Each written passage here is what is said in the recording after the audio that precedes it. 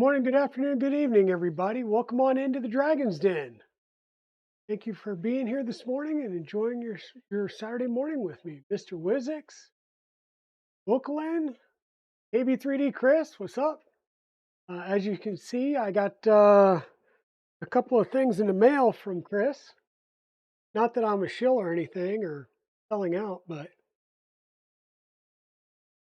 no, in all seriousness, you know, AB3D Chris, thank you so much for all the support that you provide for the channel.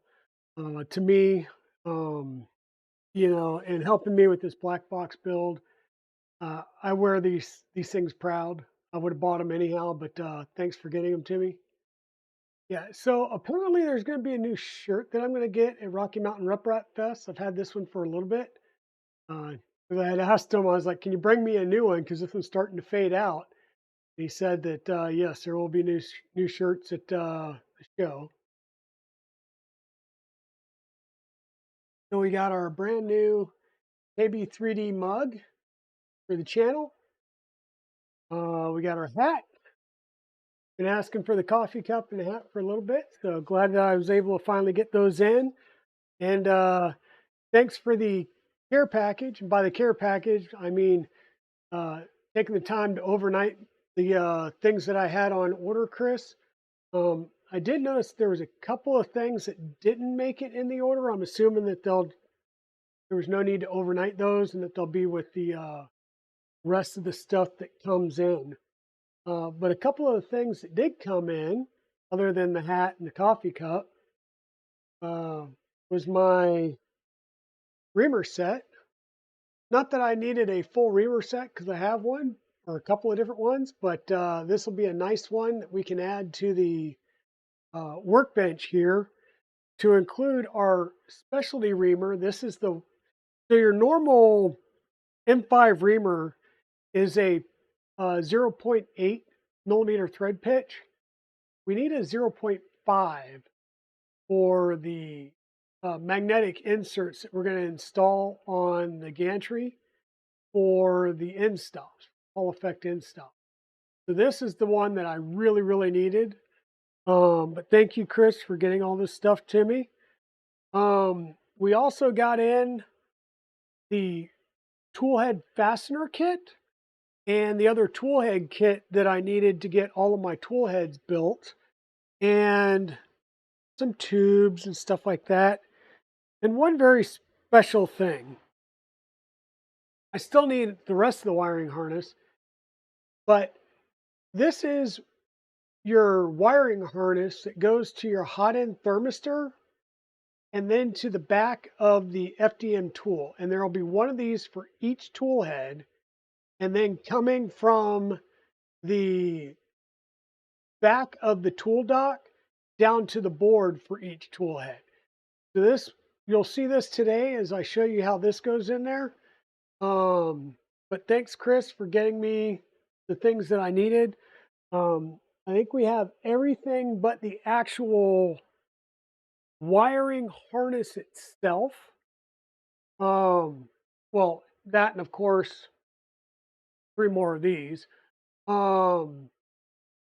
But yeah, I think we're good now. Um, we're going to be able to play around with our tool head alignment and adjustment stuff today. We'll install the counterweight parts. I will not install the 5 pounds of counterweight because as I'm doing the wiring, I don't know if I may have to put it on its side or, shift the printer around. And it's going to be a lot easier to do that without having the bed installed and without having an extra 5 pounds of counterweight installed. Hey, good morning, Poy. Welcome on in, dude. How's it going? Vinci, welcome on in. Like I said, not shilling at all, wearing my KB3D shirt, KB3D coffee mug that just came in, freshly washed first thing this morning, and my KB3D hat that we'll wear until such time as I start getting hot and feel like I'm about to start sweating, and then I'll take it off. But if you guys have been following on Twitter, you would have known that I was freaking out because I had a 17.5 hour print going on the Trident 350 that was sitting on the bench. And I thought it was going to finish overnight. And I got up this morning, walked upstairs and said, oh crap, it's still printing. So I ramped up the speed, ramped up the heat, and it finished about what was it? I took a picture, so I want to say it finished at, yeah, 9:46 is when it finished. So I had to quickly get things ready and swap some things over. So without further ado, I'll get the black box up here and we'll do a couple of things. I I think we'll play around with the tool head adjustment, but I'm not going to go ahead and install the PTFE tube just maybe not. We'll see. Um, but let me go ahead and pick this up and put it up here on the workbench. And it's getting heavy with all the electronics and everything in it as well. Okay, let me switch over here. Probably gonna have to raise you guys up so you can see a little bit better. Welcome on in, free heathen. There you go. So as you can tell, we now have 4 tool heads here. Last night I built the other 2 Revo tool heads. I did wind up using the chloride nitride paste on the threads that thread into the cooling block. So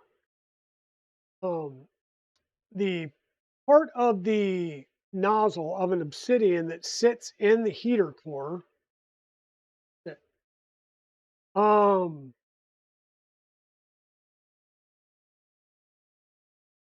this won't be an obsidian, but you'll see what I'm getting at here. So this part here is a smooth shaft, and it doesn't necessarily come in direct contact with the heating core. It does slide through in and out. There is some wiggle room, right? But these threads here actually thread into our aluminum block down here. And we thread in all the way until we hit this stop. So what I did was I did put boride nitride paste on the threads for all 3 of my Revos. And that way we'll get really good heat transfer from the throat into our cooling block. And that's going to keep the heat down here in this portion and allow the top part past our heat break, which is that thin section between the smooth bore and the threaded section, nice and cool. That's going to be your high temp differential space. And then everything up here is going to be water cooled connectly through this block. So today what we're going to be doing is checking fitment to make sure that this side mates up with our tool plate, and that when we have this in the locked position, that it's nice and vertical with the tool plate, parallel to the tool plate, and that this block is fully seated and flush up against our metal X carriage. Because once again, we're going to have a water cooling block that sits right up here. So all of that heat's going to travel up this entire face into the water cooled block here, and that's what's going to cool down this plate.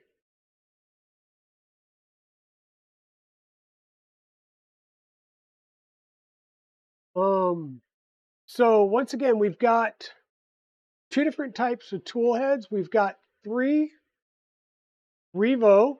These are the high flow cores. So these are the 60 watt heater cores with Revo Obsidian 0.6 nozzles. These are not the high flows yet.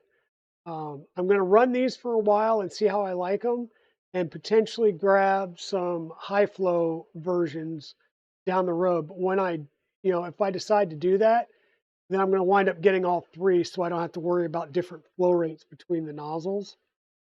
And then we do have one that is set up, don't have the heater or thermistor in. But this is a E3D V6 standard setup. It's got a titanium heat break in it. This is a nickel plated copper block. The nickel plating helps to prevent filament from sticking to it. Of course, I'll have a hot sock on here as well, a silicone sock. But because it's a copper core, that heat transfer is going to be really good. So this should heat up really fast. I do have some 60-watt heaters that I'm going to put in this as well. So I'll be doing that. And then this is rocking a Slice Engineering Gamma 0.6 hardened nozzle. So all of my nozzles are 0.6, and they're all hardened nozzles and resistant to wear.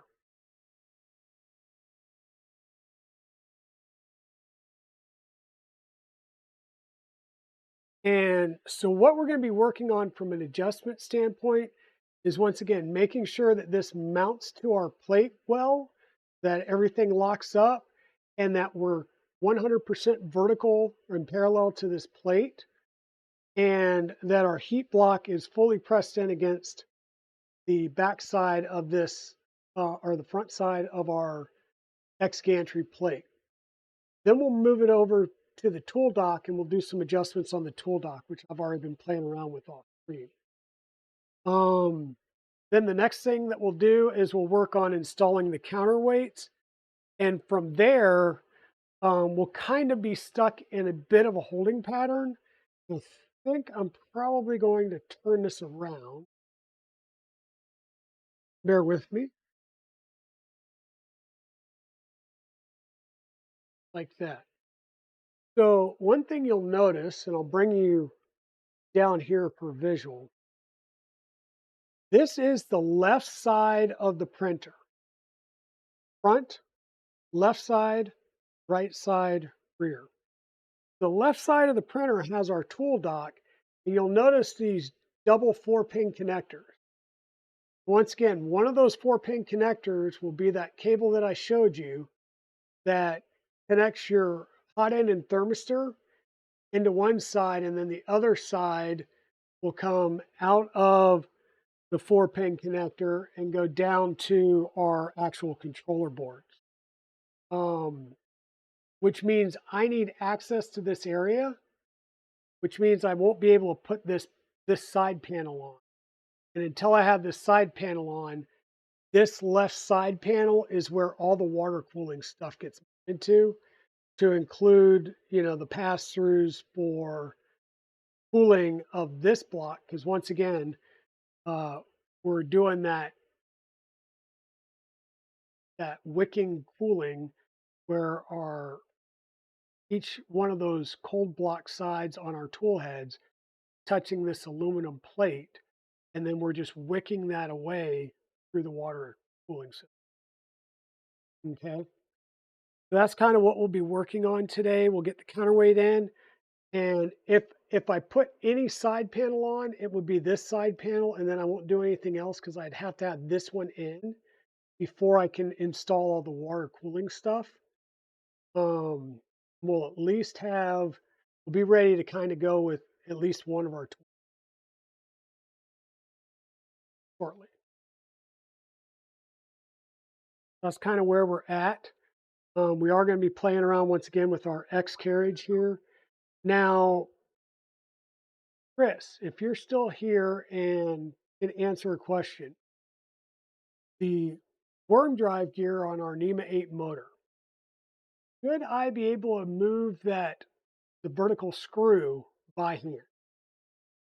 It's a fairly tight fit, and I know we talked about it a little bit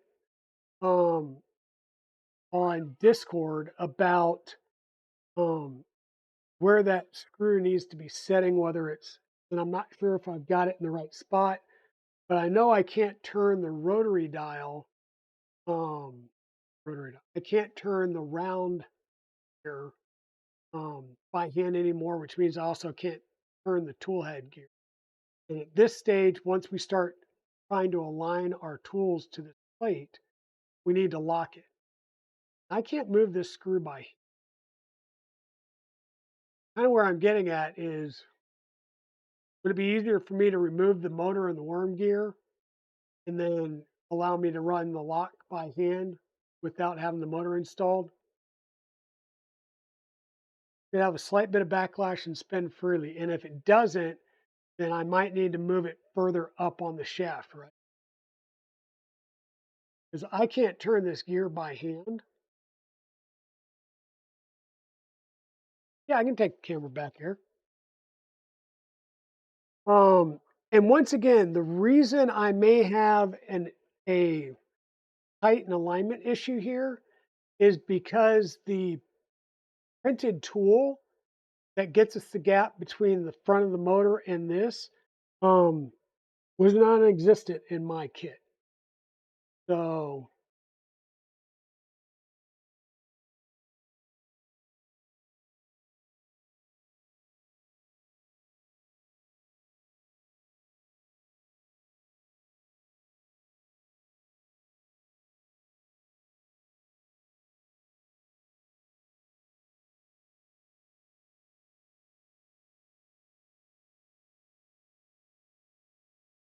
that looks like a big gap. What do you mean by that looks like a big gap? Is then I need to take and adjust my worm screw up.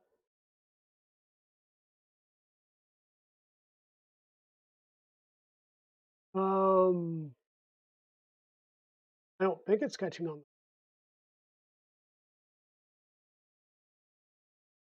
I mean, I can take this stuff apart and we can take a look at it. That's no big deal.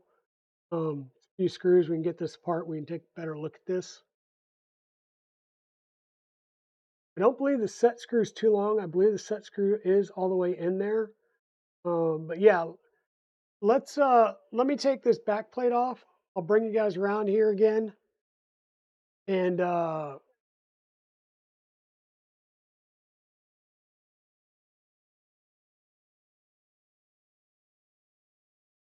sorry guys, Alexa's talking to me.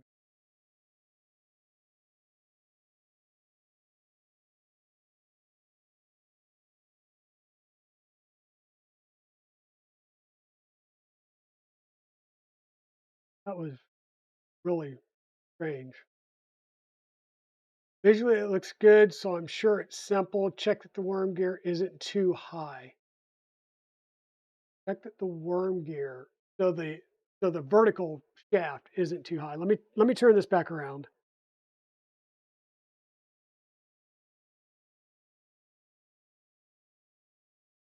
Grab some coffee.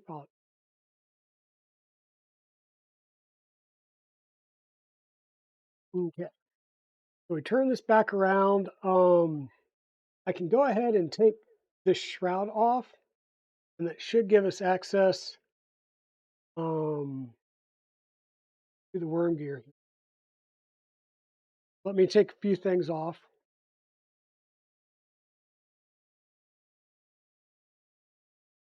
Not that I haven't done this before, so I know the order of operation.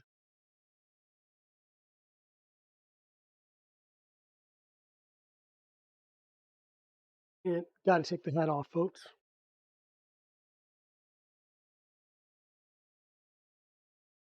Starting to get a little warm.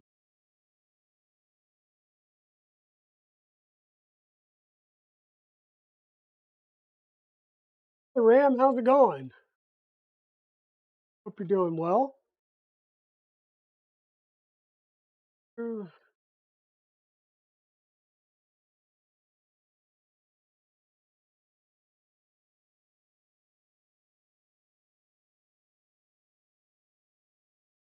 Um,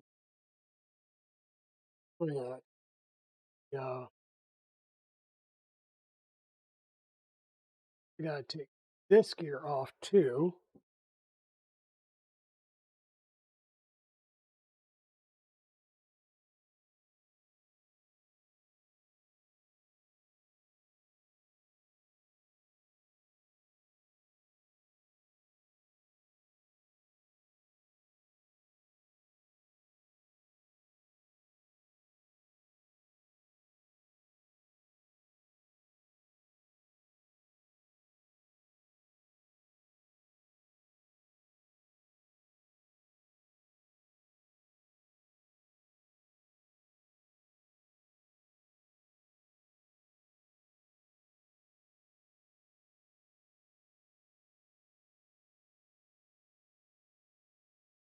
Oh yeah, I always need to try more coffee. Hey, hey zombie, welcome on in.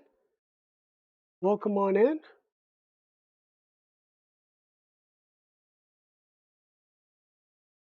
We are going to look at a couple of things here to make sure that so our worm drive, that set screw is moving around just fine. It's not catching on anything. But there is a good deal of tension between this and that gear. And I know there was some adjustments side to side on the worm gear or on this worm drive. See if I can move it over a little bit more.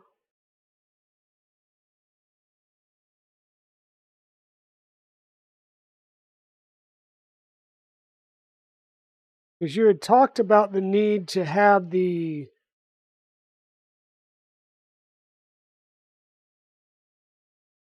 worm drive kind of high because the threads don't always go all the way down here. So that we'll have some binding if we get this shaft too low. But this is pushed over as far as it'll let me go.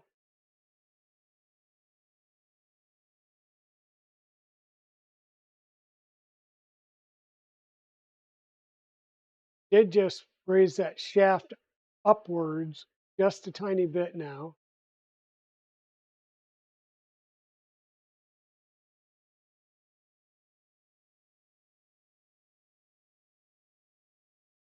And once again, we'll put this back together and make sure everything's going good.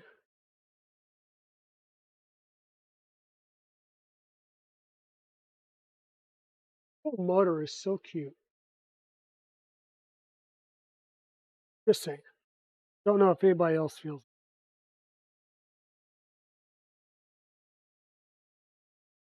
I think it.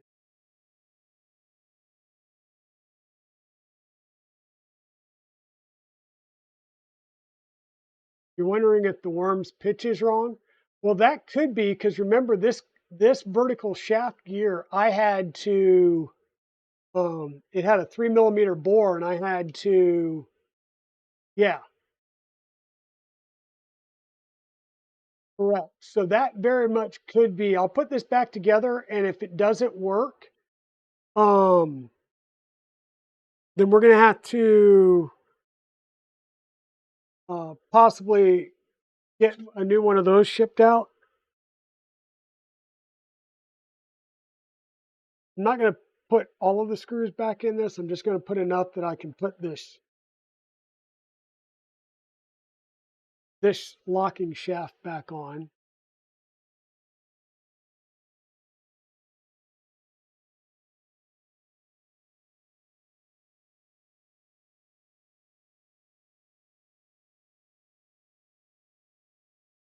Yeah, see, that's pretty darn tight.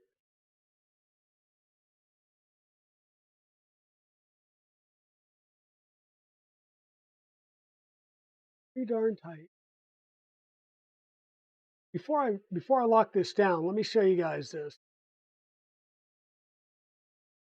Actually, before one thing that you'll notice, and hopefully it comes out on this, you see how there's like a concave cut across the teeth of these gears. It's designed to be that way.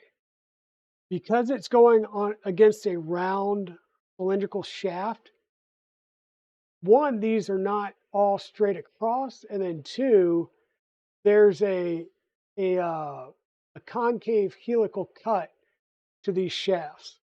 Um, there's a guy, Inheritance Machining, that I watch on YouTube. I will post a link to one of his videos talking about cutting worm drives and these helical gears here. I think it was Inheritance Machining, but it'll be interesting, or at least I found it interesting to watch and learn about these different types of gears,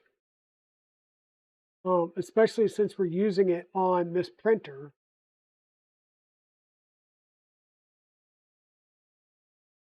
So I'll post that if anybody's interested in learning about these different gear types. Now,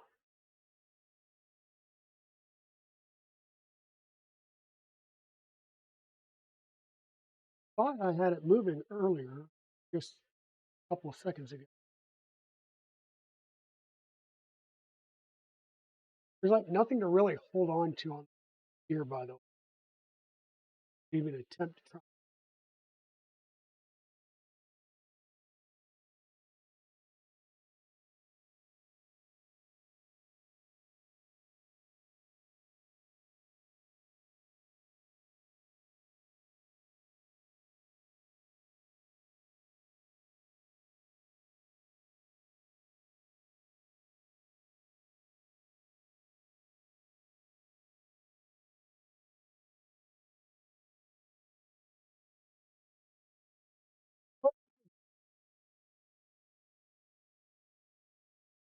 What do you say the VZ extruder there is a worm drive extruder here and there. Now, this isn't the extruder, this is the locking mechanism. So this moves that little T-shaft from horizontal where it can pick up a tool to vertical where it locks the tool in.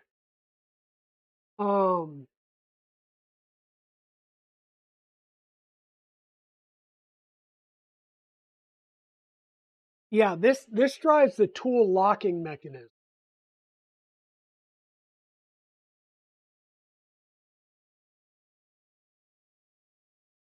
Yeah, and there's no easy way to turn this. I mean, you're trying to grab hold of the screw and turn it, but you're actually probably putting some tension on the screw, Chris. And I don't know, because I reamed it, I don't know if a 4 millimeter pin or shaft will allow me to get any purchase on it.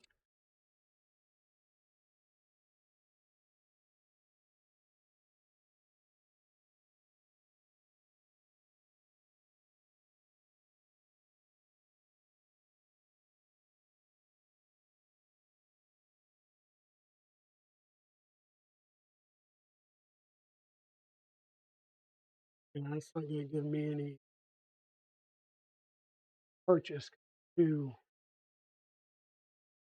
because I drilled it and then reamed it to make sure it was 4 millimeters so I didn't touch on a burr or anything. I don't want to try and like use a pair of pliers to grab hold because I'll foul the teeth inside the bolt.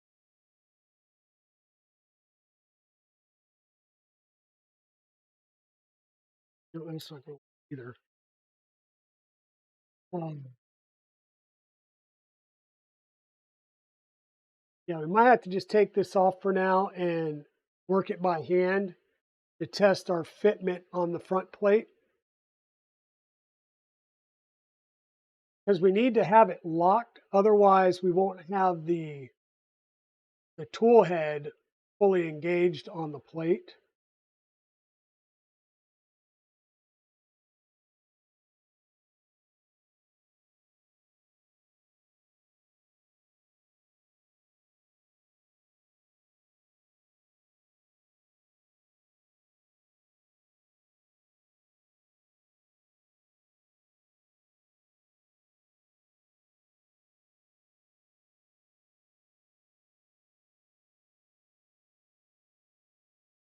Sorry, I'm just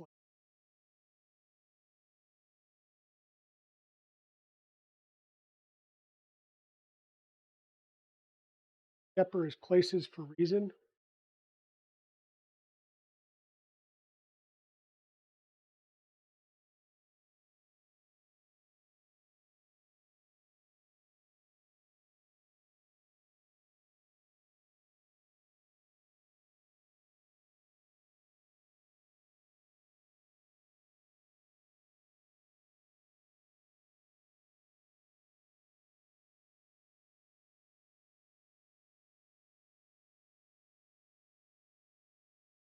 Yeah, I don't know, Chris. We might just have a um,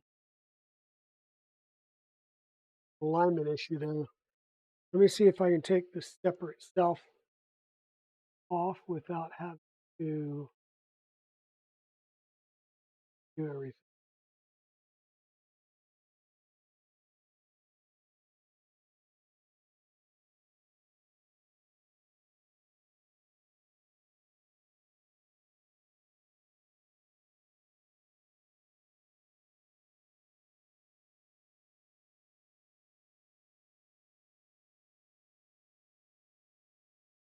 Uh-oh. Crash your PC.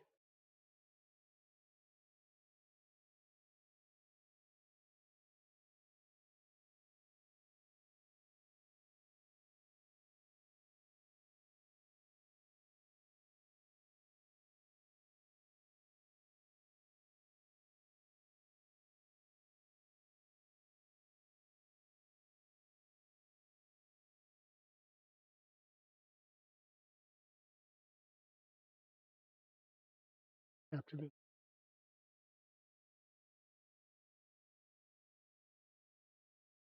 this worm drive.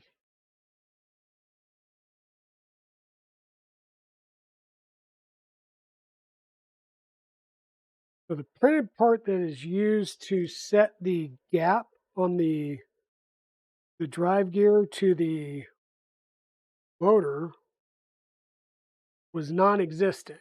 Like the file's not available. And I also found in this other in this particular manual, Chris,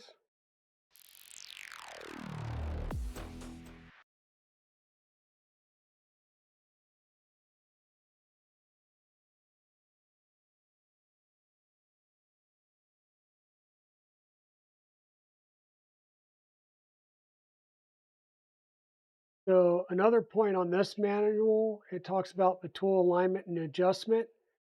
So basically what we're doing here is making sure once again that our tool head is or our tool is going to be parallel with the face of the X gantry and that the tool cooling plate or the tool cooling block, this block here is flush and not at an angle one way or the other, but is nice and flush with the metal face of the X gantry. Because that's how it's going to wick the heat away. Okay. So you want to position the complete FDM tool against the X plate. Adjust the angle of the tool so that the distance marked in red is equal on both sides using a printed tool. We want to make sure it's not twisted like this or on the X or the Y. Okay. Now it talks about is equal on both sides using a printed tool, just cooler block flush. Okay. What we're trying to say is this gap. We go full screen. So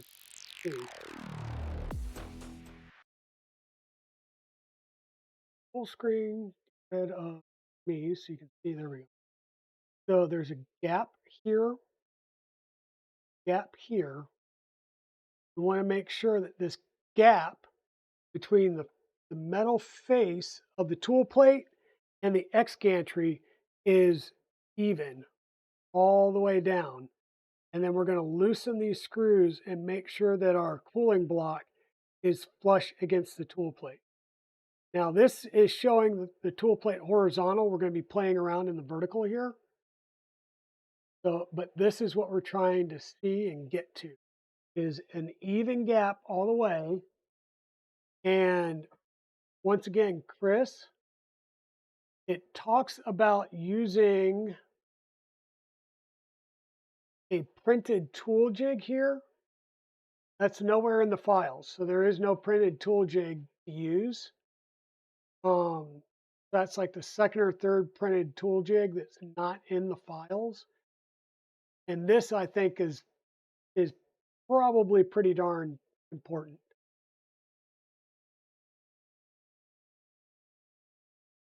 So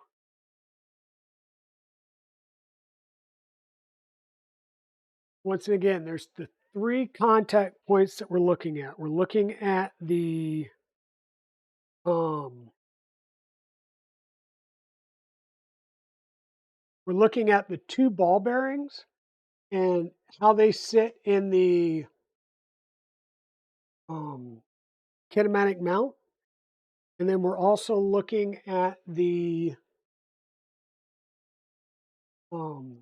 tool block or the tooling block itself and how flat it sits.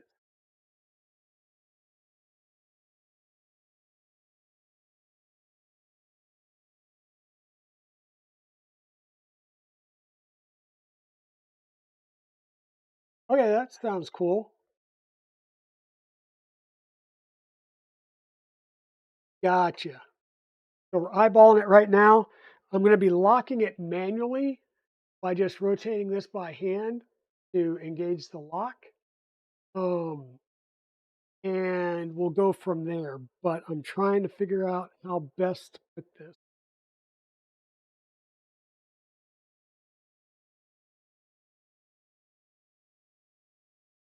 Because the best way is probably going to be to do like that.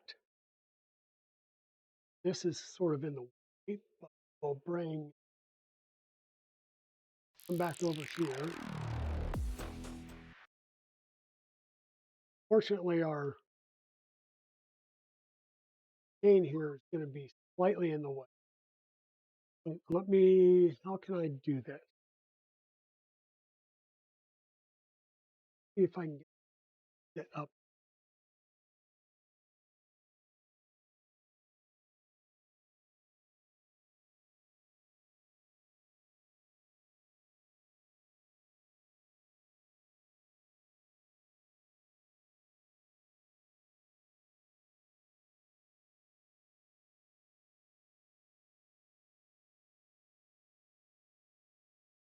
Feet. Okay, so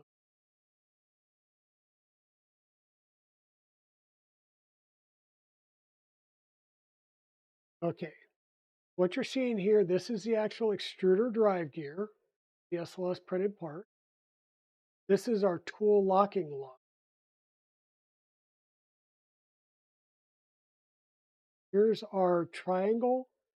On the other side is our parallel bar. So when we take a tool head, the 2 bearings are going to fit in these pockets by these little bars that we epoxy.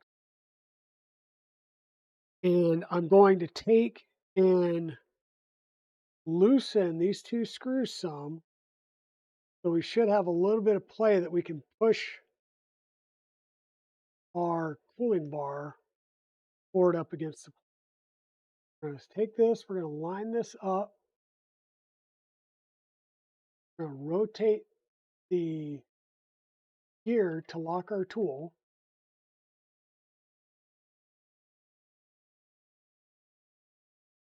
Tool is now locked. And what we're looking at is this gap here. You can see that there's I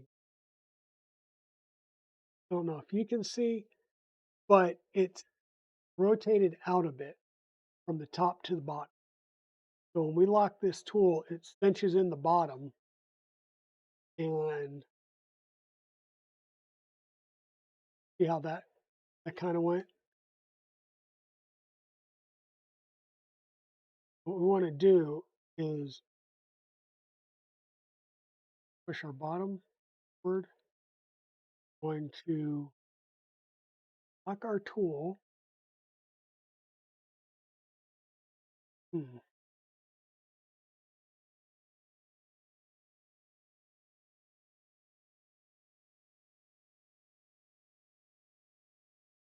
Yeah, Chris, that's kind of going at a huge angle.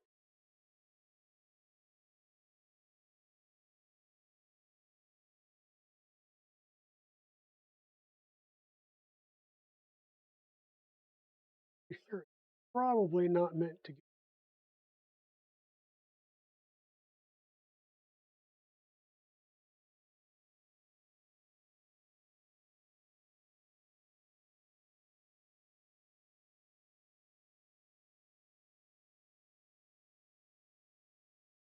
Especially since the manual here, I mean, between the 3 points of the contact, so the two kinematic plates and lower plate. Your tool lock is in the vertical position. Manually put it in the vertical.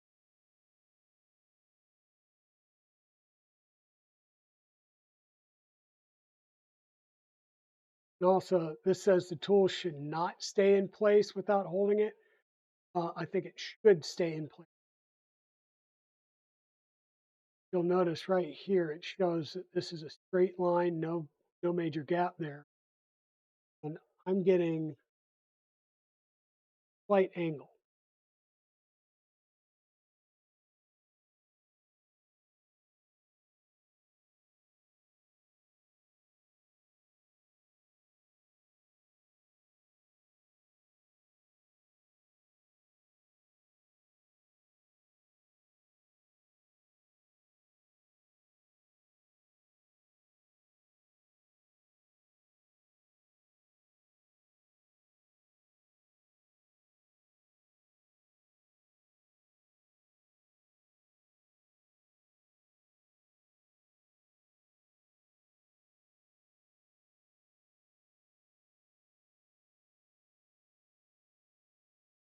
More in commissioning.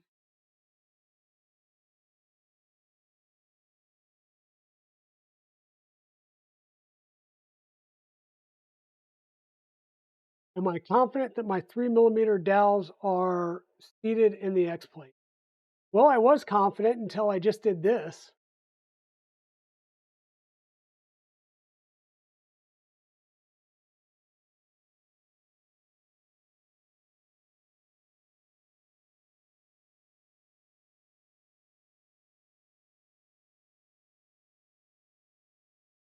I was confident that when I cut them out and then redid them, that because those 3 mm dowels are going to sit a tiny bit. Let me move the camera around here. They are going to sit a tiny bit proud, right? They're not fully, not like those dowels go in and they're fully flush.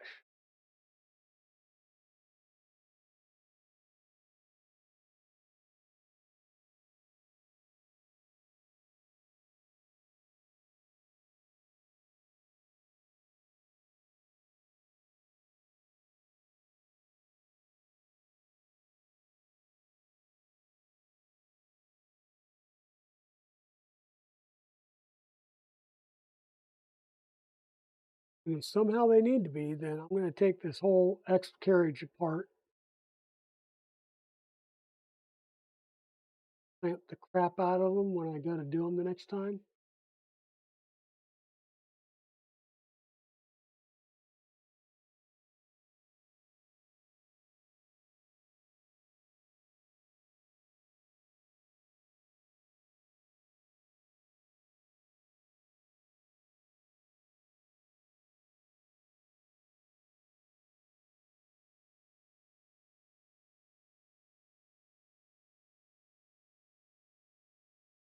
Might be a bit proud. Well, they are proud, and I was proud until now. Posting pics in the Digital Dragon Discord. Okay, so Now you'll see a grown man cry as I have to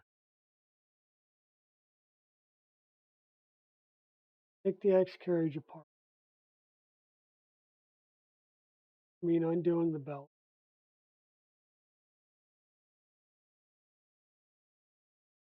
Chisel these out again. Scrape them. Try a third time. We can do it install. Yeah, I'm sure we can, provide I don't break it worse. And if I've tried twice now with it sitting horizontal and they keep floating up and going proud, and doing it vertical, probably not going to work. But let me go ahead and while we're here, let me test all of my tools.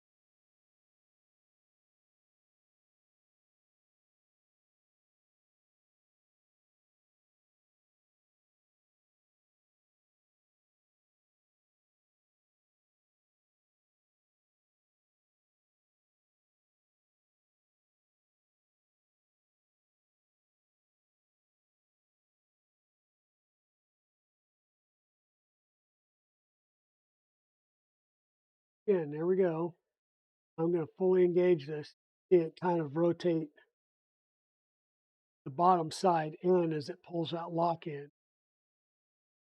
And I get an oh so degree or two slight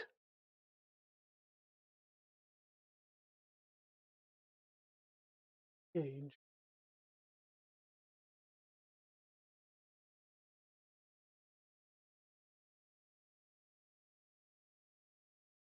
Yeah, it seems to be the pivot point. And if it's able to pivot like that, that means that my balls aren't sitting. Yeah, my ball bearings, my balls and my ball bearings are kind of still too high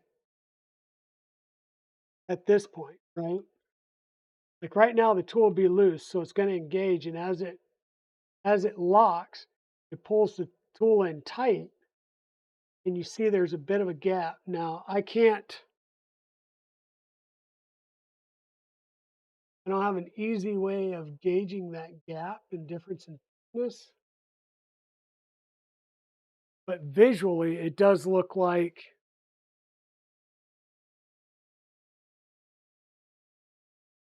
there's a, well,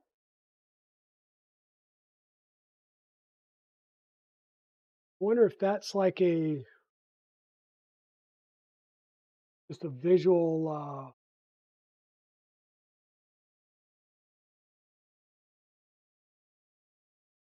can't get this moved over. What do you guys think of that gap? Does that look,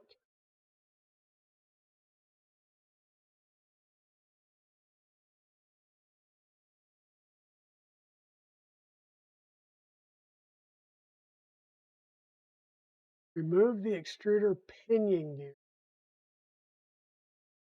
The extruder pinion gear, I mean, remove this gear. Are you thinking that maybe it's riding up on that?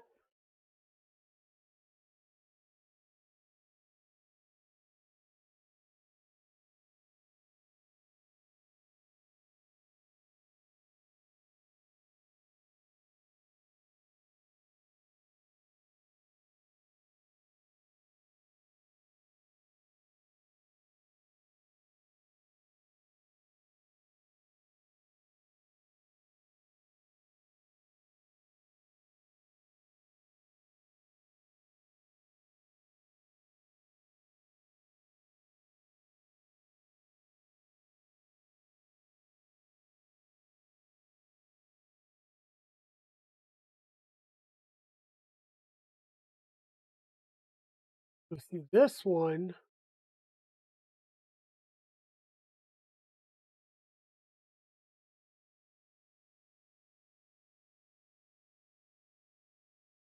look, so this one looks visibly canted.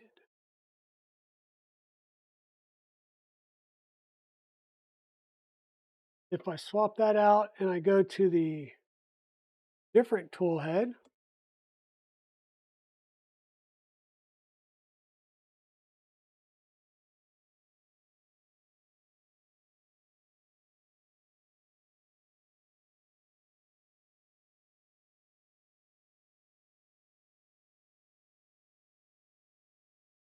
That one looks more or less vertical.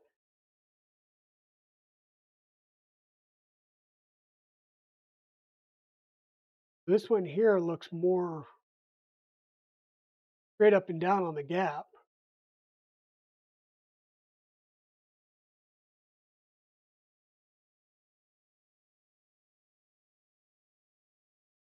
Than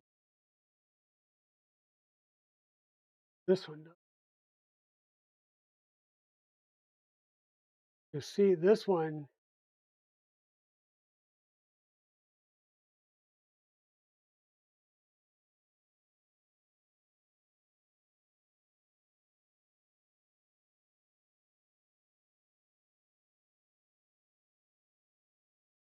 there it's not touching at the bottom.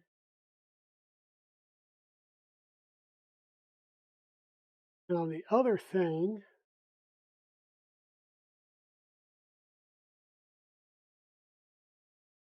how much of a gap protrudes.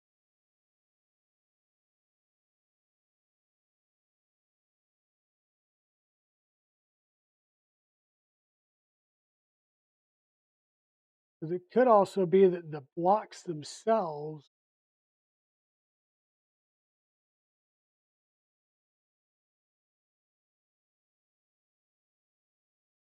could have a different. So one of my Revos seems like it fits more appropriate. Grab another one of the Revos and see if it's the same way.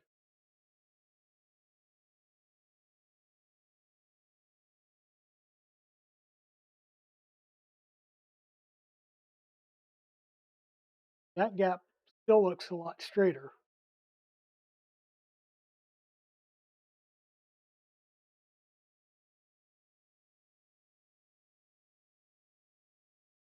Gap you want me to take with the micrometer.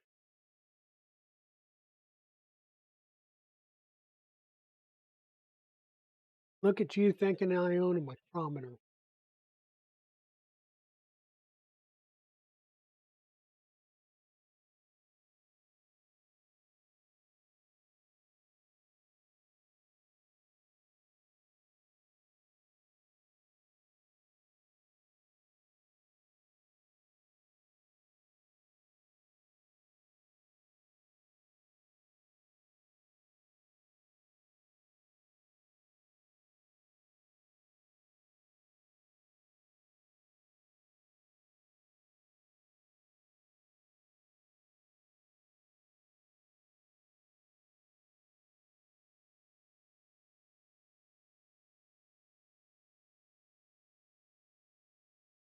Like I said, the um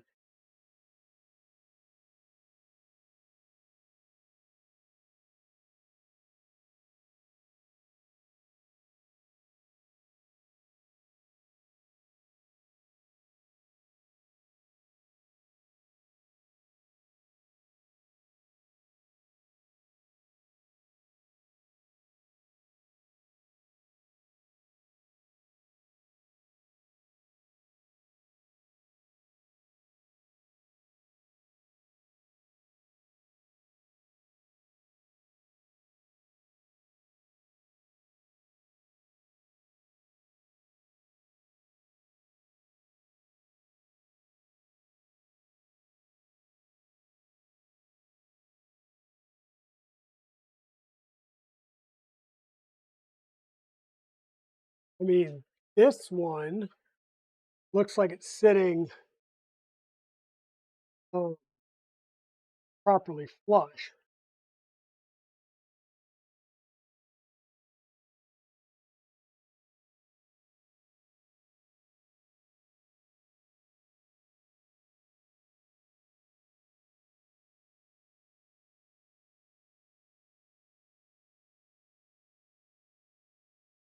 And I'm just doing this visually.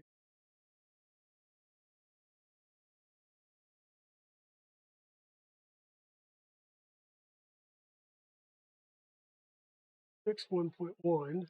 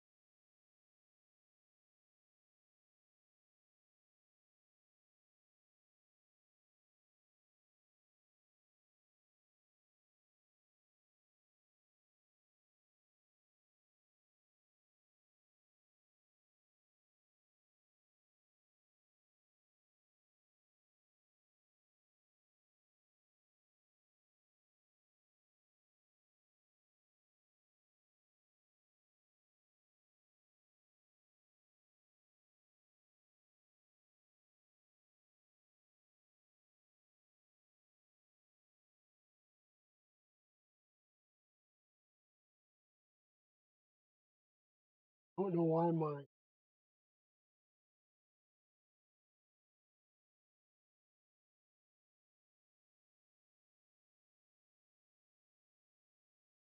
So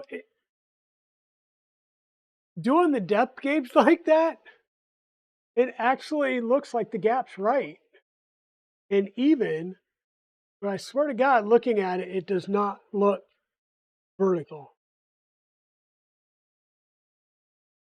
Hey, Westry, how's it going?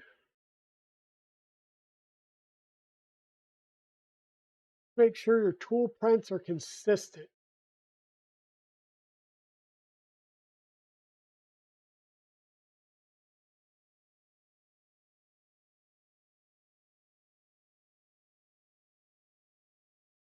Okay, so you want me to go metal plate?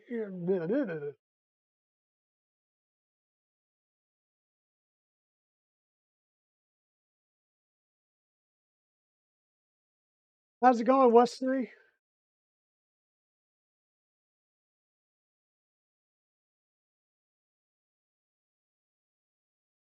As I do this, we'll let Westry see the new merch that just came in. Not that damn, that doesn't show.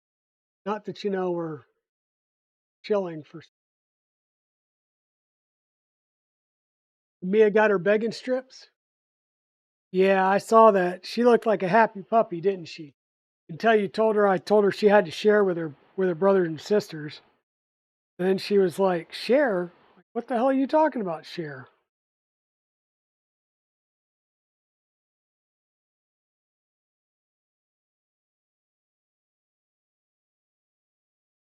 Okay,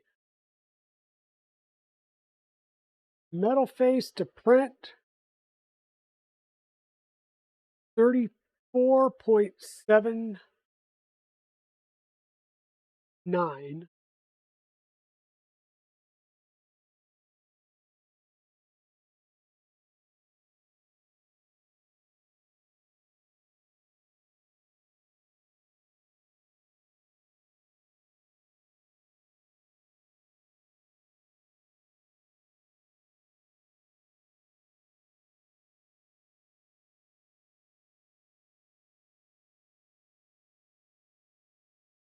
34.82.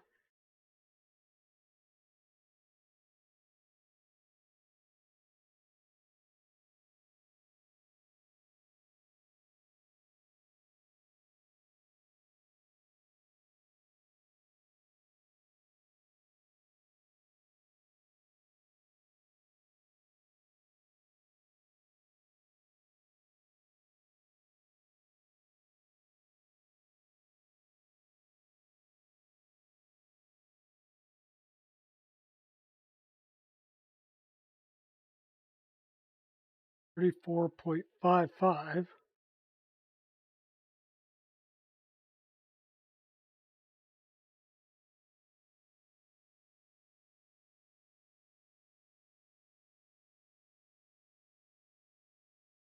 34.6. They're all within a zero point 0.1 millimeter of each other in thickness.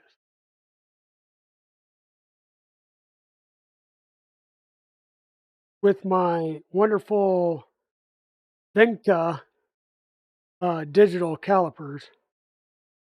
And at some point, I'm going to be winding up getting a nice one. Well within tolerance on all of them? Good. And let me show you how I'm measuring here. So I'm measuring between the ball and the screw, so I'm staying on as much flat metal as possible. Going to the print, 34.77.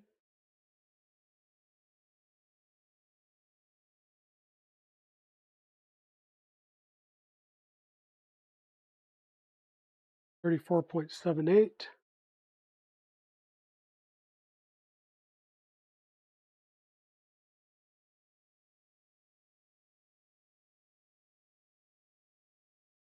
34.6.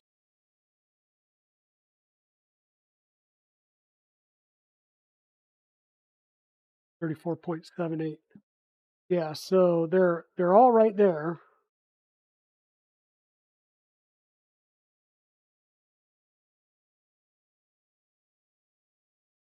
And like I said, when I just depth mic that, it it looked like it was you know, miking it looked like it was straight up and down, but it just doesn't visually look like it. But then again, that's the problem with trying to look visually at it is kind of like trying to line these tools up on the blocks here is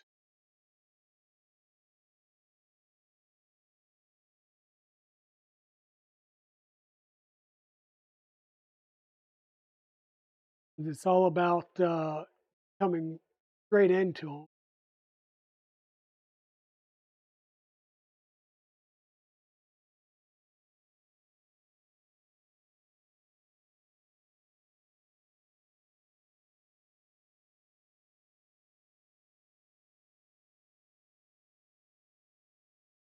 Remove the tool plate from a tool and sand part.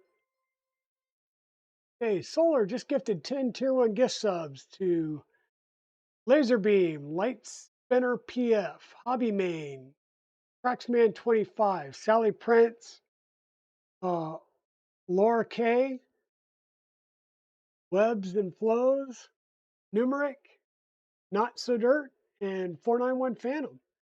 Hey, thanks a lot, Solar. I know you didn't do anything. Welcome on in and hello. We scroll back up here. We don't need to worry about working the X plate again. We can work with this. Let me explain. Tool having 3 contacts point is essentially a plane. You remove the tool plate from a tool and sand part 2 and figure 8 circles on a sheet of sandpaper. Reduce the angle you have that single. Um, Move the tool plate and part 2. So part 2, work with me here. Part 2 is the print that goes between the tool plate and the main body, right? It's that print that angles out there.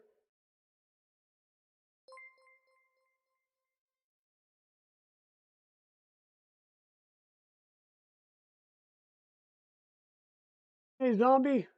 Uh-oh, hype train incoming. We're doing pretty good, Solar. We're working on our tool changer, trying to make sure that our tools are properly aligned on the faceplate. And Westery gifted a tier 1 sub back to Solar 3DP. Thank you, Westery. Appreciate it. And Westery is subscribed for 12 months in a row. Oh my gosh, Westery. Right, you're my year baby. Mr. Wizix with 200 bits. Thank you. Yeah, the balls sit against it. Exactly. Okay, that makes sense. So we're going to sand it down so our balls sit in cradle nicely. There's no easy way to. Yes, and for those getting gift subs, please thank your gifter. Appreciate that. Lots of hype. Lots of hype. Yeah, light sanding can be used to perfect each tool, but honestly, I think you're good to proceed as it is. Okay, sounds good. Um,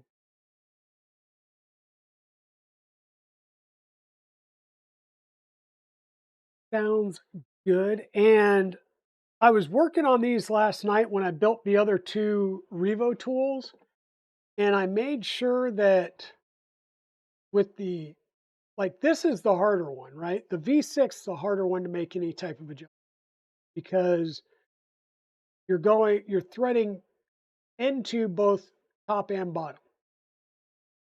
Same top. So you're threading into that cooling block, and I have moved all of the cooling blocks towards the metal faceplate when I initially tightened them down. So that's why when I loosened one, tightened it on the tool, and then pushed that cooling block forward, I really didn't get any movement because I'd pretty much already done that ahead of time when I built them. But once again, I probably won't do this on stream because I have no easy way of getting good visual angles on it. But the guide goes into exactly what we're looking for here is once you get your tool in here, and once again, we don't have the kinematic spacer, so we're going to suck it up. And we don't really need it in what Chris was telling us.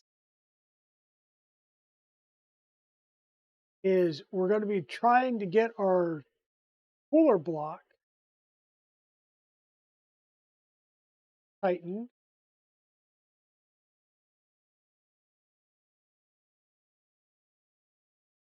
So yeah, basically with your tool locked in, you want to move your cooler block all the way against the tool plate, which is what I did. So to do that, you loosen up the button head screws, and we'll switch over to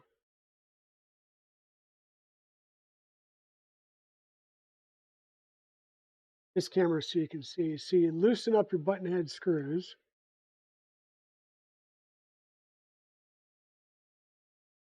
Doesn't take much, like quarter to a half turn, loosen those up. And you'll see now that you've got movement in your block. Now you're going to take your tool, line it up, lock it in the tool plate, and then push that block and make sure that that block, even pressure across it, make sure your block is fully up against your X carriage.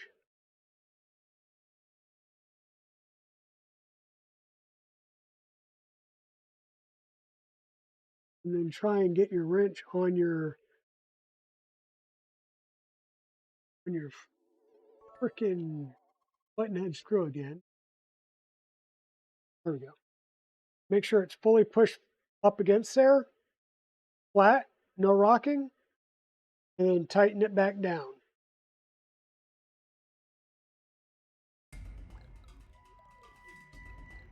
Uh-oh. I'm hearing noises. What's going on? Okay, Zombie with 100 bits. Hybrid Robotics with 100 bits, with another 100 bits, with 1,000 bits. Holy cow, Hybrid. And then another 100 bits. All right, wow. Well, thank you guys. Thank you, thank you. And the end result is you want to be able to look at this from all angles and make sure that that cooling block is 100% flat up against your X carriage. You do not want any gaps between this lower cooling block and this X carriage gantry because you're going to wick heat through that cooling block into this whole faceplate. Then your cooling block is going to be your cooling block is going to be sitting here, wicking away this heat, which is going to rise up through this plate. So that's what we're going to do. Maybe 3D Chris with 500 bits. Hybrid Robotics with another 400 bits. Another 100 bits. Mr. Wisnix with 200 bits. Holy cow, you guys are going crazy on me. You guys are going crazy on me.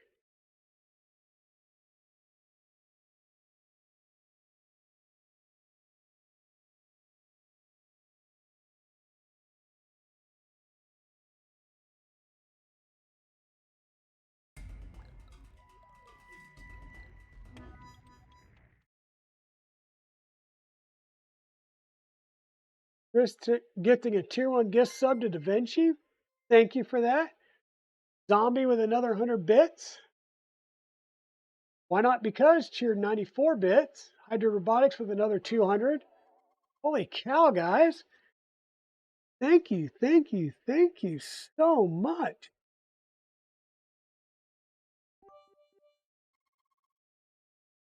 Okay. Now, careful. Be careful with your wires here. Make sure to pull that tight on both sides. Tighten it back down.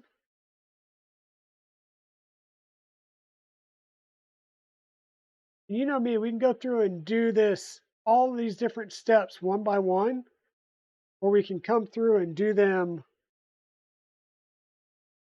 in series all at the same time.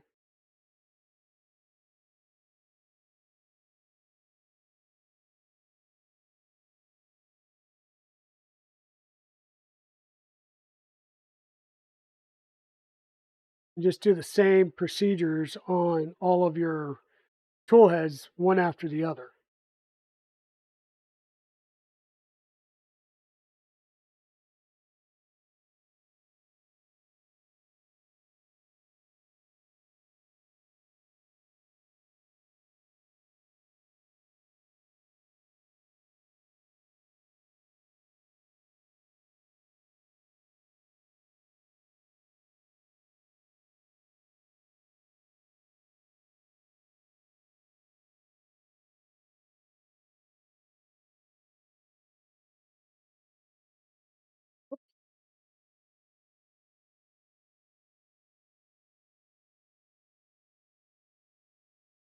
Lock it on. There you go. Through. Try to both corners and the back plate there. Should pull it nice and tight.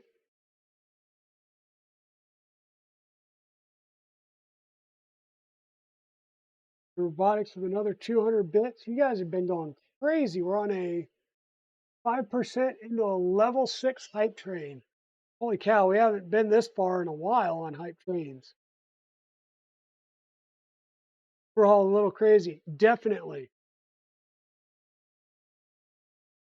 Oh, well, thank you so much, Hybrid Robotics. It's so good to hear. I am happy that so many people come and join and that I'm able to, impart my own knowledge and wisdom through the trials that I've been through in trying to do this. Another 500 biddies from Hydro Robotics. Thank you. I mean, that's the whole purpose of this channel, is to just sit here, chat with you all about cool printer builds and things that I'm going to be doing anyhow, and being able to, impart that knowledge and work through things. Because I'm also not afraid to say, whoops, I screwed that up. Let's go back and redo it. You see how many times I'm sitting here going, okay, Chris, help me out here. I'm not getting something, or hey, Chris, I need this. So thank you, Chris, for being here. Thank you, Poity, for being here, because I know if Chris wasn't here to help me out, Poity would be. He has on a couple of other builds. Westery cheering 20 bits. Thank you, Westery. My sister from another mister.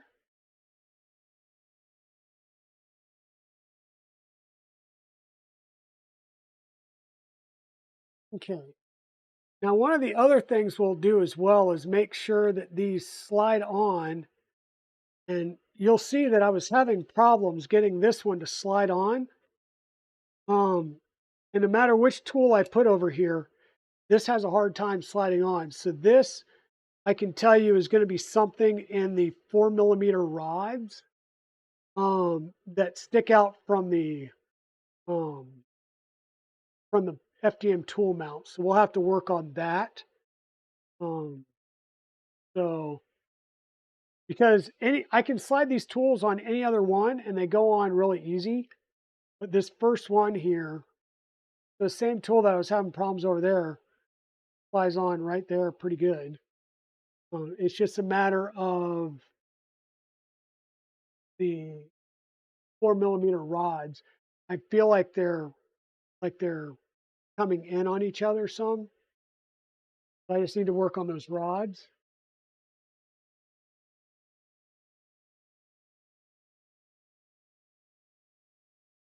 Robotics 500, Westery with 20 bits. Thank you for sharing all the tips and tricks. One tip or trick alone is worth the price of a sub. To save the money spent on learning the hard way. Exactly. Exactly. Um, so we had 13 subs, 5,014 bits. So thank you, thank you, thank you, everybody.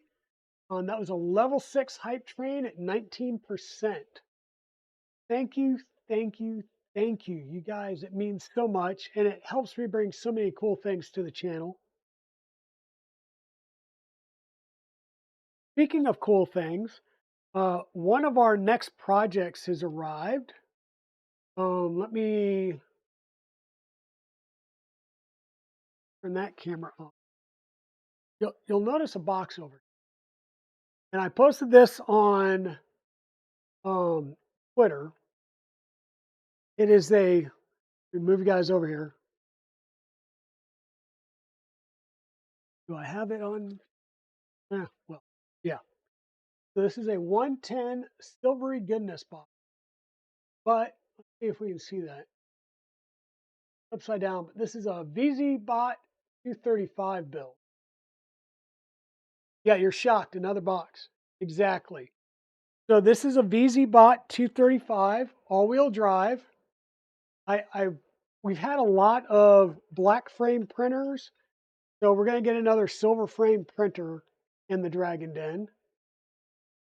But yeah, we're going to be building a VZBot. That's going to be an after Rocky Mountain project. We're working on this one. We're working on the Trident, which, by the way, the Trident 350 is printing beautifully. It's the ERCFA that we're still working on. We've got some issues where lanes 4, 6, and 7 are just not fully aligned right. So I need to work that out. So that's another reason why the higher 4 lanes are not loading correctly. Is the the the selector carriage is not lining up correctly. Once we get that solved, we'll be able to work. But for now, regardless of if I get that tweaked before Tuesday or not, we'll be setting up the slicer, and we'll try and at least do some type of multicolored print using 2 or 3 filaments so that we can get some tool changes. Chris, I'm assuming that I can put my extruder gear back on now. We've got these on, they're lined up. And I'm going to go ahead and get this back on here. Of course, I have no idea what this spacing's supposed to be on it again now.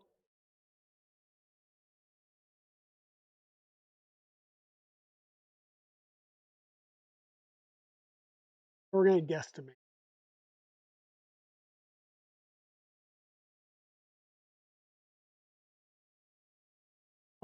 One of the other things I found out, that I noticed when doing this, is don't be afraid to push your SLS printed gear, because remember we take the plastic palm gear and press that off the shaft, and we go with another SLS printed part like our extruder gear here. When you press that on, don't be afraid to really press that on there. On that shaft, you're pressing it on over a set of teeth. Kind of press it almost all the way down to the edge of the teeth, closest to the flat part of the shaft. Because if not, you could be dragging against the inside of this printed part here, which will cause you some problems. So I had to go through and tweak that a little bit. But you'll notice how your block here just sits proud of the main CNC base here, if it would focus. Here, focus. You see how it just sits a little bit proud there? definitely what you're looking for. And it needs to be the same reveal all the way across because this face sits flat up against this face when it's printing, and that's what's wicking the wicking the heat out of your break here, out of your block. This side rides up against the mounting plate here. So you need to make sure that when your tool goes in, that it fully engages, and all three of your blocks are touching. So that's the next thing that we're going to look at is to make sure that our tool heads actually come all the way and are touching down here at the bottom.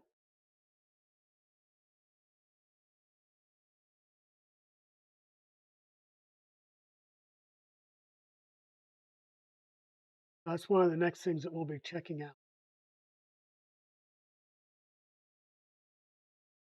Oh, you need to figure out how you're going to get another 3D printer ASAP. Um, I'm sure we can get you another 3D printer ASAP. Just saying. Okay, sis, we'll see you in a little bit.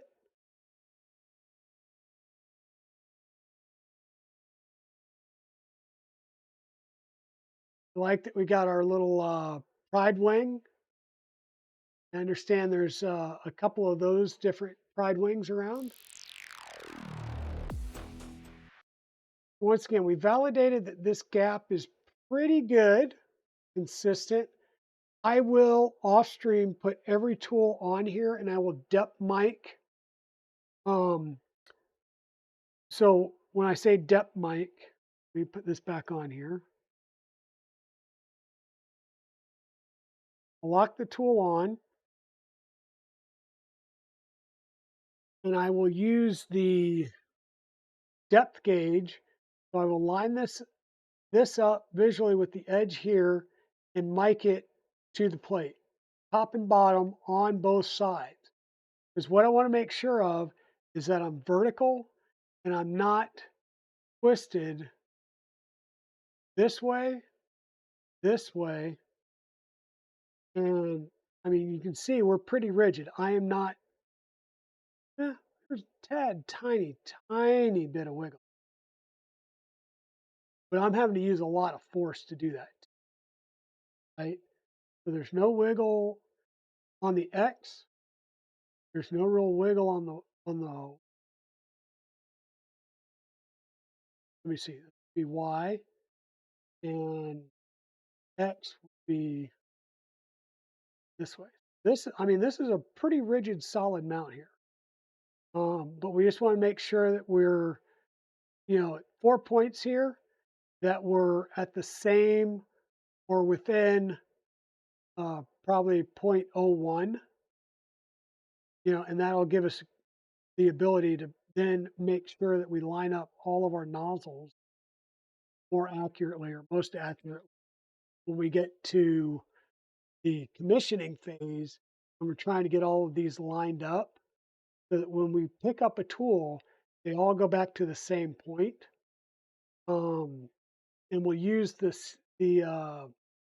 Ember Prototype CXC to align all of our tools.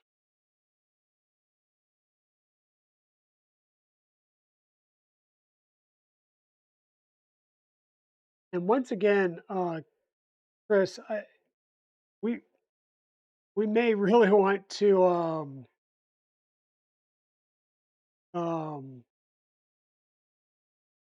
oh, we really do want to probably look at that worm here. You still have that one 3mm that you had, the one that had the 3mm bore in it. You can check and see if the thread pitch is different between that and the 4s that you have.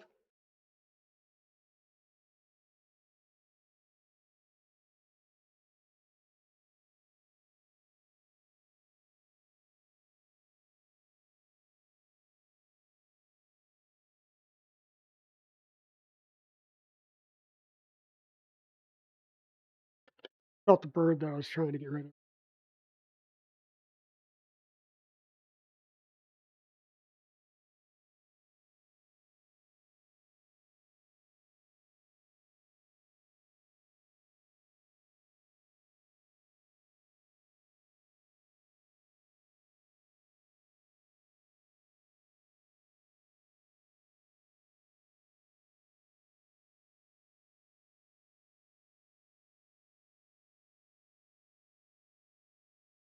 Huh.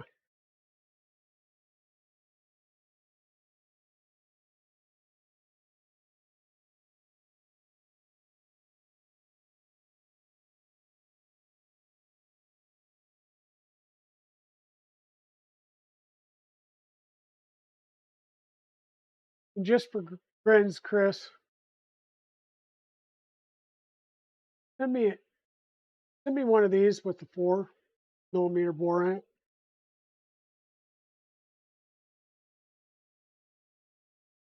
I don't know if it's just looking at the screw. I'll have to really go through and double check this.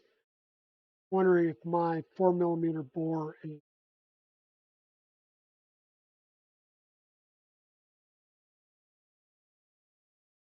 possibly slightly off center. Might be causing some binding as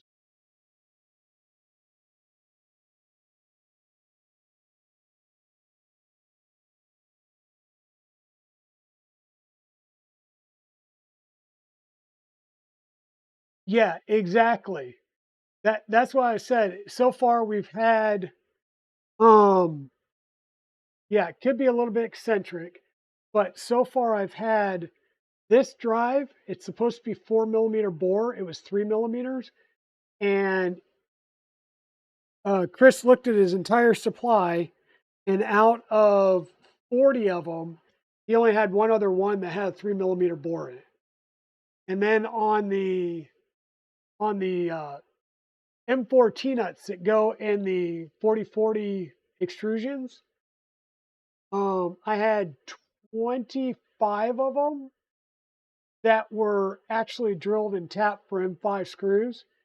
And he doesn't stock those in an M5 size. And he went back and looked at his whole stash. And I want to say you said like half of yours are M5 and they're supposed to be all M4s. So yeah, that's crazy. But leave it to me to find those things, huh?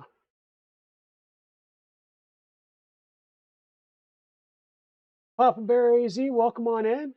Welcome on in. Shenanigans, welcome in. Harold Poulter, hello. A new name for me. Haven't seen that name before. So we're just going through and doing some checks. And like I said, I'm going to do that other thing off stream just to try and make sure that we get these as flat and as vertical and true as possible. So if I need to, I may have to take off. What we were talking about is in the part here, you've got one main part, and you can see the difference there. There's a slight angle to this second part here, and then the metal plate. So I'll take the metal plate off and take the face between the metal plate and this this number 2 part here, and lightly sand the front edge of this number 2 part, which is where the ball bearings rest again. We can lightly sand the face of this, mount it again, and we can adjust any tilt in the face of this plate by how we sand this interface part here. So that's something that I will do. But once again, I'm going to mount each one of my tool heads, mount it, lock it in, depth mic at the top, the bottom on both sides. And then from that, I'll adjust by sanding that middle piece. And that's just going to be a lot of off-stream fiddly work. And I do mean fiddly work. But once again, tool changing and filament changing, like with an MMU, everything that you can do to make things consistent, especially between the different tools, the better off you'll be and the better tool changing you'll be. And Zombie, like how much fiddling do you have with your tap changers to get all your tools printing well?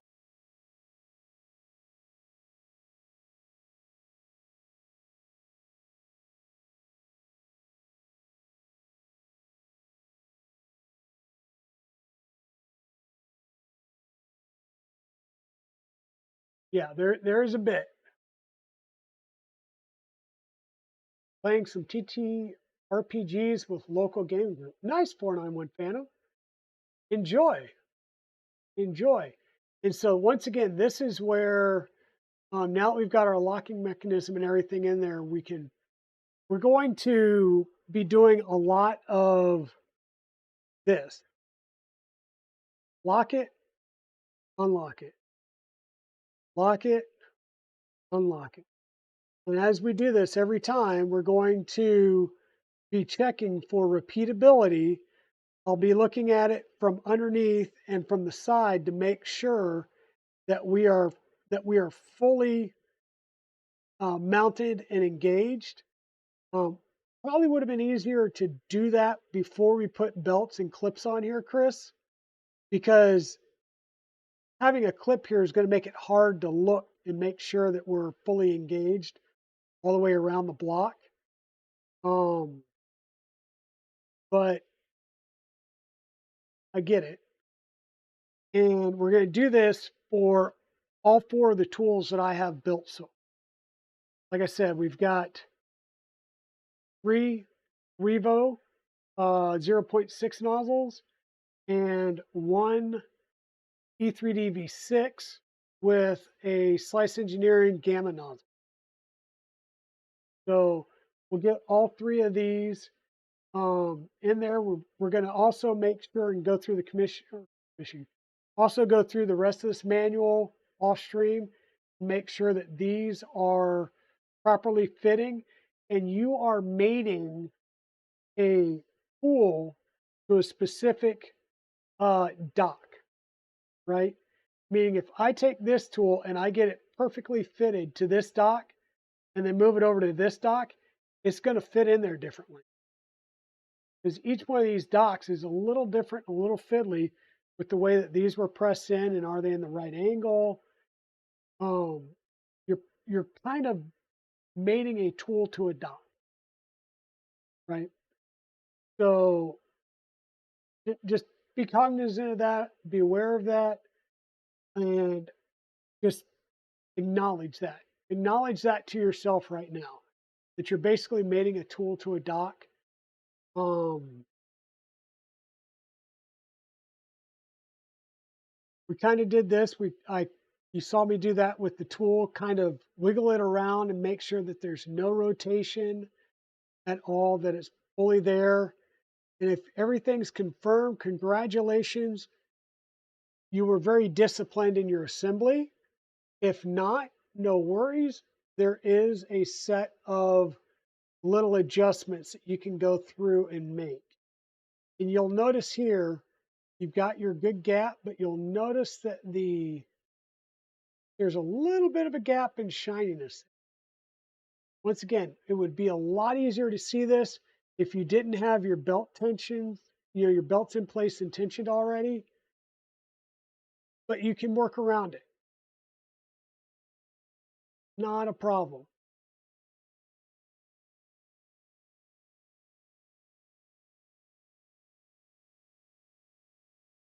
Hey, Glendon, good morning. Welcome on in. And then there's another step here. Now that we've adjusted everything to the X plate, so basically what we're doing is saying we just spent a lot of time working on getting this face properly made against this face. Now we got to look at this face and how this face joins to the dock. and go through that alignment process. And once again, this is going to be fiddly for all 4 tools, but we'll take a look at it for one tool right now. And once again, it's marrying a particular tool to a particular dock. Okay, and that's because the adjustments that you make may not be the same for all tools. So just be aware of that.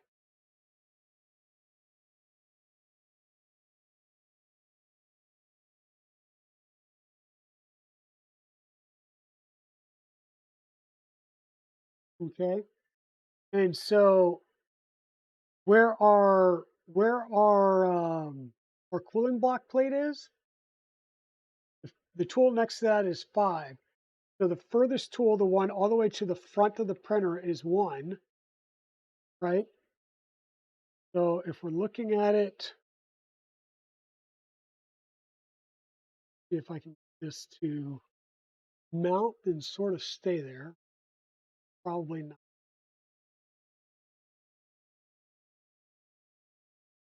Okay, so this is tool 1, 2, 3, 4, and 5.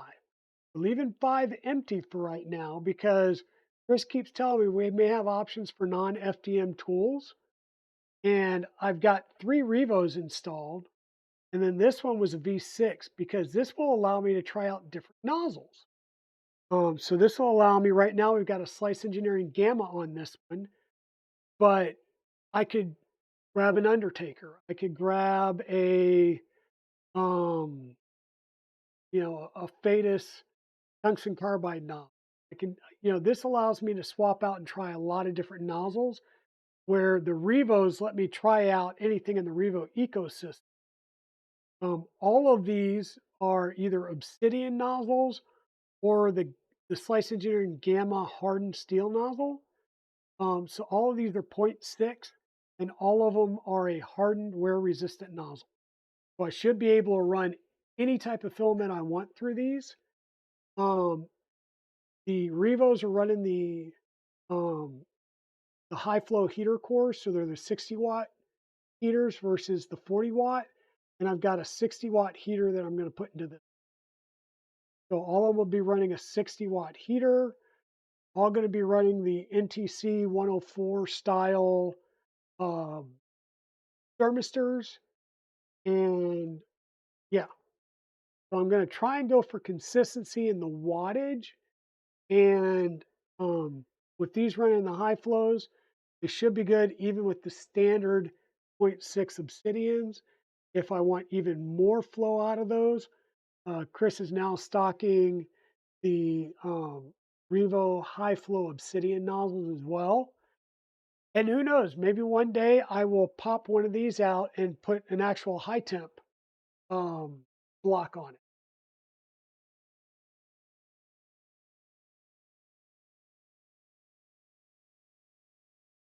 I can put a Revo high temp block on it and try out some of the high temp nozzles.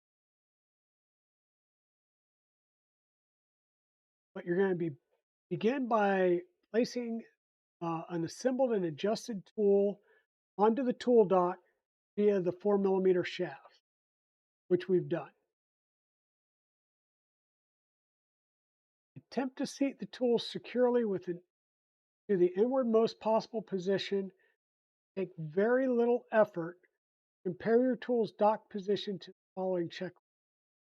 Once again, you'll notice if I pull this one out, right, still sitting on there, very little pressure. It pushes in and it seats fine. This one, a little bit harder to get out and a little bit harder to align on the pegs.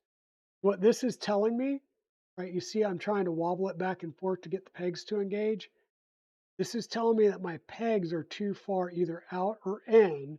And looking at this, I can tell that they're too close together. So I need to work on getting these spread apart so that they line up properly. Now, one way to do that is the easiest and simple way is to remove the tension by undoing these top two screws, set screws, and see if we can just, whoops, of course, work with me, please, work with me. There we go.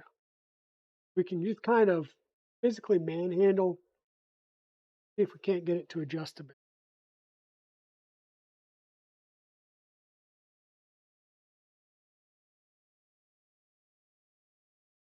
Still not good enough. And I don't want to just go in and try and bore these out. This is an adjustment in these parts right here. So that's where, unfortunately, I may wind up having to take this off to get these properly aligned because they're just not aligned. And I can tell that it's the 4 millimeter pegs and not the individual tool, because if I pull this one off, which by the way, whoops, fits in just fine, pushes in just fine. If I take this one, put it over here, I run into that same issue. That tells me it's not in the tool, in the printed parts in the tool, that it's this piece right here.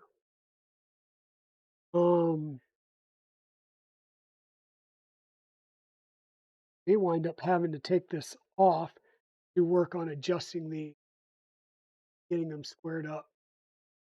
So when approached squarely, the tool should slide onto the shaft. Worth noting that our hands are not as precise as the smooth motion system we just built. So yeah, just realize that as you're trying to go in, you really want to try and make sure that you're as flush as possible and not angled when you're sliding it in. Just waiting on some parts to show up. I'm sure, Glendon, what have you got going on these days?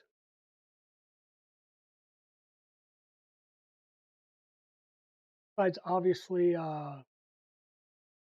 Trident. You're working on a Trident. Okay.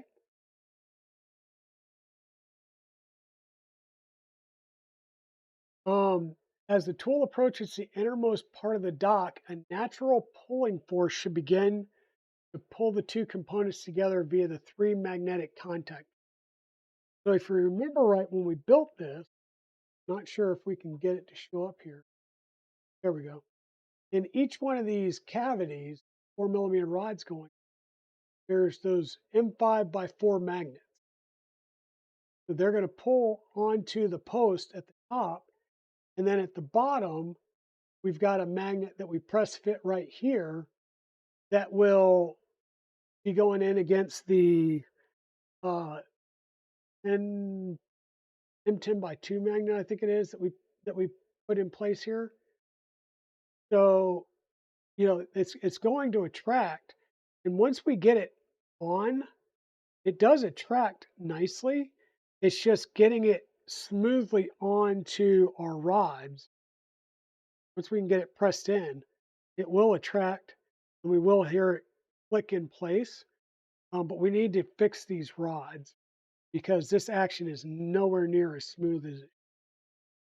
And unfortunately, like I said, I think I'm going to have to take the mount physically off to adjust that.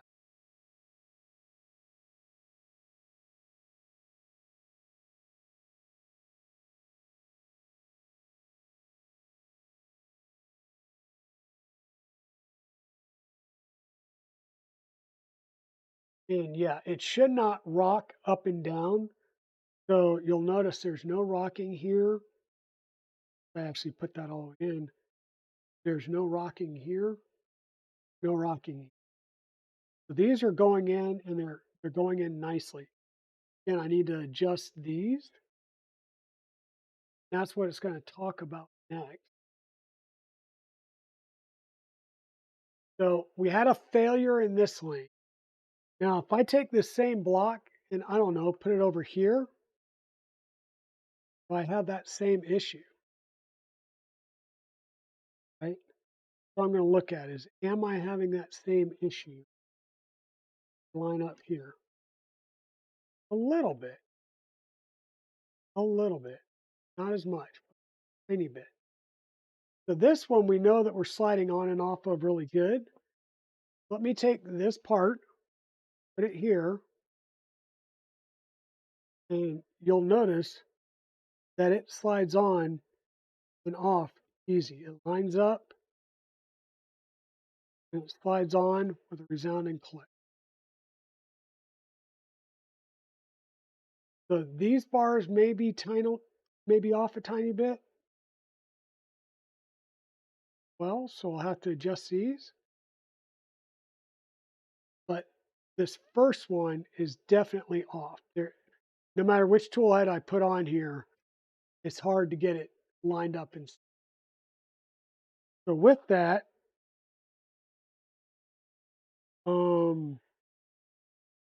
which is what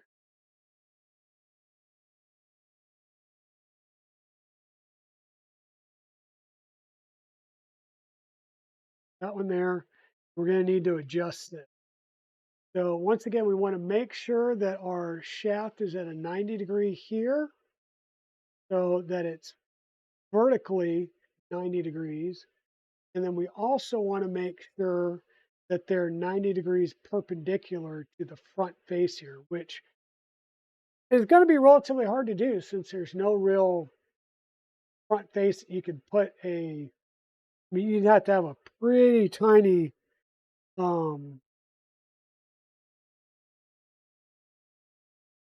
square to try and square that up. But what I'm going to do is I'm going to take this off so I can try and work on these. Now to do that, you've got the two screws down here at the, there's two screws down here at the bottom, right, that hold your wiper to this bar, and it goes through the bar and into the lower part of this piece. So we need to take this off. Okay, Chris, see you a little bit. Ah, swim lessons, not just sim lessons. Okay. Um, and I'm probably gonna have a hard stop by like 2, 3 o'clock today because I've got to drive over to my parents' house tonight. So we take this wiper piece off. Now, the other thing that I have done is taken the front piece off and I have pushed this all the way down, both the silicone piece and the printed part all the way down. And this will be adjusted a little bit later. And I've taken the wiper piece, oops, sorry. I've taken the silicone piece, pushed it all the way down, and the wipers and pushed them all the way down. And that way, less chance of hitting it on the nozzle. Now what we'll need to do is take the front piece off and adjust this thicker silicone piece up so it's touching the nozzle. This is basically going to be the no drip. So the nozzle is going to rest in this and keep it from, it'll kind of be like right up against it like that. And that'll keep it from oozing. And then it'll use this as a wiper to both get any ooze off as it's picked up and then wipe off against it as it's coming back in to rest the tool. So we'll adjust these as well in a later step. But now that that part's off, we'll need to undo the screws here. And these are 3mm because those are, I believe, M4s. Yeah, M4s. And these go through the spacer block and into our T-nuts.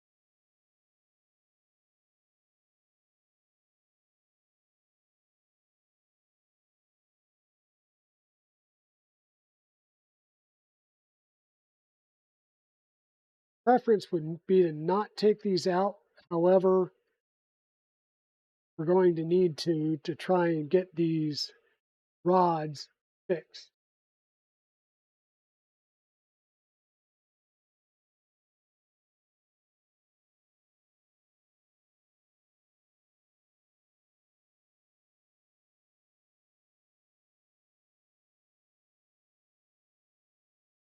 Try and hold that spacer in place and see if I can get this to pop out.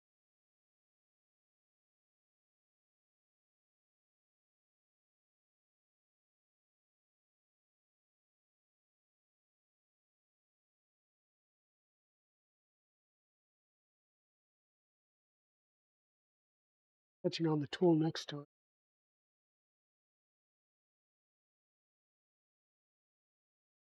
Spacer's out now.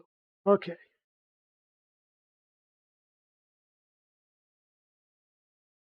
So we had pressed these on using our Nipix before. And I'm going to just try and adjust them again with our Nipix, because I noticed that they're not fully flush with the back of the part. They have some room that we can adjust.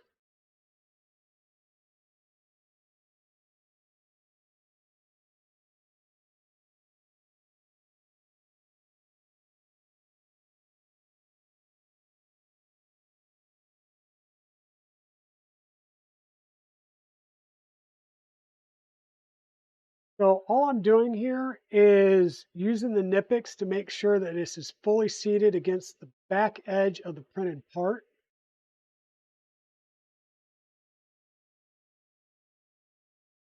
As such, it should hopefully bring that into full up and down straight alignment.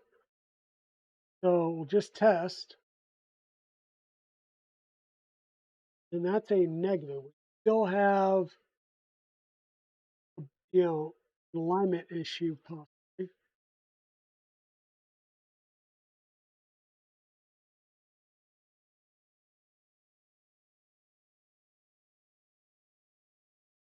And by the way, when you're putting your Nipix on there to do that, make sure that you have loosened these up.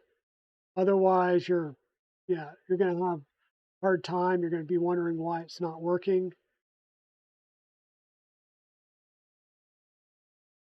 That helped a little bit.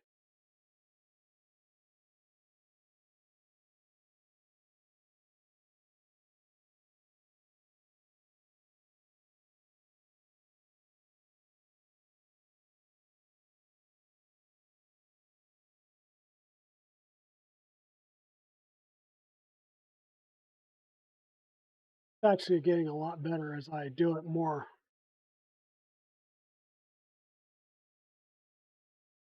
Once again, you're trying to get it lined up, keep everything nice and vertical. Good line up. Go on. So we have the ability, we're going to try and check our 90-degree here. Just make sure that the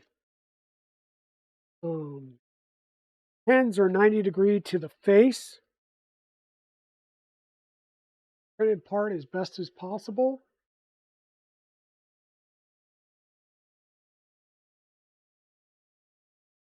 Just going to check this all the way around.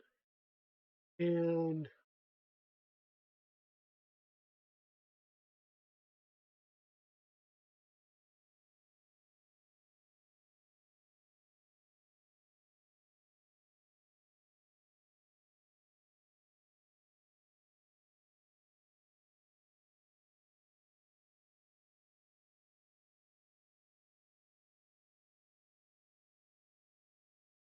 those pens are not straight.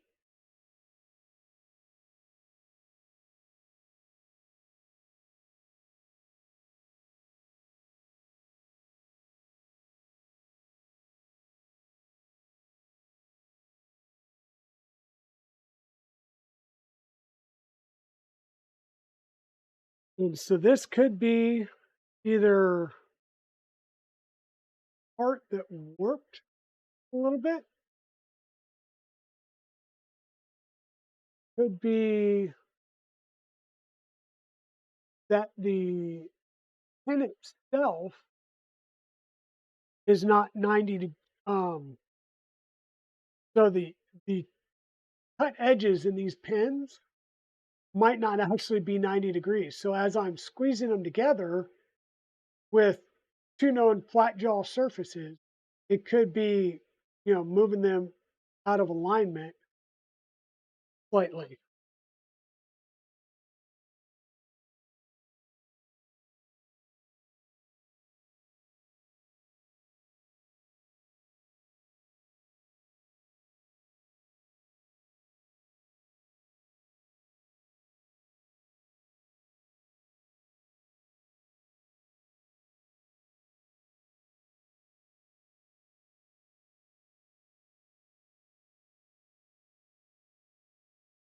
I think we've got it a lot better.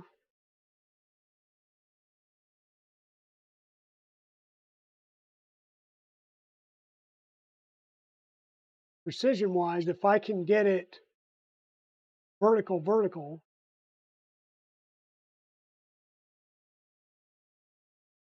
slides on pretty well.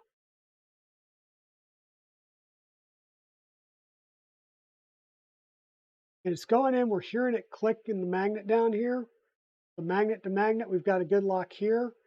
And we're not fully seated. We're fully seated, but we're not. So one of the things that could happen is this piece could actually hit before it's fully seated in there, which would wind up causing a problem as well.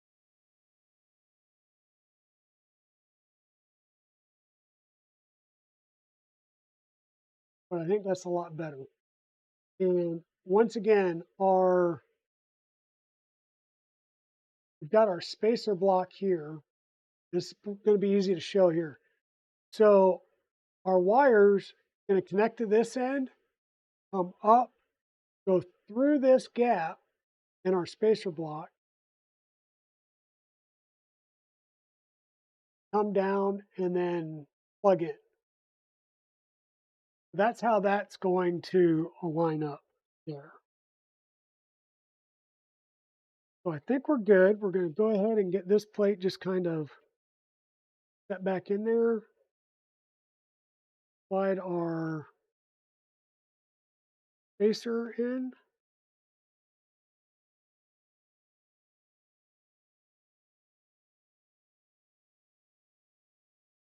4 screws started.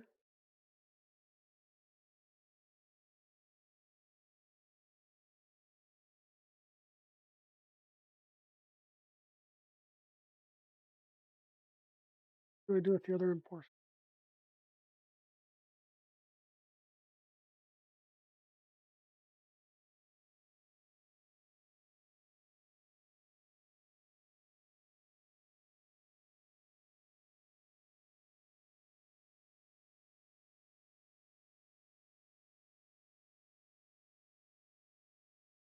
As I was prepared for this step too, got our spacer block that goes in here.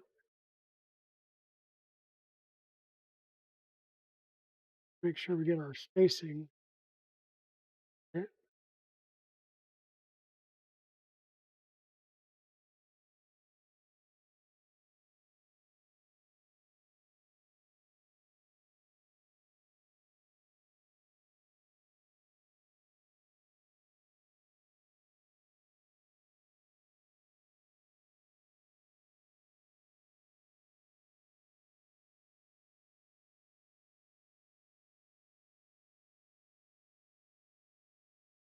7 tools for tap changer.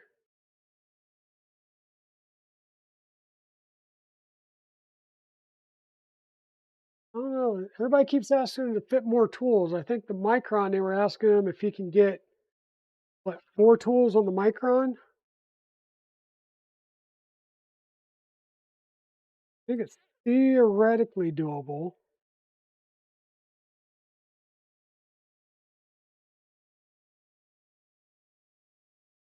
Not necessarily easy, but theoretical.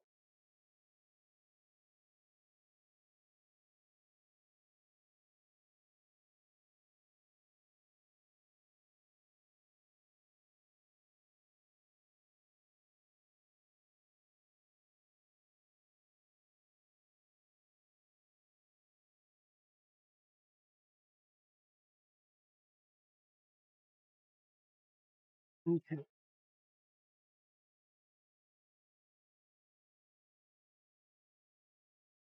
I'm missing a tool. You just move.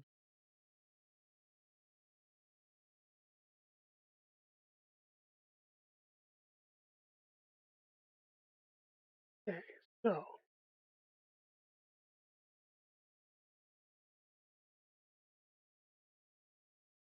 get this.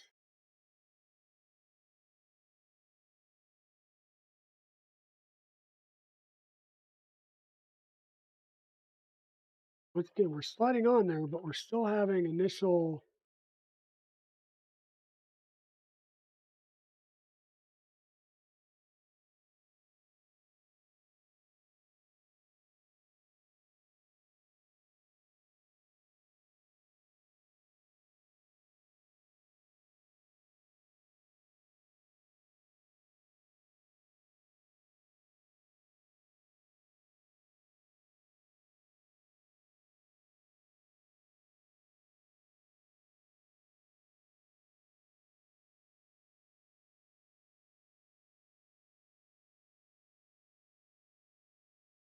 Okay, I'm going to, just for giggles, not just for giggles, but for my own peace of mind, taking a 4 millimeter uh,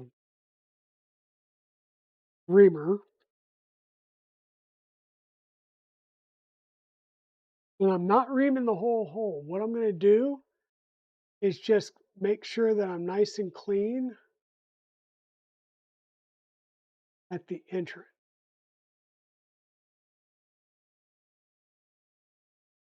Make sure there wasn't any burrs in the printed part.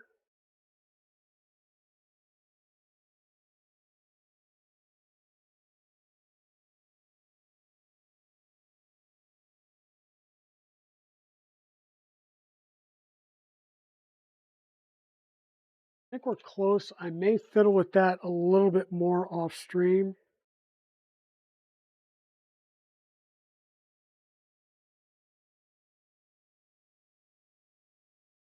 Because my OCD is going to get the best of me if I don't. Ah, straight as I think I can get it.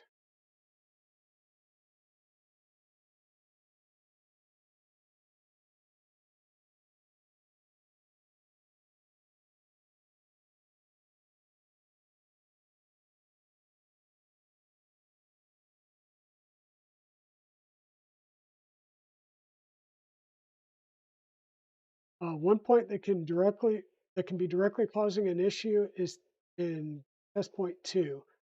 Polarity between the lower magnets. My magnets are good. I made darn sure of that. Like the magnets, before I push the magnets that are in these metal blocks, because once you push those in, you're not getting them out. You will break it getting it out. Okay.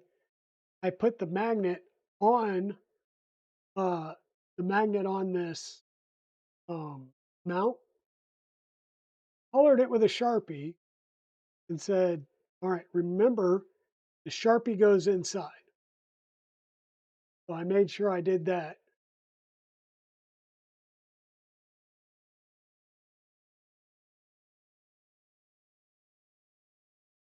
Yeah, it's one of those things that I'll be sitting here, it'll get to me, is what it is. I don't want to necessarily say I'm like OCD, but little things like that will start to get to me. And I'll find that I'll be laying there in bed, can't go to sleep at night because I'm thinking about those little details. So you exactly, exactly. So we've got a magnet. Let me see if I can. Okay, so there is a magnet right here. That magnet lines up with the magnet that you press right here into this cooling block. You will not get this out without doing damage to this cooling block. It is a press fit, and a lot of times the easier way to do it is to put this face of this cooling block on a printer bed, let it sit there for 10, 15 minutes at 70°C, and then it helps expand this metal so that you can then press fit the magnet in easier. So you really want to make sure that you got the polarity of this magnet right. And since we epoxied these magnets in already, either way, it's going to be a pain if you need to do one. The problem is these are flushed, right? These are flushed or just beneath the surface. You have nothing to grab hold of to get this out. If you put it in the freezer, it's just not going to, knock on it and it'll pop out. It won't. This is a press fit interference fit. So the only way to get that out is going to be to drill it out. And that's not going to be nice either. So yeah, just be aware. You really need to make sure that those magnets are in the right polarity, or you will have bad days.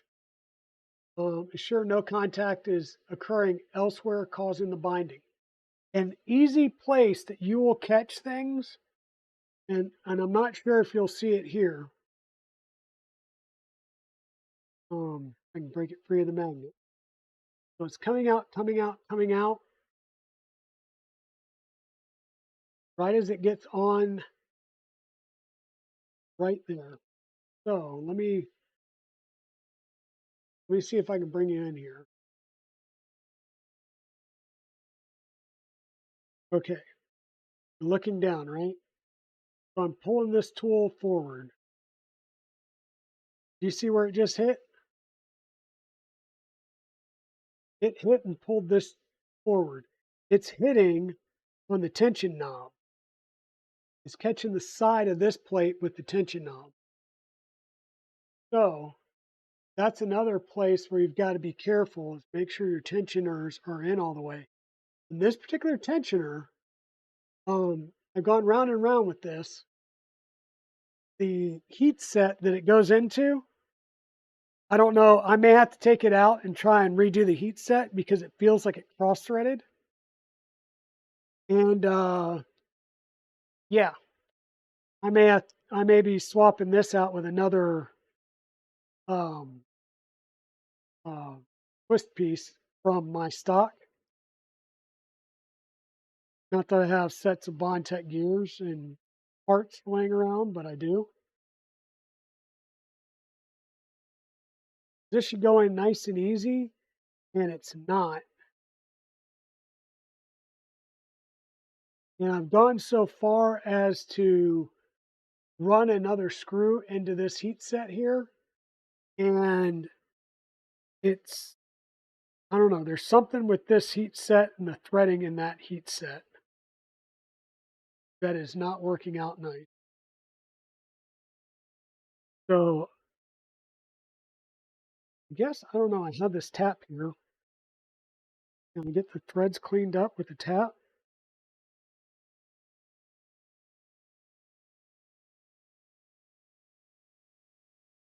Oh, yeah, those threads are, I'm gonna have to swap out that heat set.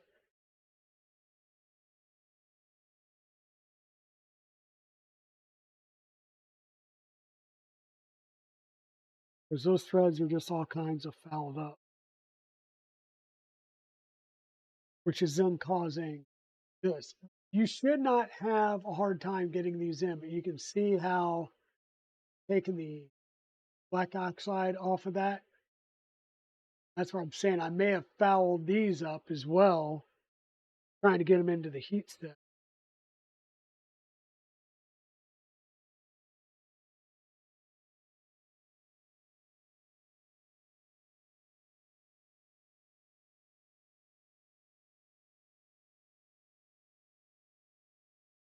There's something wrong with this particular thread and heat set.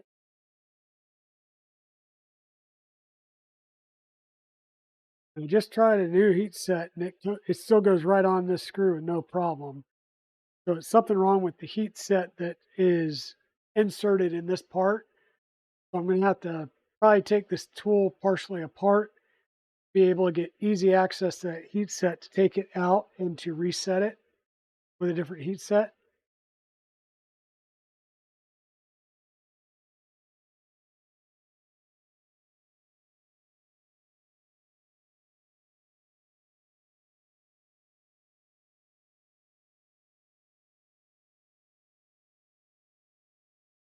Mm. But yeah, that's the other thing you got to be careful of is your those threads are big. Hey, Roddy Mac, welcome in. Those threads are jank. See if I can get those threads just not, then I'm going to have to swap out that heat set.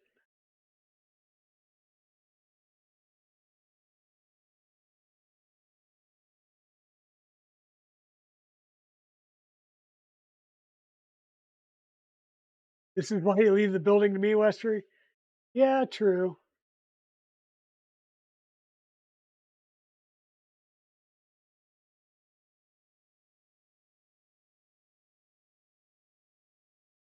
Mm.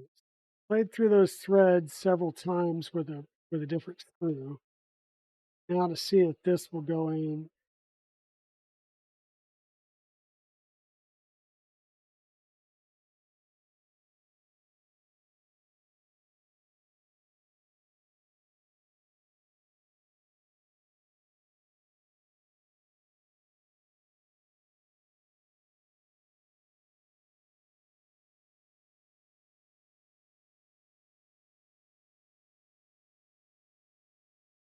It goes in kind of rough.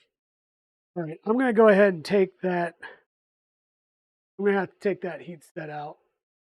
I'm not going to do that right on stream here because I think the rest of this I'm going to, this is fiddly time. So I think what I'm going to do is fiddle with some of this stuff and mess with things off stream to make sure that everything's lined up right.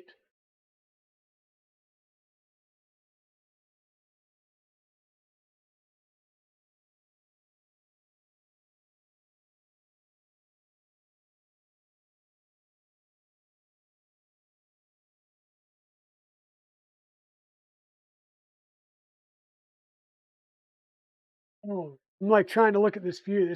That's looking at it from a side view.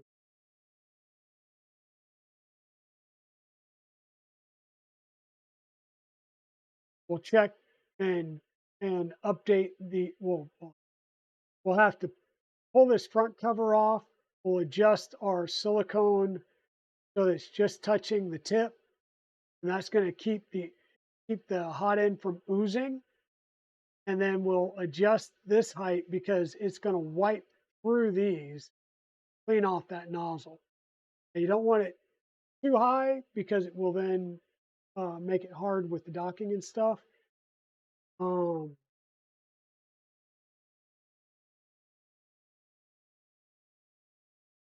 and then it talks about doing the tool umbilical. I want to make sure and get all of these really working well before I mess with doing the umbilical, because what it's going to wind up doing is, if you've seen the Prusa XLs, your PTFE tube is going to be coming up and back down. And so let me switch over here. Your PTFE tubes are going to be sitting up here like this tall off of each one of these tool heads, because that's what allows it to, bend out and then come back.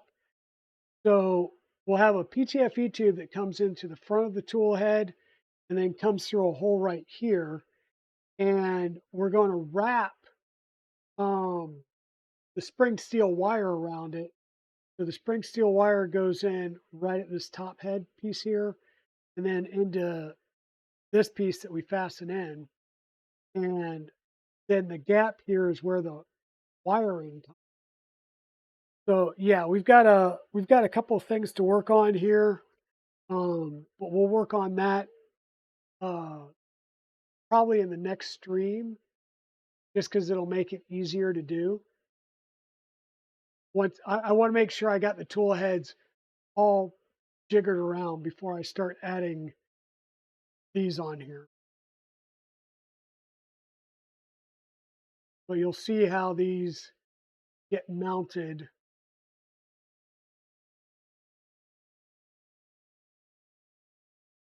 There's your wire that comes in for your spring steel wire.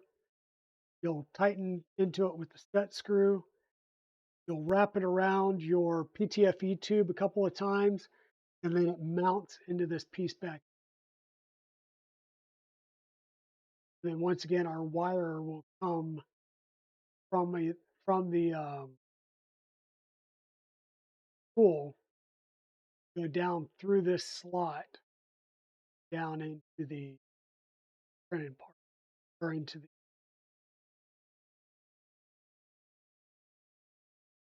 That's what I'm seeing. You've got a large amount of tube that's going to stick up here that I kind of don't want to deal with just yet. And then we'll get into the counterweight. That's where we're going to make this shift now. We're going to spend a little bit of time working on the counterweights and trying to get the counterweight system going.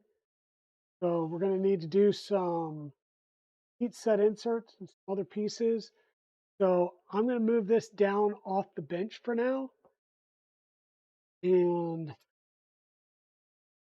like I said, we'll fiddle around with this a little bit more.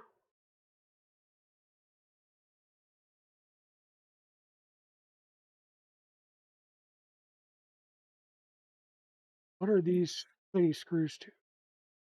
Tiny screws go on the worm drive.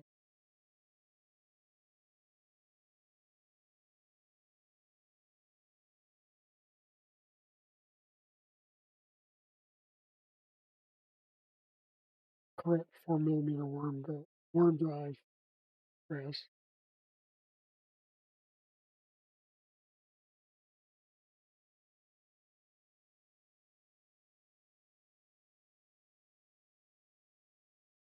That 5 goes there.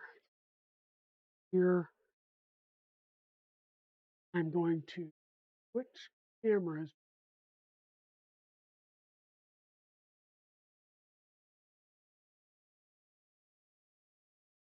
Camera in. I'm going to put this in stock here so I don't lose it.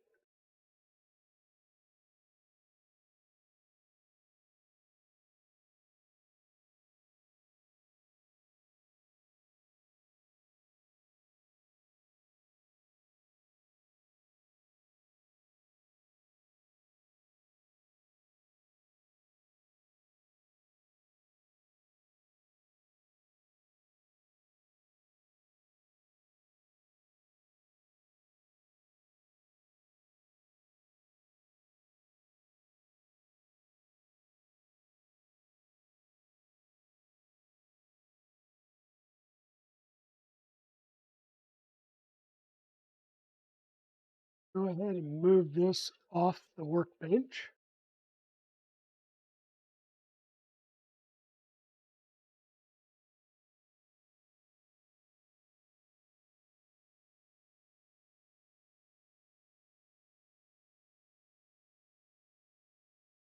Not getting heavy at all.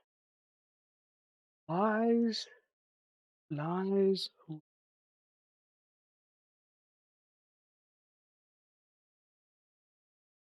Okay. We're back to a clean workbench. I will this one down on the hat screen so it doesn't make it thick.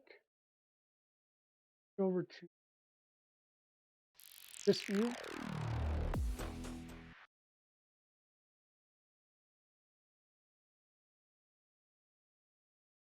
There we go. Got you there. Bring this around.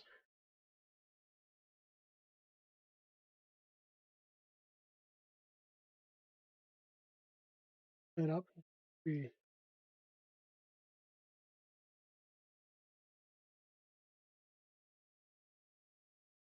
try again. Trying to get things set up. Okay, lower pulley assembly. We've got a set of parts that we're going to be using here. Those over.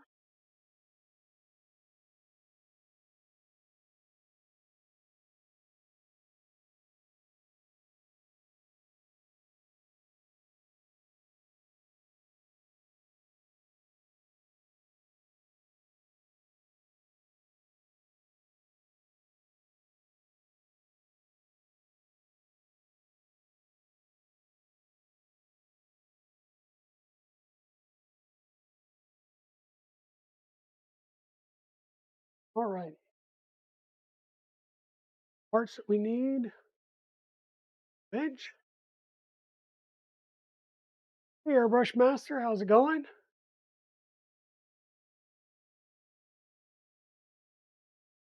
You want a spool of Polymaker on the Polymaker giveaway? Nice. Went on the stamp prints. Nice. So I've got a roll of cookie CAD coming from Pez Liz, I believe. And then I'm waiting on the code from Polymaker that I won on Royal Nomish.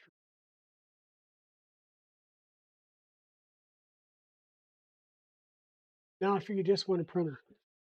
Well, there are options out there. There are options out there.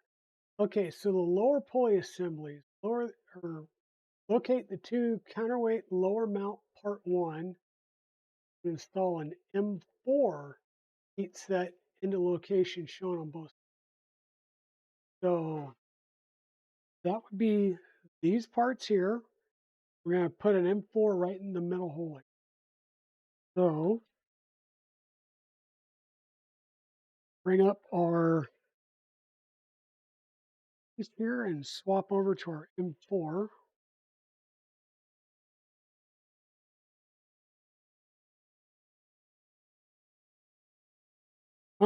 Well, I know Loyal Moses was doing a ton of giveaways for his 2-year partner anniversary last night. That would have been a good one. Because I know that there was at least one, if not two, printers that were given away when I noticed it.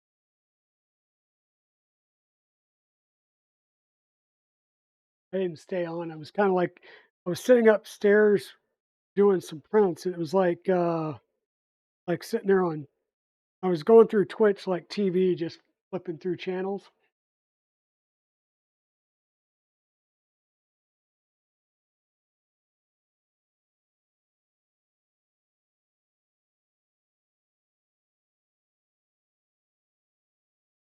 That this thing, turn it on.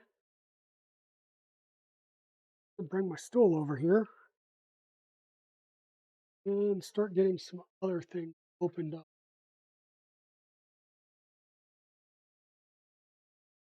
Yeah.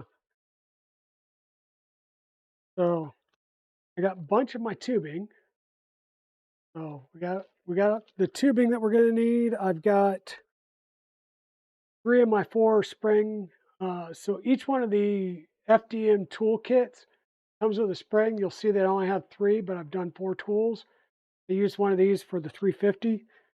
And I had some others on order that I'm still waiting on from Chris. So once the rest of that comes in, I'll have that one and some bench stock available.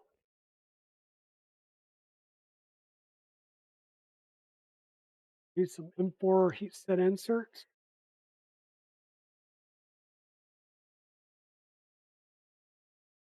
Ah, gotcha. Yeah, he probably does that more than anybody I know. Um, I honestly, I don't sit on his channel that much anymore.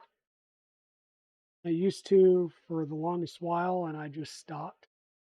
Partly because he's streaming so late.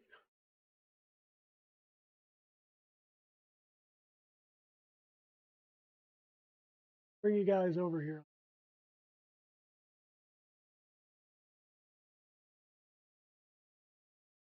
We're going to do some heat sets. So something like this, it doesn't have a flat spot. It's an L bracket, so I can use this as a good flat spot. Wanted to, I can do it like this as well. Doesn't matter, I'm just using the side here. And just be cognizant that you might be going through your part. You don't want to burn the part underneath it. Or use a part that's semi-sacrificial.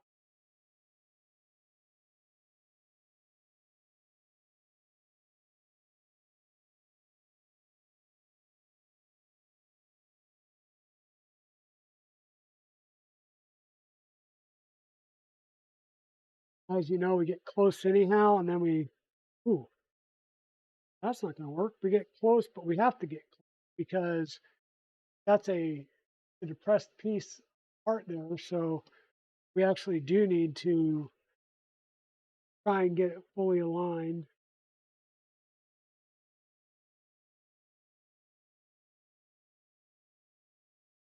Top, use our thing to make sure we are fully aligned.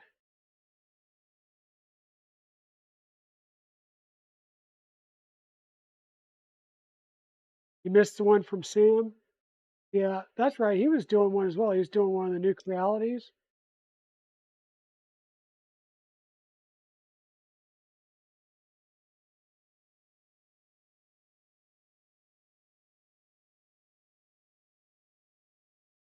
So many new printers and stuff hitting the market again. I think we're going to start running a gamut again of new printers.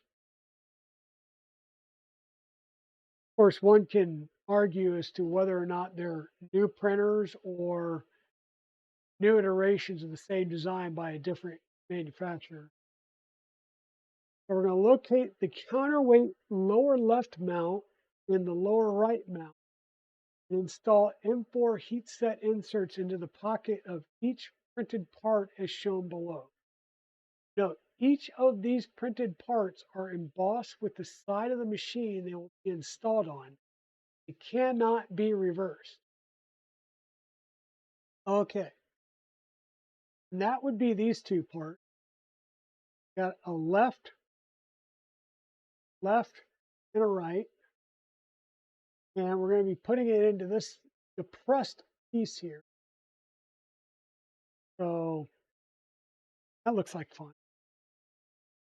Once again, these are M4 heat set insert.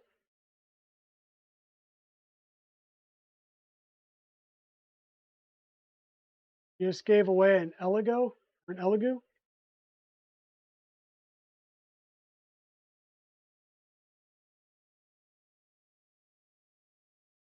Nice.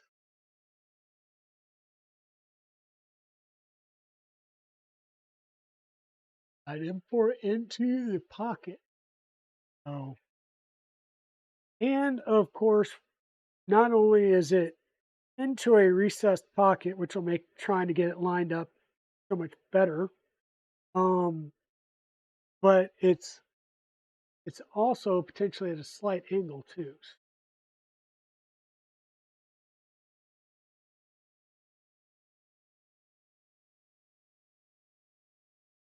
Be aware, go slow.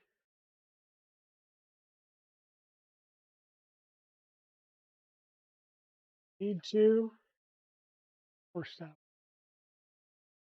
Um,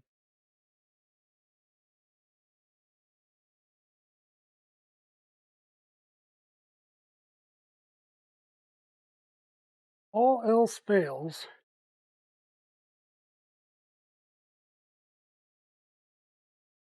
And grab something big and flat. In this case, this is a 12 millimeter, my 12 millimeter reamer. Just going to not apply pressure. I just want to heat this back up some.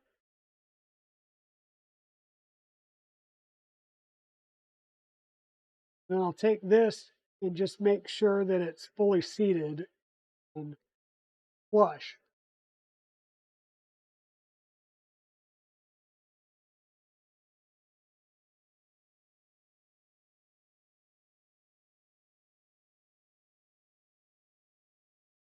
not.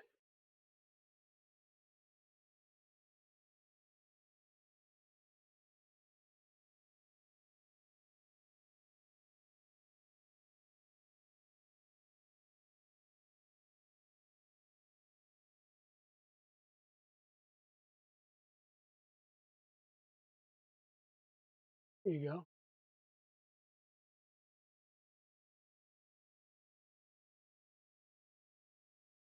One down, one to go.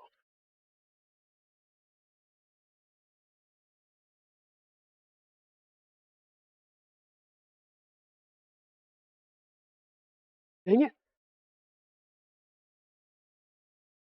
Royal Nomi, how are you? Yep, the yard demon showed up. You got to be on your best behavior now, Westery,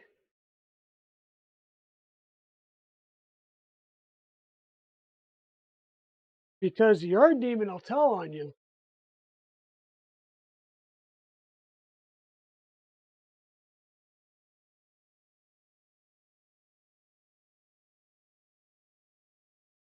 Okay, that one came out well. Go ahead and put that back up.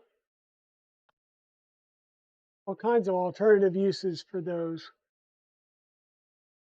Now we're going to locate the counterweight part 3. Here to each of the part 2s using an M4 by 12 millimeter socket head. So I want to see real fast. I'm going to look through here to see if there's any more heat sets that we're going to use.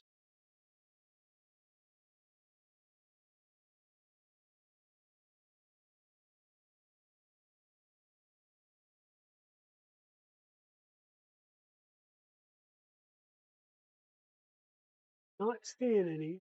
Getting better at calling out heat sets all at once.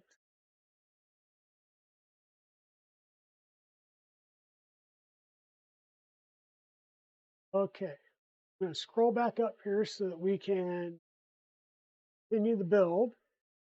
And we're going to unplug our heat set tool.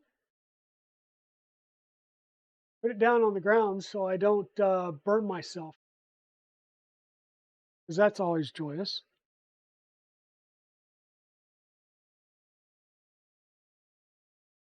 That right over there. We're going to need some M4 by 12 hardware.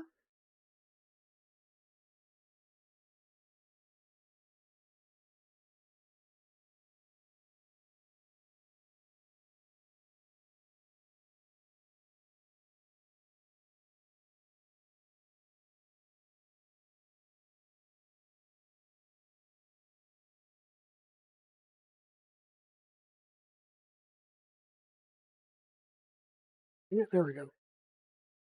Okay. M4 by 12 socket head.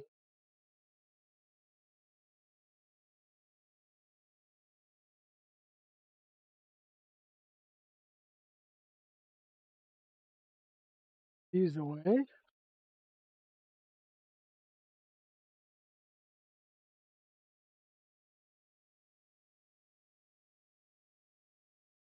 Yeah, too late. Already did it. Hey, Dark Colin, welcome in.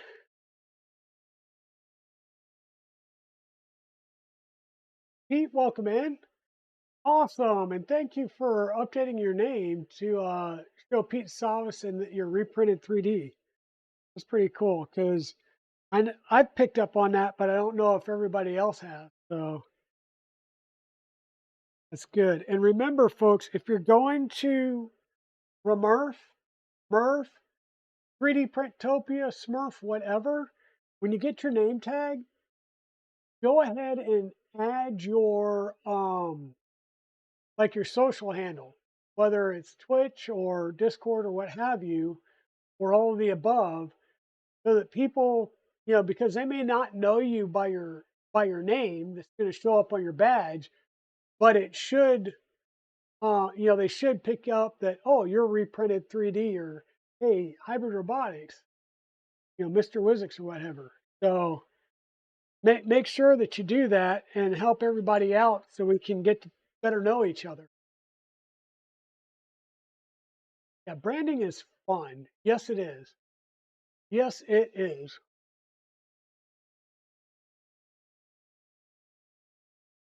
Oh, I already know who you are, Westry. And really, it's, we know who Mia is. So we need to take our little printed parts like these, and we're going to screw these down into our left and our right. And we need to make sure that we get the cant right on, because you're looking at the left part, we want it canted like this. There's nothing that says you can't cant it like that.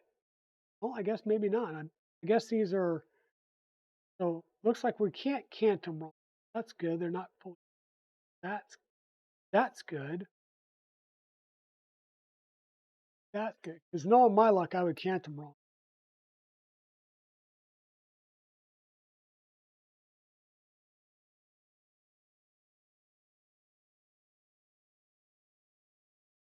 That's the left side done. Do the same thing on the right side.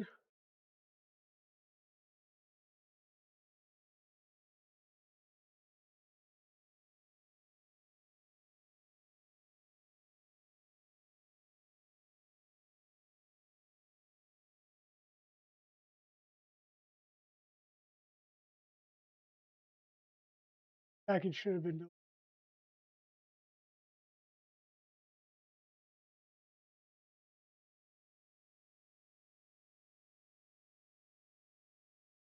certificate for on MMU.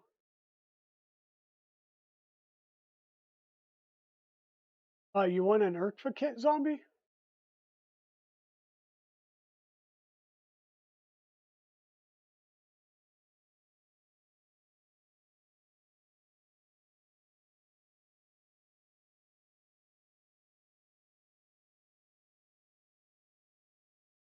Well, Westreach is getting all kinds of packages. I know Mia got a care package yesterday.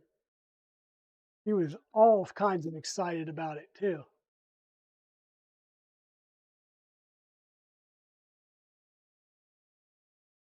Got the left and right done. We need our pulleys. We've got two pulleys here that we're going to press some 4x9x4 ball bearings in.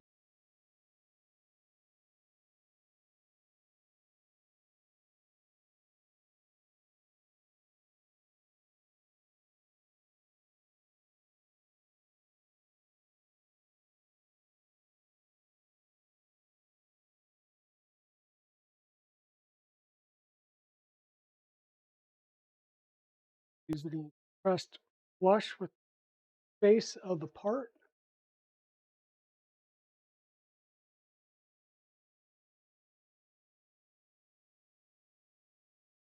Ah, hey, you never know. You never know. We've got our favorite pressing tool here, our Nipic smooth jaw pliers. So just in case these don't press in nicely on their own, which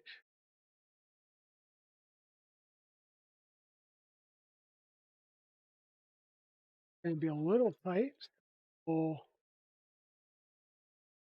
work to help them out.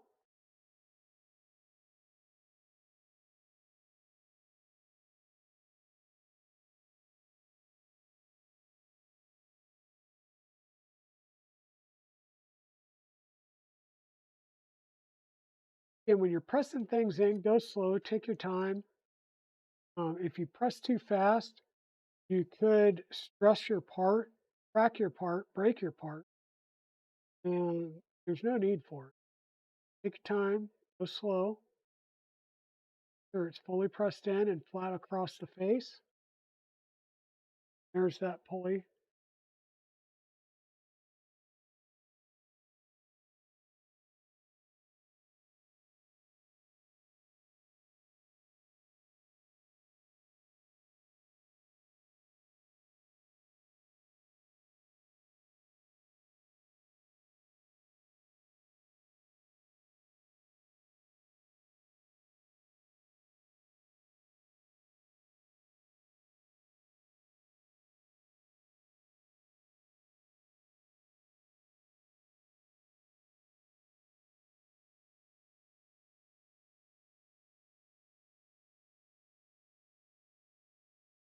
There's those two pulleys made.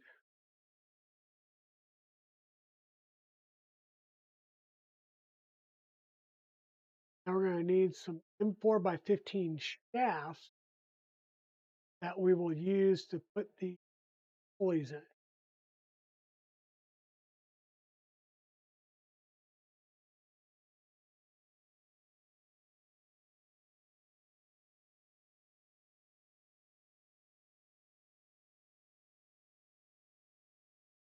It really doesn't matter which way.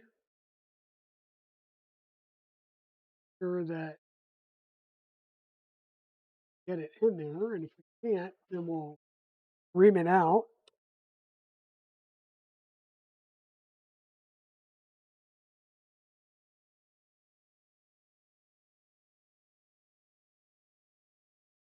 We will enforce a 4 mm round hole.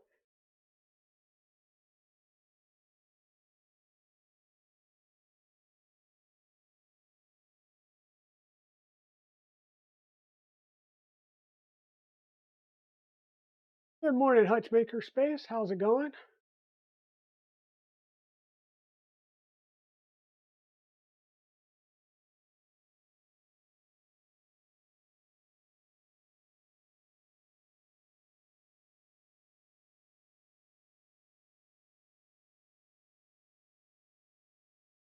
Making sure some holes are perfectly round.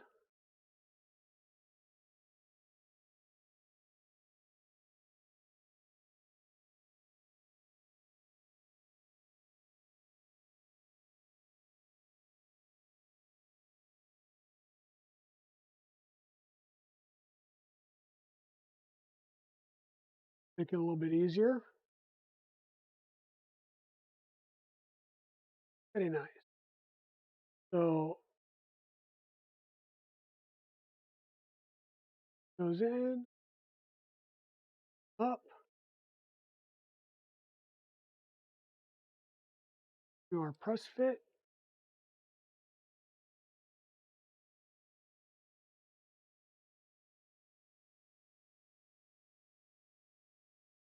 Need to gently.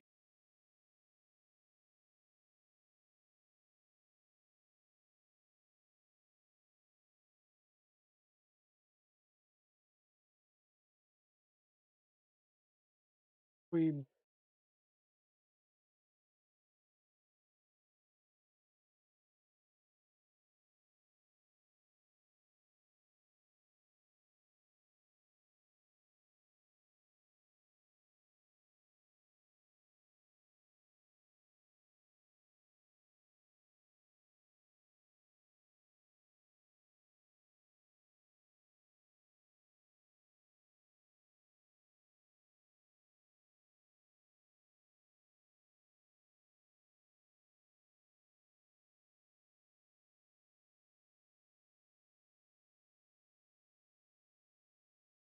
There's the first pulley.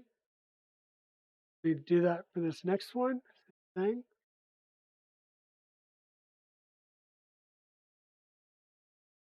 Started. Things lined up.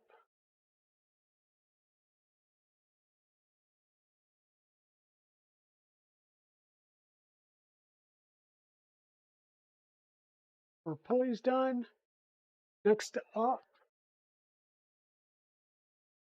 one of the each previously assembled counterweight lower part, left and right dedicated sub-assemblies is shown. M4 by 16 socket heads.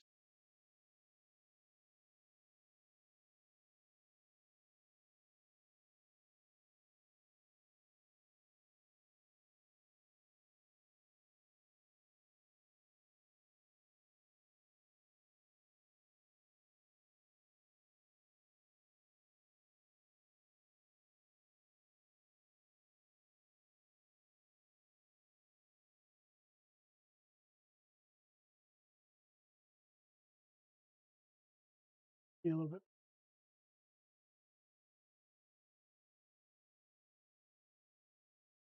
Thanks for the alert, Timor.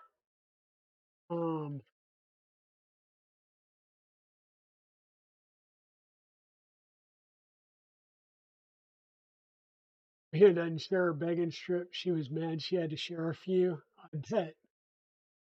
Well, the last time I sent a case of begging strips to her, she actually jumped into the case and like, nope, all mine. All right, Ivory, go get some food. I understand that. Hope you're doing well, Hutchins Makerspace. Okay, so we're gonna grab the right piece, and this is just gonna sit right over the top, and we're gonna screw in from this side with our M4 by 6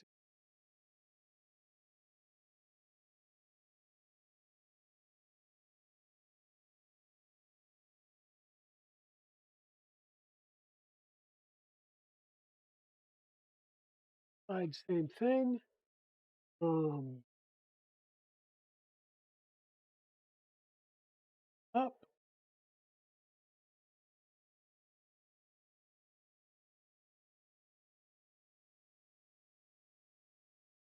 left side, down on there, up by 16 coming from there.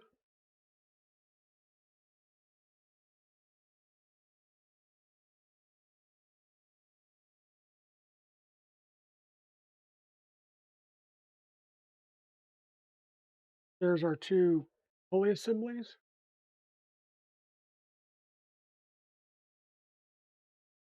And now we need to install these on the printer. Before we do this, let's see if there's anything else we need to build before I bring in the printer back.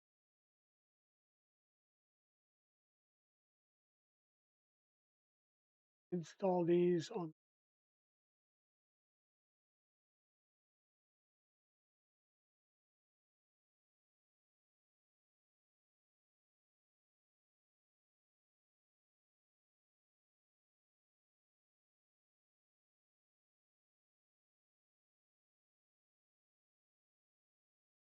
We're going to do some of the other parts before we go and bring the printer up here and mount these. We're going to have 4 more pulleys.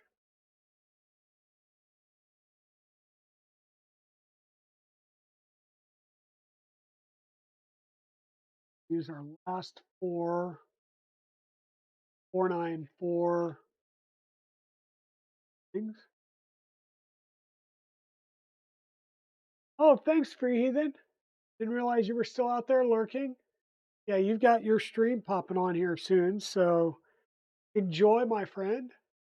And maybe I'll jump over and check a little bit, but I've got to cut this stream here in a little bit because I've got to drive out to my parents' house tonight, Easter.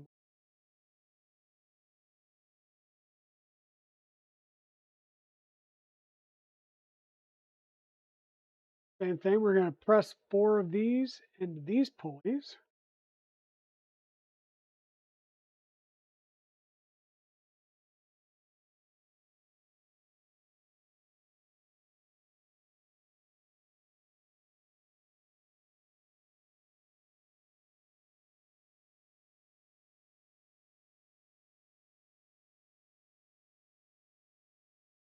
Coffee.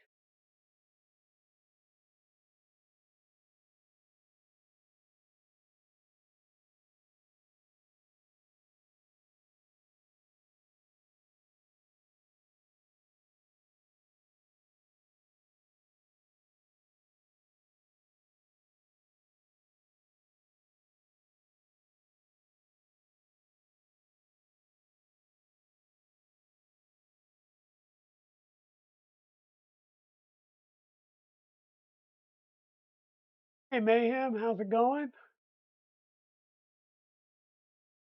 Welcome, welcome, welcome. Those aren't fully pressed in yet. We just need to make adjustment. Fully pressed in and seated flat. Got a little bit of a lip still.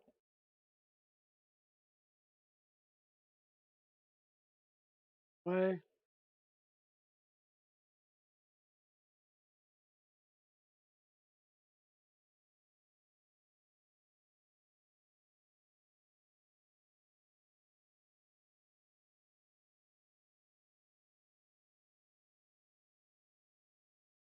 Okay, Westery, thanks for the lurk, sis.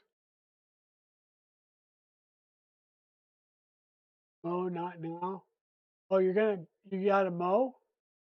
Well, feel free to come over and mow my house.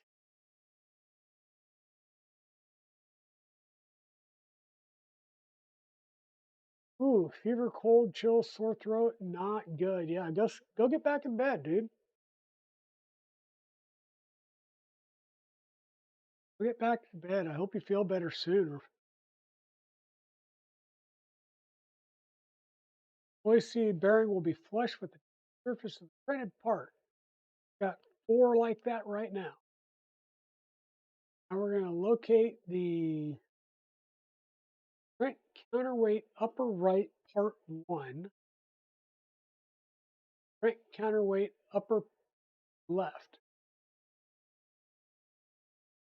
Okay, those are these. Not really marked. Good to know.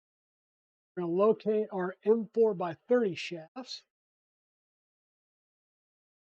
We're going to put this in and go through 2 pulleys. Woohoo! Those shafts out there. And I'm just going to go ahead and hedge my bets now. Say that I'm going to have to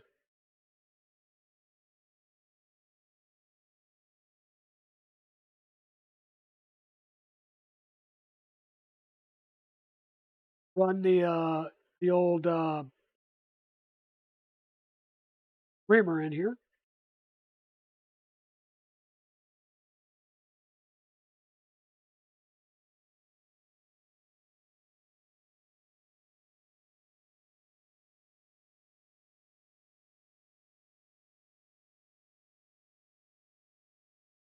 Make life a little bit easier for us.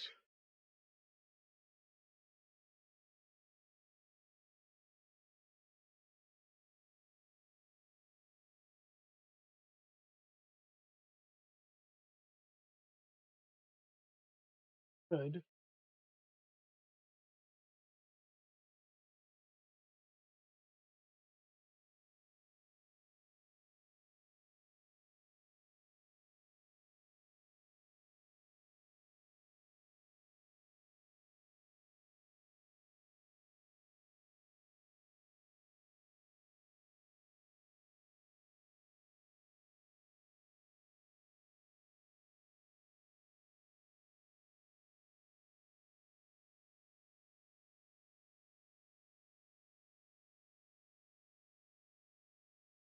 We do.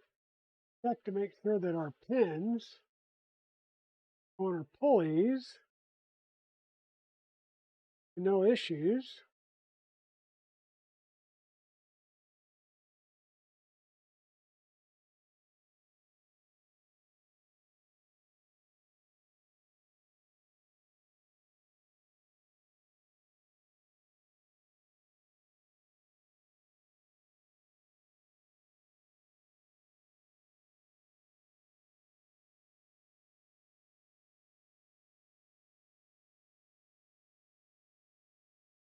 So we want to get our pin up just a smidge.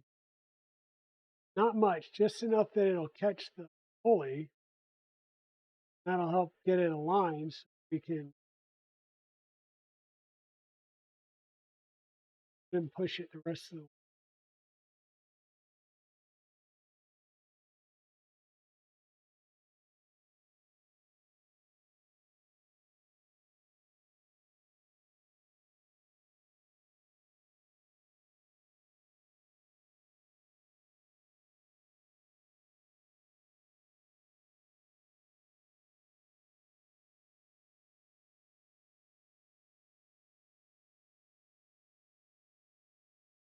Here, one of my neighbors starting to do some yard work.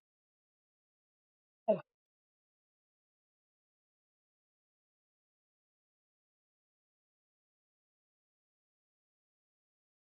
well, there's our 2 pulleys. A little bit of fiddly, not much.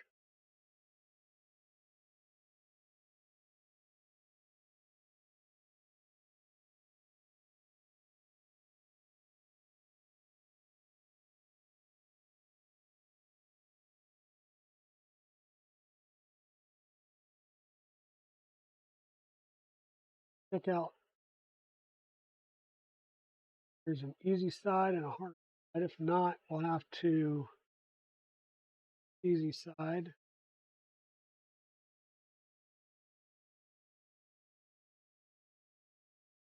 This in.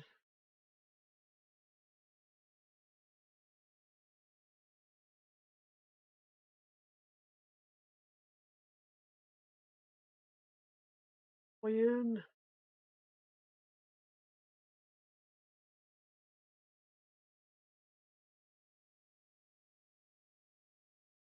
You need just a tiny bit pushed through to give yourself a little bit of a lip that you can get your pulley to start. There is a bit of a gap. Once you get your pulley in there, feel that it lines up, then you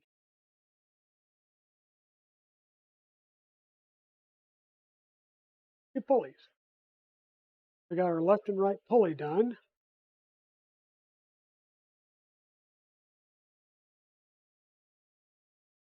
Those two are done. Now let's let me guess.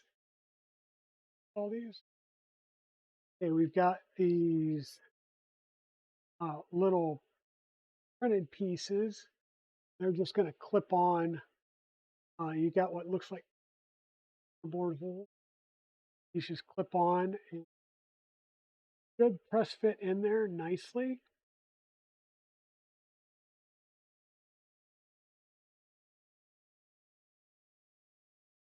Good press fit in there nicely. So the other one.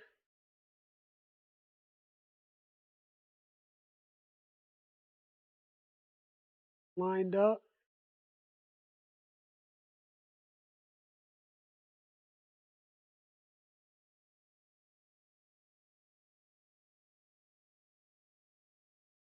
And that press fit.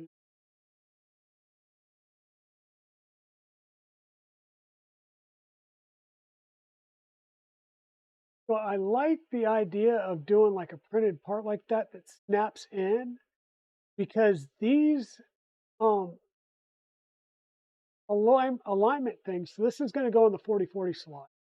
So these alignment um, prints here can sometimes print great, and then other times they print like dog doo-doo, depending on how tuned in your printer is. And by doing a two-piece like this that snap fits on there, it actually works out. And this was done in the entire Blackbox, um, across the entire Blackbox printed part sets. And I'm coming to really like this concept. It works out really, really good.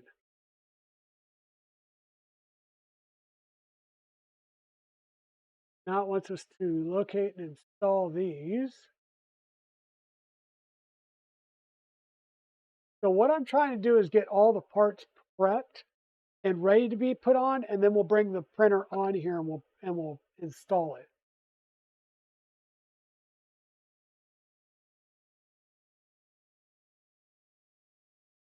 So here we've got left and right.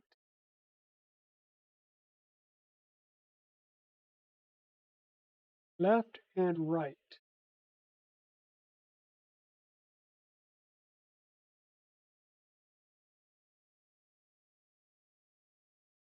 One hole, two holes, one hole, two. Left, the two holes has the one on the left, the right, the two holes.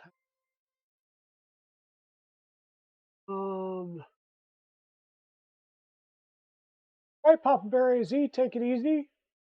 Not to derail the current topic, did you get the issues ironed out with the IRCFA?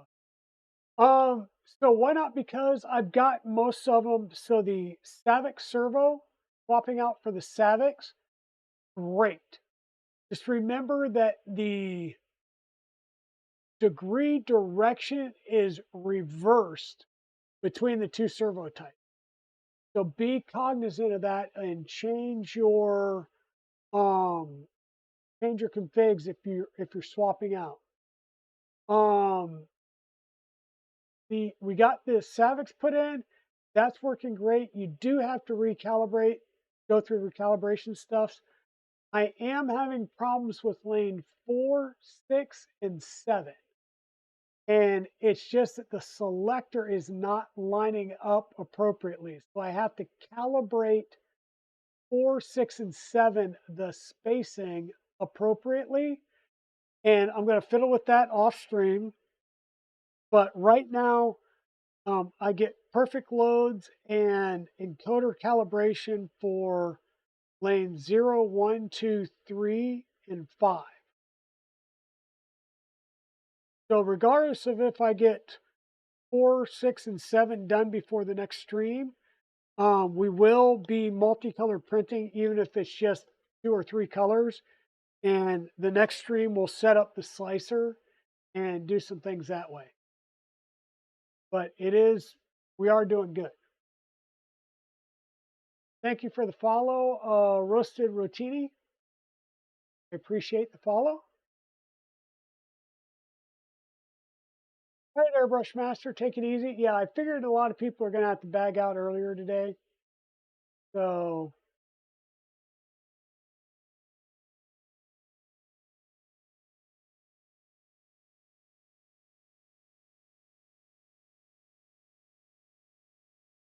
the top views of part 2, I believe the part 2 are these parts. And once again, your holes are going to line up as appropriate. Left, right. Locate 4 74 millimeter lengths of PTFE tube. Okay, this will be fun. I did notice that in one of these boxes,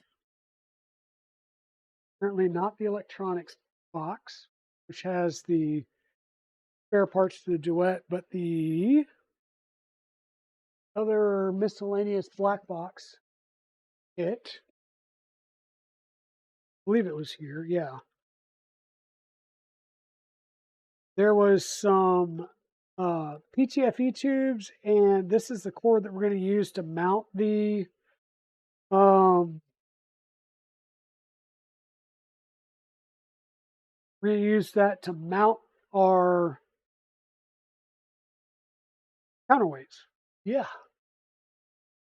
So it says 4 74 millimeter lengths. I only have 2, so I'm going to go off on the assumption that I'm probably going to be cutting these. Yeah, probably going to be cutting these in half.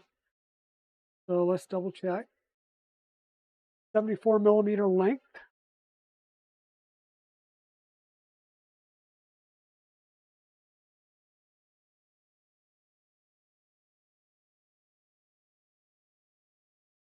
Yeah, we'll be cutting these probably in half. 74 and 74 would be 148. These are about 150 millimeter long tubes. We'll see if there's an easy way to do it. We're going to take these and insert into each of the shown locations on both the counterweight containers.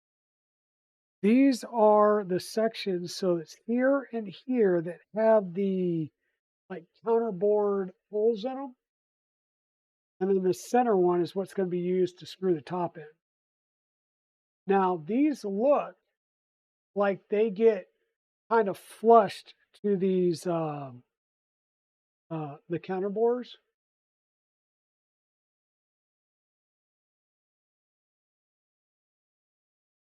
So here's a thought. Instead of trying to find these and cut them,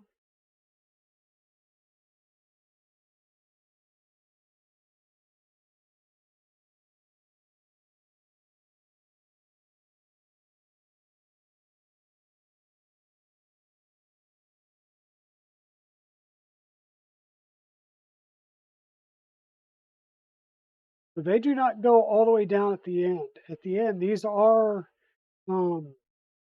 like countersunk again, but there's a shelf on the inside of it. So it does not go all the way down and does not go all the way through. So install the appropriate caps. Okay. Paracord length, gotcha. Gotcha, gotcha. So I was hoping I wasn't going to have to, like, I was hoping I could push it to the end and just cut it flush. That hope has just now been dashed. Okay, so we'll mark them, we'll cut them. We've got the means to do that.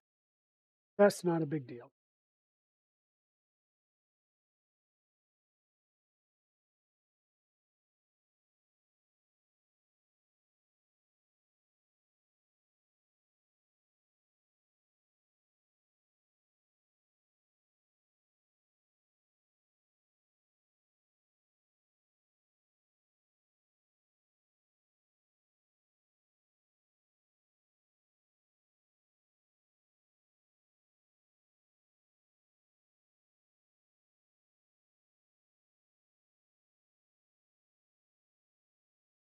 Got those marked.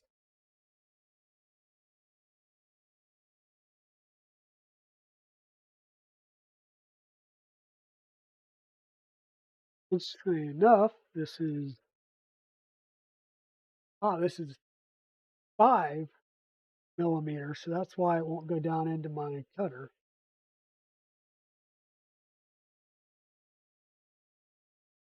But we can still use the cutter to get lined up. Okay,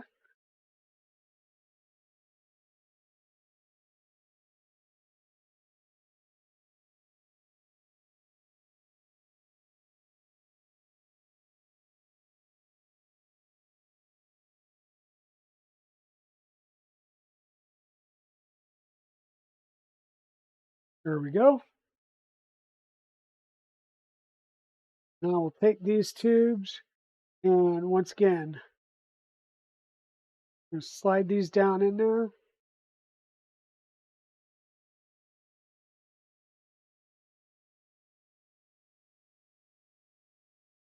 Just feel like there's a little bit proud.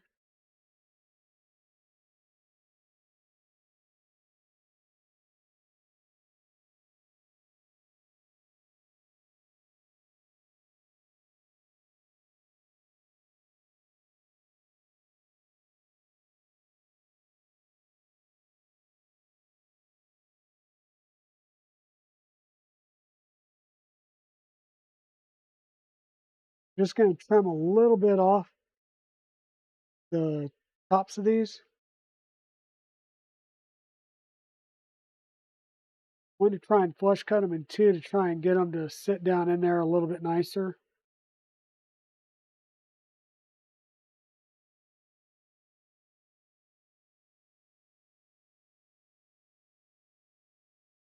Because these do have counter bores in them, so they do need to sit all the way down in there for these lids to sit flush.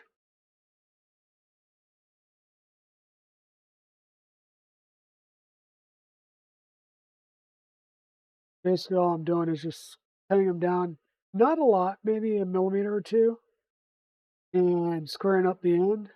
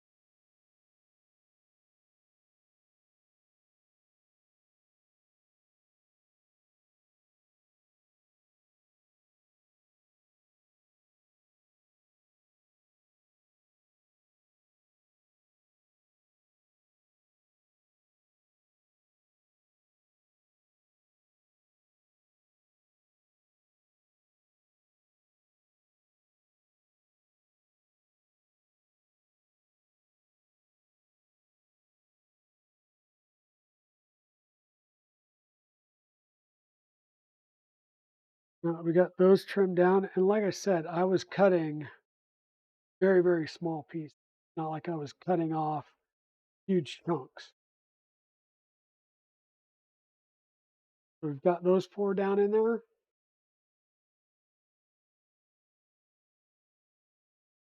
Put the respective caps on.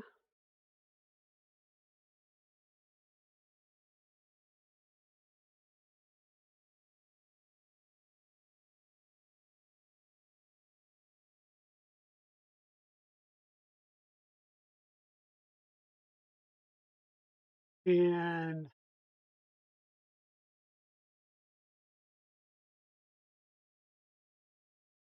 then we'll be using our paracord for this type of paracord looking stuff.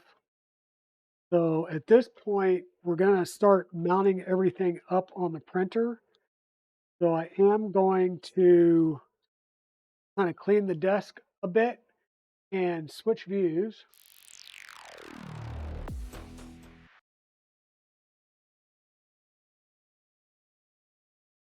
Do the desk, switch views, shut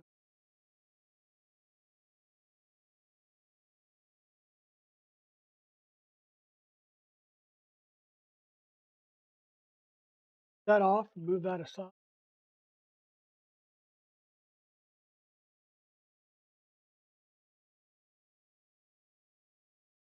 We'll get our parts that we're going to need to install over here.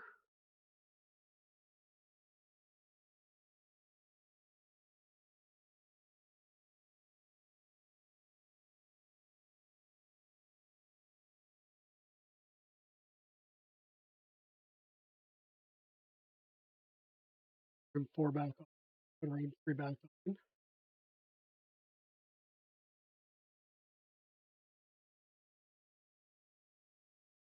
Somebody should figure out how to tie a Y knot. Yeah.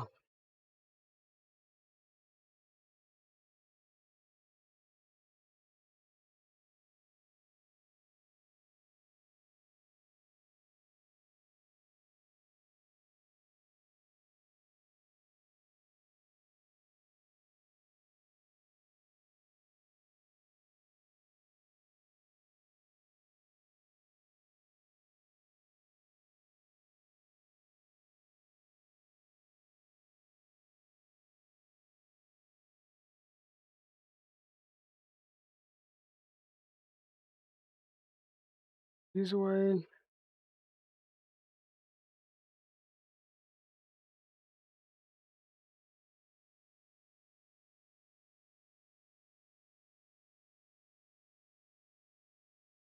Okay. And I don't think I'm going to need anything out of these. Get these out of the way. And we're going to bring the printer back up. Mouse out of the way.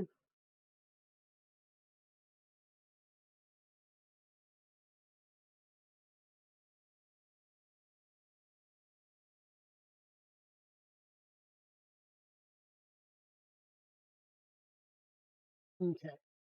Once again, the left side is where our tools are mounted. Right side is over here. I think we start with mounting something on the left side and then the right. So pretty much you'll see me do the right operation here, and then the left operation I'll be doing over, we'll say on this side, which probably will be a little bit off camera. Roll back up here.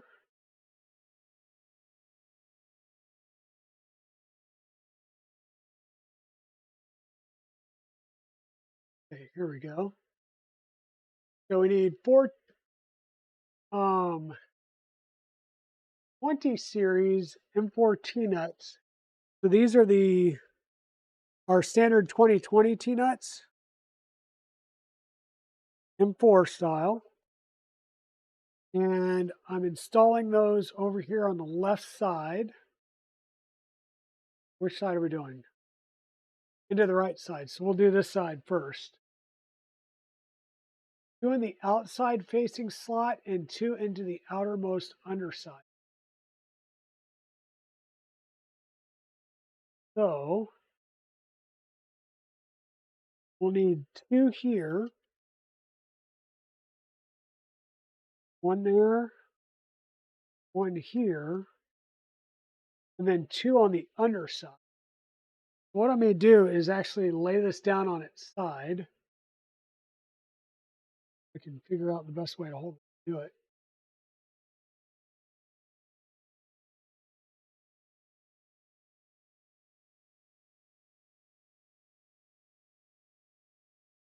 So once again, we've got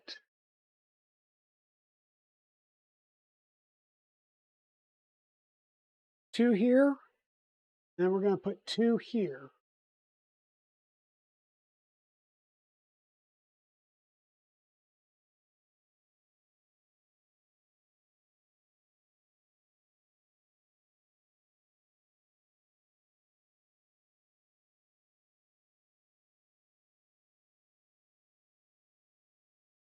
And we're going to grab our lower right. Make sure to grab the one that has the R on it. Not going to show up here, but trust me, this is the one with the R on it. And we're going to need M4 by 12 socket head cap screws.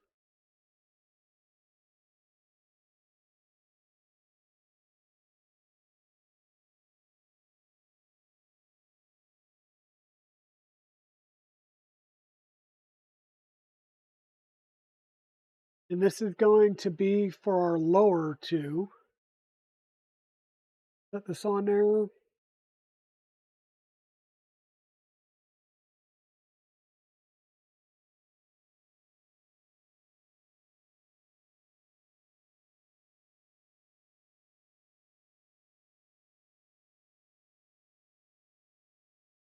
Got those done now. And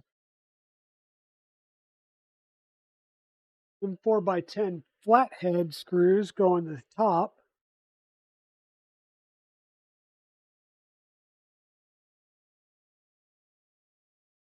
Have the countersunk holes for them.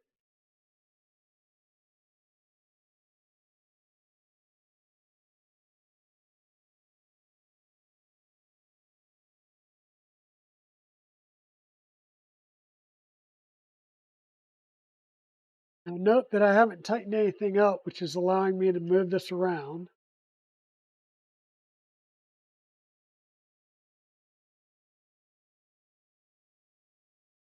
The exact position of this assembly will be tuned later in the guide because we're going to line this one up vertically with the tops. So we've got one done on this side. We need to do the other side as well, but we're going to do everything on this side and then flip it over and do that side.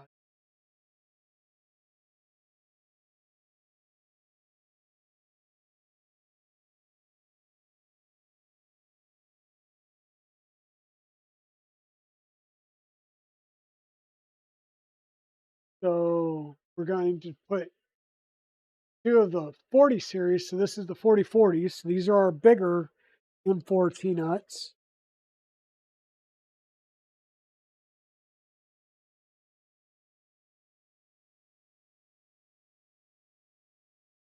They're going to go up here, and we want the holes in our T-nuts to be facing each other.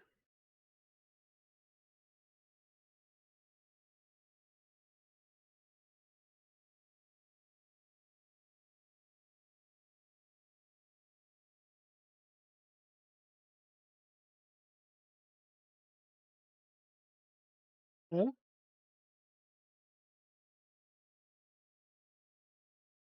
We're going to mount the upper right pulley. So we're going to look at the way that these sit. So there's our block that'll go into the 4040 rail. So this would have the pulleys on the inside. We need the pulleys on the outside, or we'll say the up, as we're looking at it. So when we mount it like this, we want to go pulley, pulley, and then the thicker part of the print is towards the inside of the printer. We're going to assemble this with a pair of M4 by 30s.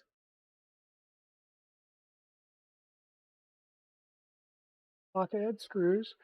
And all I'm going to do is get this started, line it up and get it started.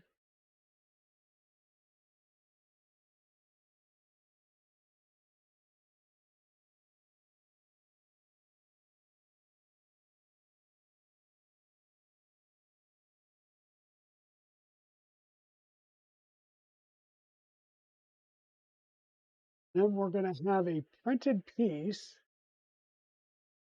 counterweight alignment jig, and it's going to fit in there.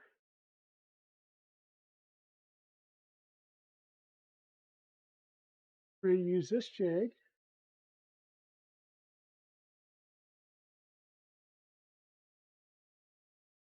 And it's going to go up and over the printed part over here. And then we'll push this back until it's nice and tight. We'll hold it in place and use our M3 driver to tighten things up.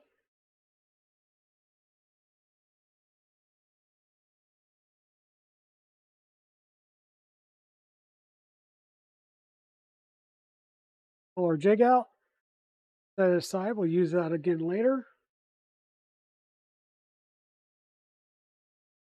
Okay, and install this on the left side. The left side upper counterweight pulley assembly. And then that's where things will start to get interesting. So now that we've got the right top mounted and spaced appropriately, I need to rotate this so we can do the left side, both the bottom and the top, and then we can come through and set it up on its feet and start doing some other stuff. So hybrid robotics, this is a extremely stout and solid printer, and it weighs a flippin' ton. It doesn't have the 300 size boron build plate on it yet. It doesn't have the 5 pounds of counterweight that we're basically starting to get installed here right now. And it does not have the whole water cooling and all the associated water in it. This thing is a brick. All right, so we need 4 of our M4 2020 T-nuts. Now that's the right side. This is the left side. So I'm going right here next to our Z motor is where we're going. So I'm going to scroll back up here so we can look at the left side installation of the lower pulley. Right, there's our Z motor. So we need 2 on the outside and 2 on this outer edge here.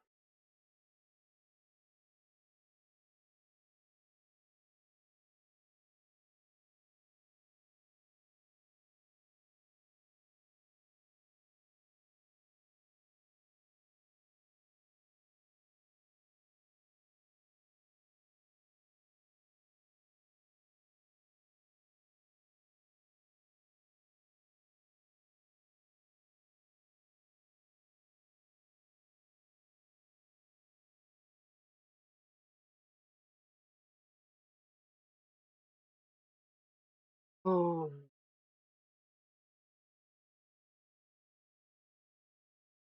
4x12s.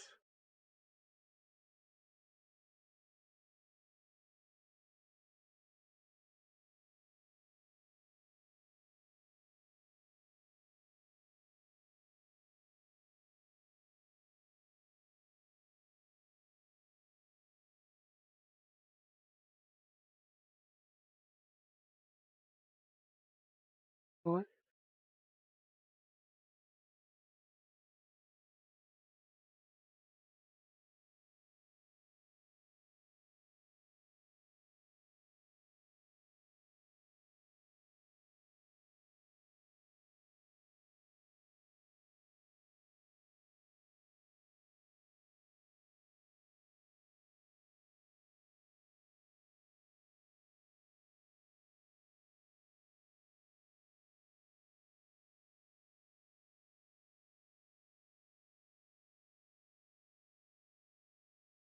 And this is pretty much straddling that motor, so there's really not much play to it.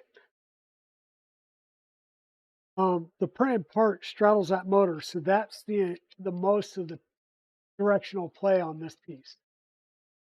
So we will be having to move our T-nuts to try and align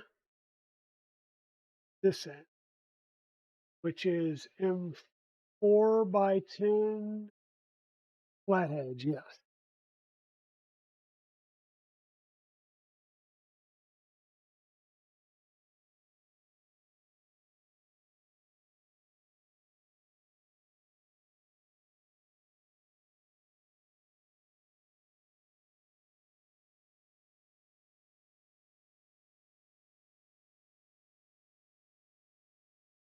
And of course, the one is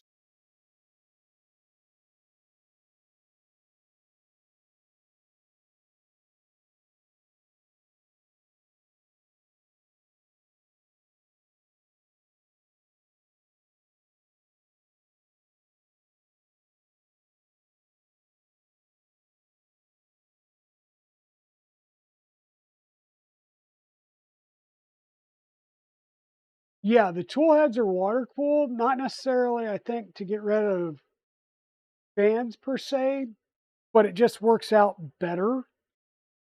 Having works out better having them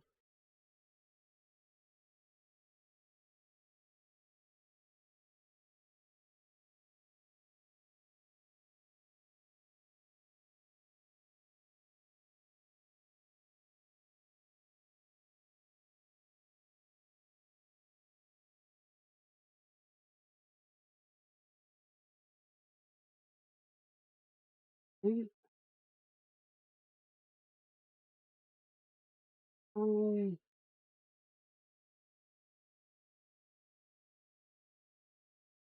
I've got my M4 T-nut slid down there, being a pickle.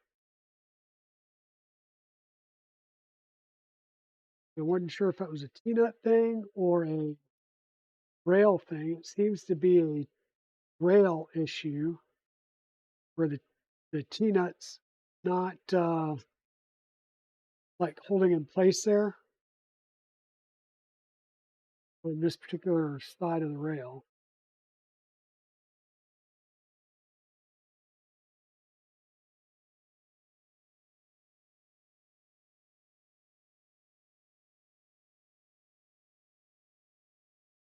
Me trying to puzzle things out in public, doing a bad job of it.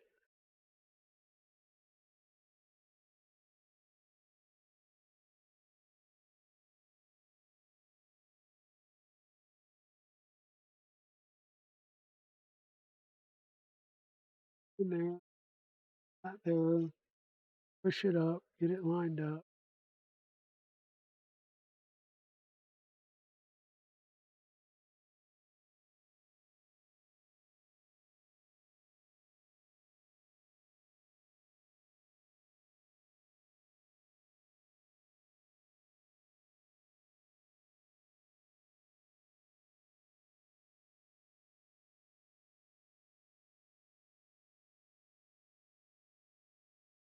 I'll fish that other M4 peanut that I dropped down there a little bit later.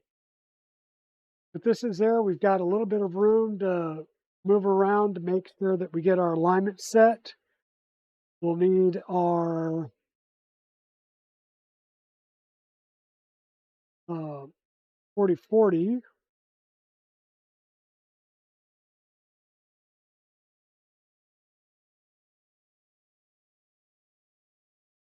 Need those up here at this top edge here. These both go, I want to say, in this with the holes facing each other.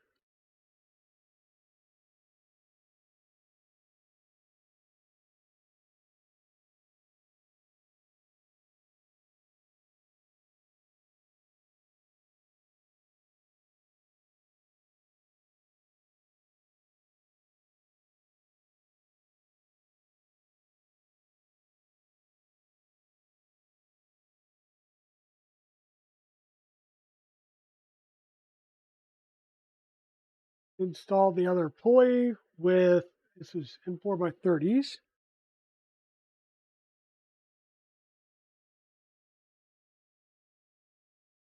And once again, when we go to do this one, the pulleys are facing out, the thick part's facing in. Way everything up.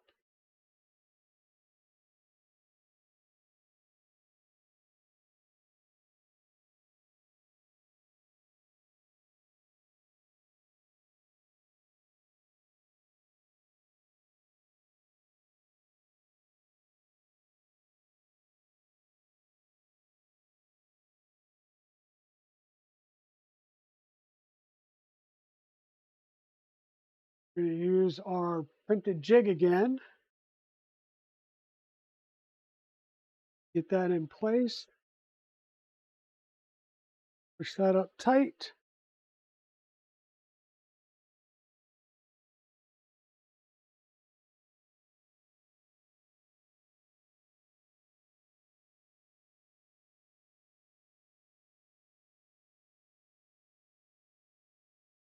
Move the jig. And now, got them both done. We've got these parts ready to go. Ready to start doing the knotting. The knotting. So we're going to flip this back up right.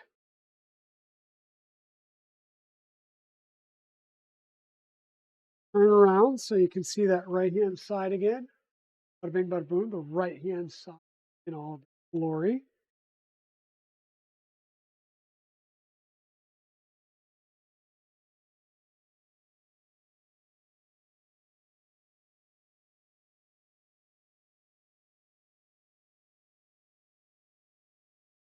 Oh yeah, well, and that's the thing, because of the water cooling, the water cooling and the little silicone stoppers, you can keep all of your print heads at actual printing temp while you're going through and printing with whichever tool that you have on your excantry at that time. So that dramatically decreases tool changing time as well, because you don't have to retract, form a tip, retract, put everything back through, and then get things up to temp and all that goodness. Everything stays up at temp. Now I've got two lengths of I have a length of paracord here instead of two.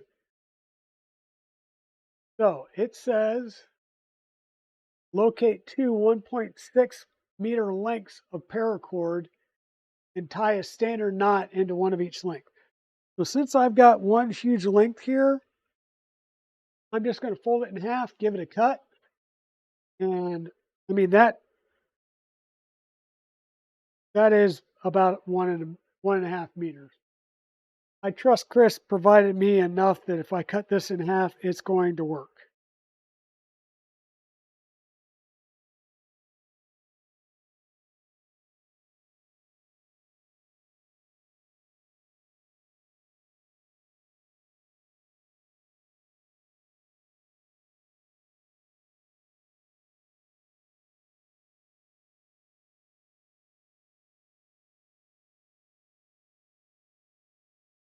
And either my scissors really, really suck, or this is, like I said, not necessarily paracord, but possibly something else that has a little bit better tension on it, or tensionability on it. And I thought I had a lighter up here, but apparently I do not have a source of fire.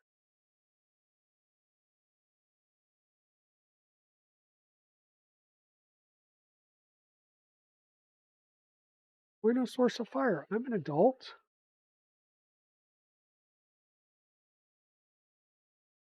All right, well, remind me, I need to reinforce these ends to make them not fray out later on. So I'm going to take one of these, and we need to tie a simple knot, right? Loop it around, pull it through, make a knot out of it.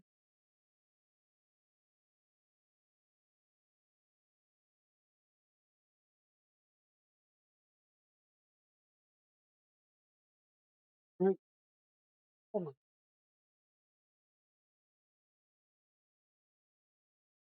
Insert the open end of each length of paracord into and through the larger hole at the bottom side of each container. Pulled through completely, the previous made knot should sit inside the pocket. Okay, so we're looking at the bottom.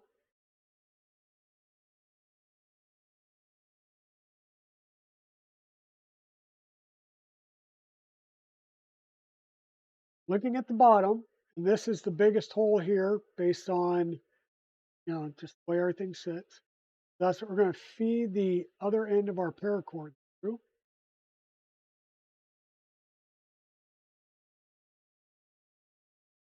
Okay,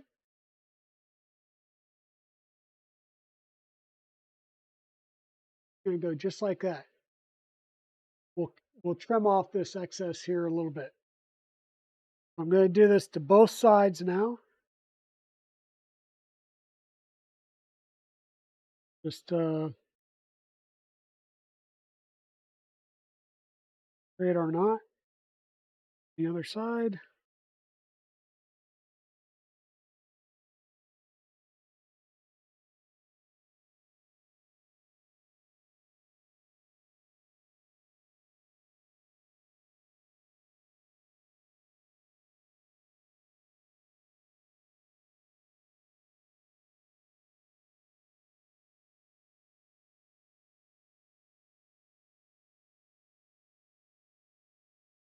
I may have to go get a lighter real folks. Thought for sure I had one up here. Double check before I have to go downstairs.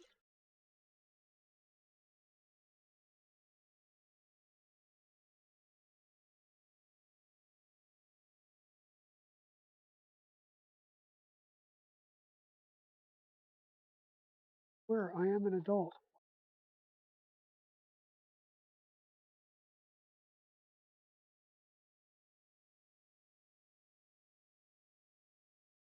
Oh, fine.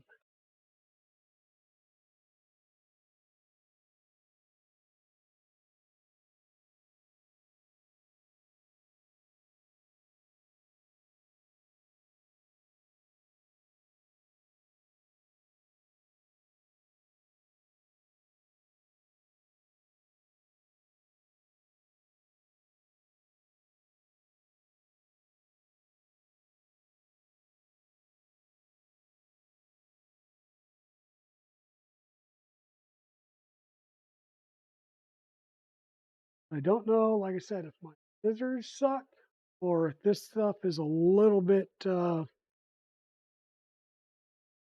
heavier duty than most paracord that I've used.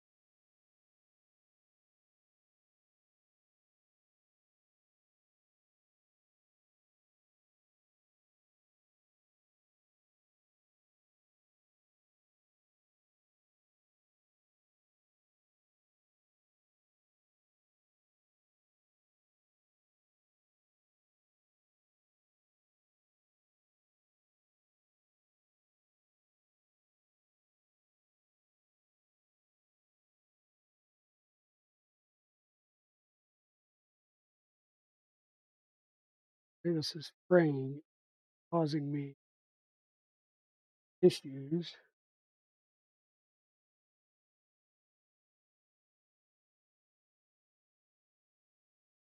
I have to go get my lineman shears. This may be like a Kevlar reinforced thing. Because these fibers are definitely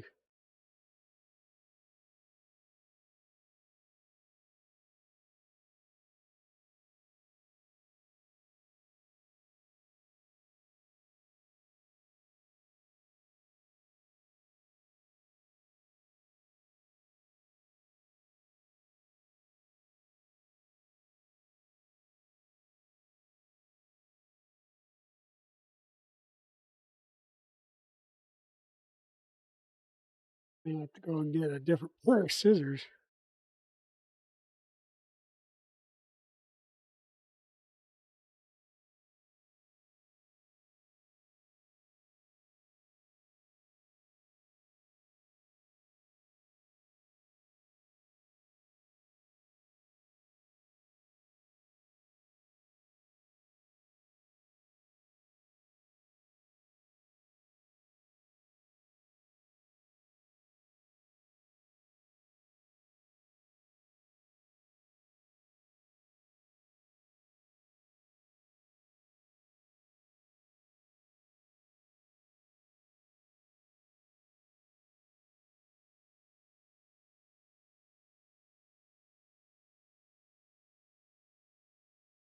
Can't seem to get it started without it starting to push back on the outer casing, which of course makes things expand, and that's what I'm trying to do is get through that. Yeah.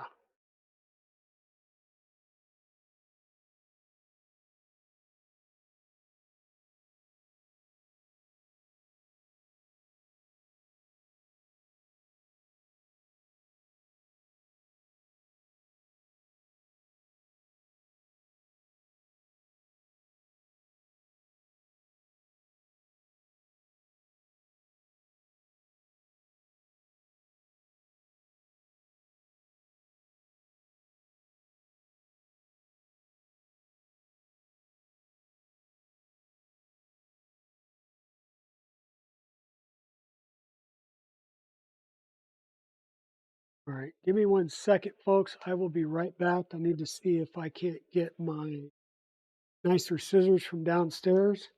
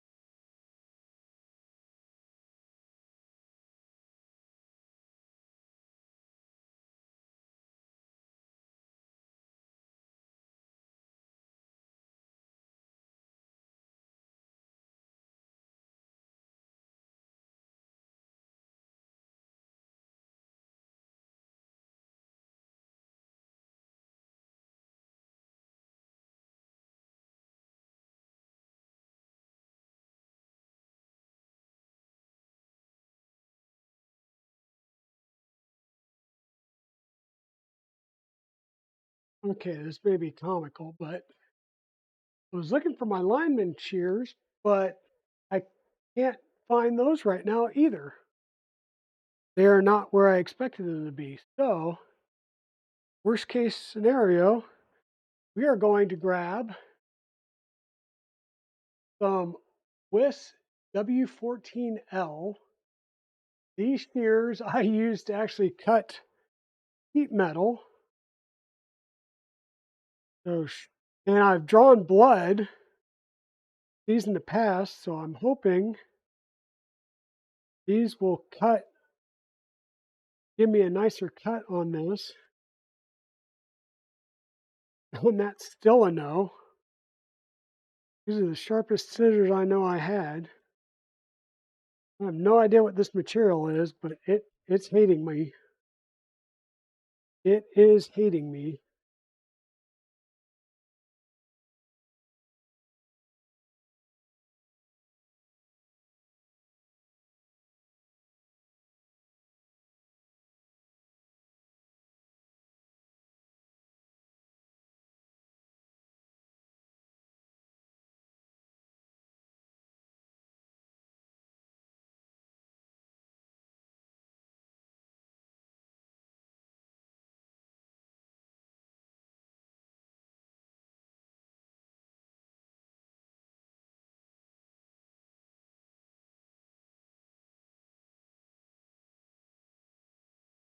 I don't know why the first one went very easy, and now this one is just being a cantankerous pain in the tush.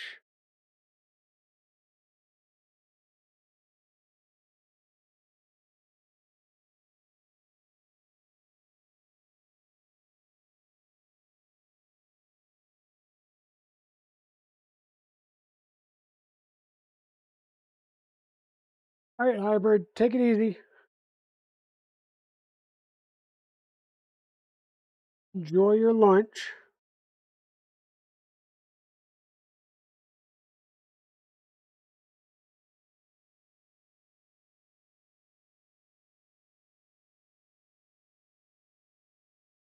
I cannot afford to cut any more of this because I don't know how much I have to play with.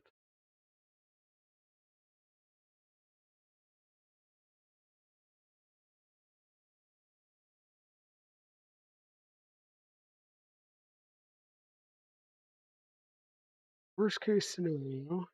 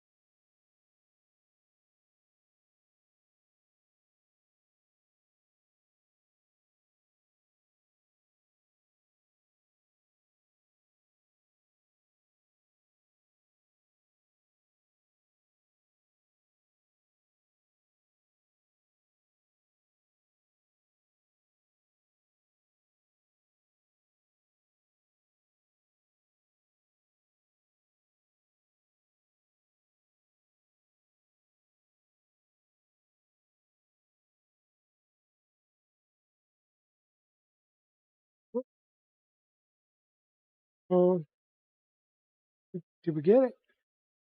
Did we get it?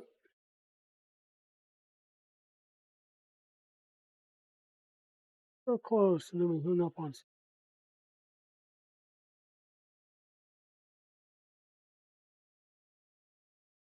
We got it started in the hole, and then it hung up in the hole. Ain't that a beat up?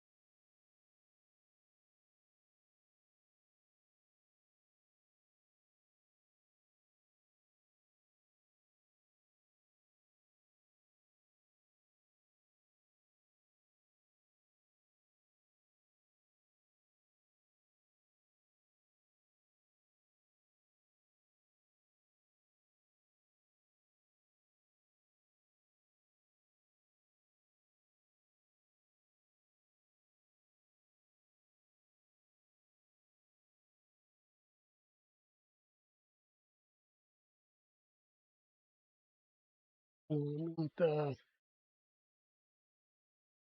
3 millimeter size hole, looks like. I'm gonna have to try and ream out one side of this.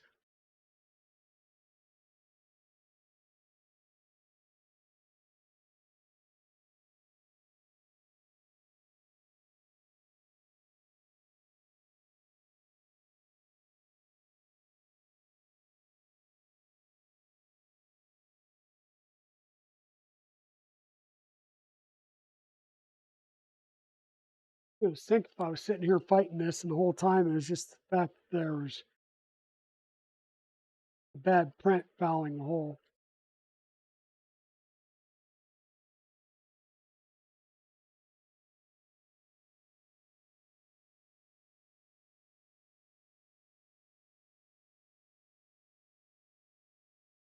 That's as soon as I'm going to get that hole. And we are through.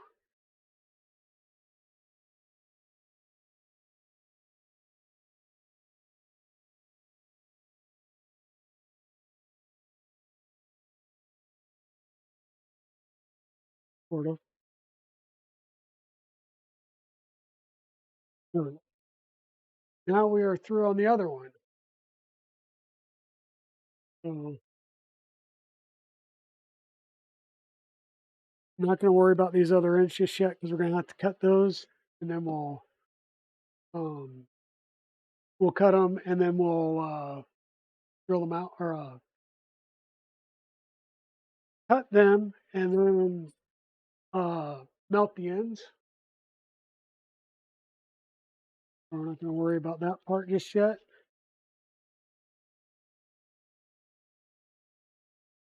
We've got that done. Note once more the orientation of the left and right counterweight container assemblies below. We will now cover the routing of the paracord. So once again, the left side, the side with the tools on it, has the kind of L shape facing out. The right side, this side, L facing out as well. Right? So we're going to start with the right side, route the cord up and through the forward inside pulley and out of the other side. We're going through the inside of the two pulleys. Easier said than done.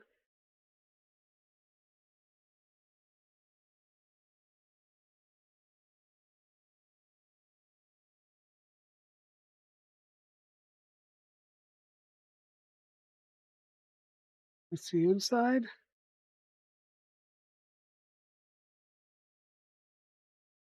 Route the cord down through the rearward inside hole of the counterweight container. Rear inside hole.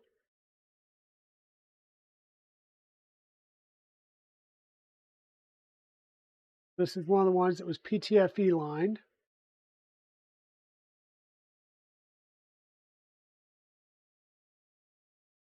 Okay. Follow by routing the cord into and around the lower counterweight pulley from the rear. What this is doing is basically changing the line of our well the we're moving from the inside towards the outside of the counterweight. We're going to come back up through the counterweight on this outer hole.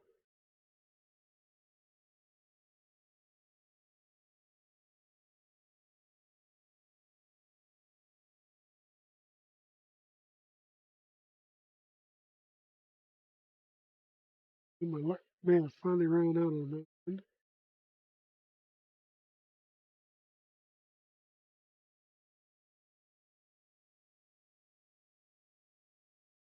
Oh, there we go.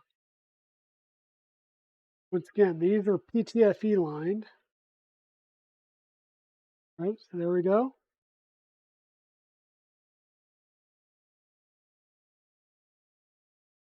So down through this one, up through the outside.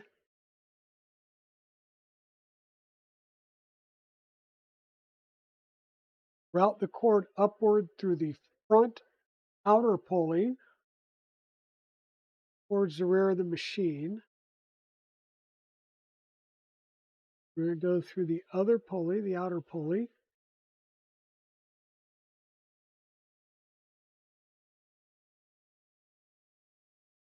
And then we're going to loosen this fastener here.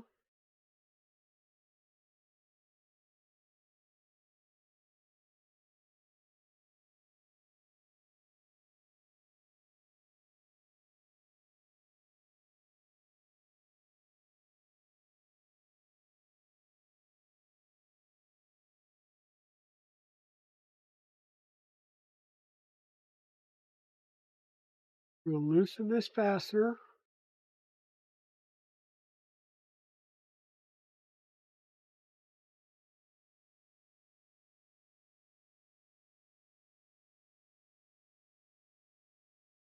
We're going to wrap this around this fastener.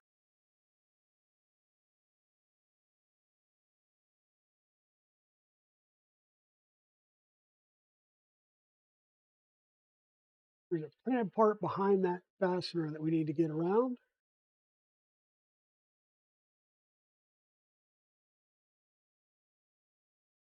Bring that down and around.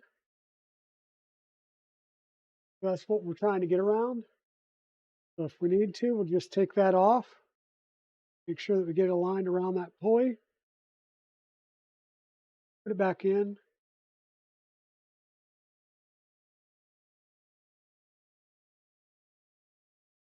Turn down.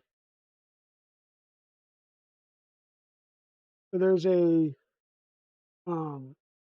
gap in the printed part that will allow it to go down and around there. So you kind of see how we're lined up. If I don't try and push it.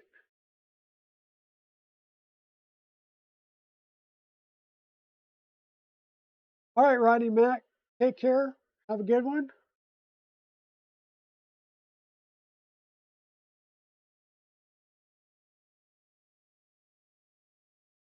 We've got that.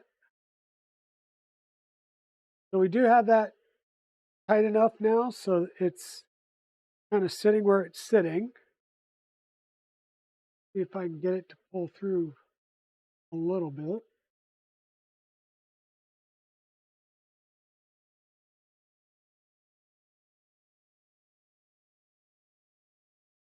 Okay, there's our counterweight. We're going to do the same thing on the other side.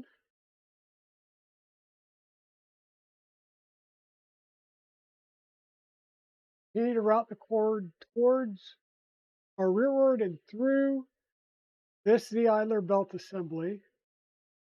Finish by loosening the informed fasteners marked green and wrap the cord around each fastener as shown. These will secure the cord into its final position. So this doesn't get fully tightened. We're going to bring this down and go around here on the bed. Now, if I remember right, it talks about these or the bed being lifted up. We see it there if we're supposed to have the bed at a specific position.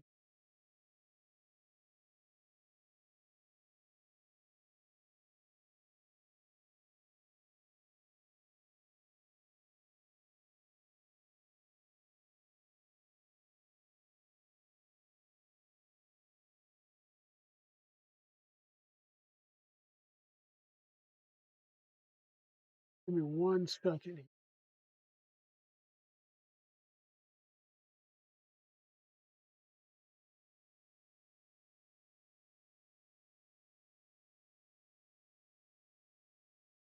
Preparatory, no, nothing, right?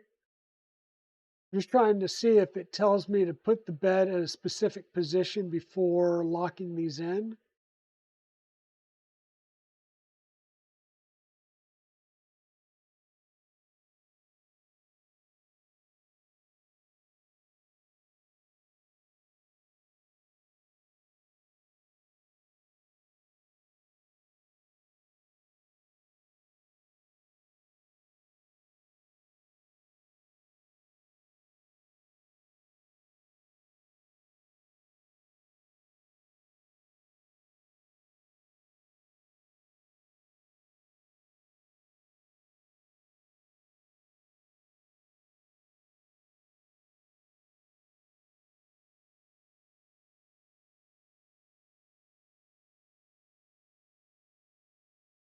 Yeah, so far I haven't seen it say anything about any specific location the bed should be at.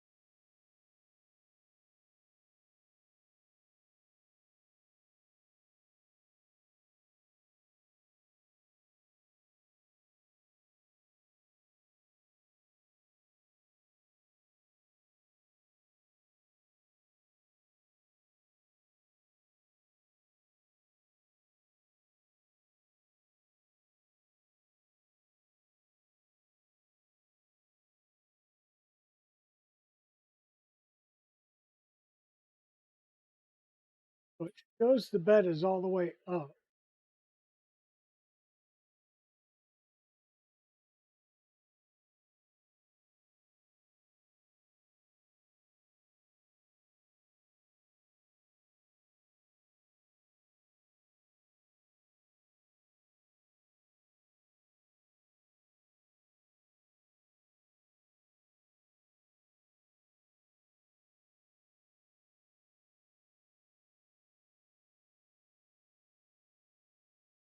Be sure the bed is resting at its lowest point. Pull the free end of the cord until the container is around 2 millimeters from the face of the socket head screw securing the upper idler pull. Okay, there we go. So the bed is at its lowest point. We're going to pull this until it's within 2 millimeters of the face of the pulley.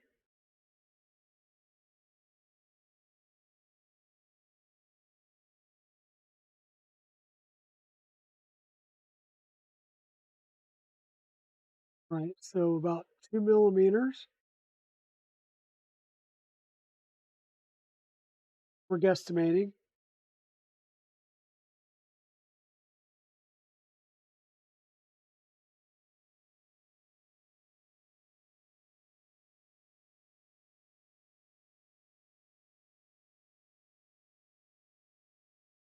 Now we're going to wrap it around and secure these two screws at the bottom.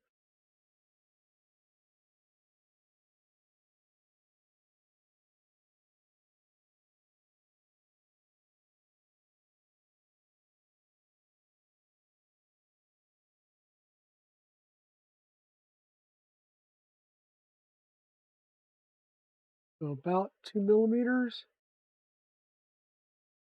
Here around these two screws at the bottom.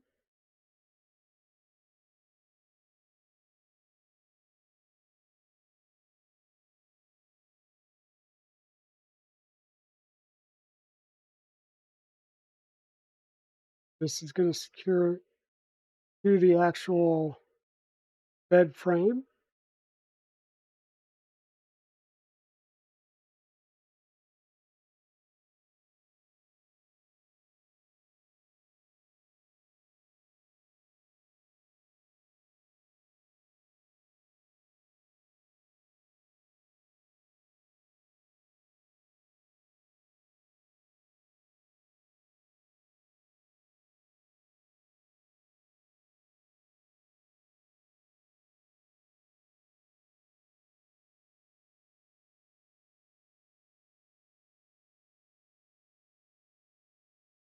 Okay. Now we would move this forward or aft to make this vertical. And it actually looks like it's pretty good.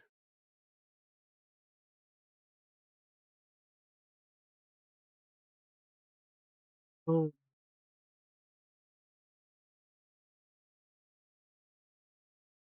Actually looks pretty darn.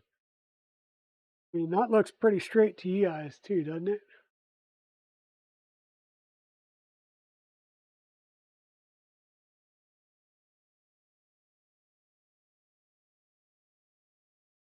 Pretty darn straight up and down to me.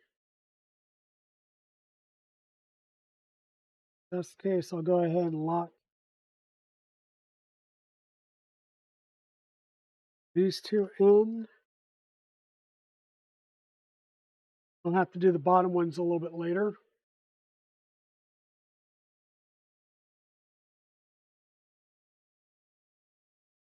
I'm going to turn this around so we do the same thing on this other one.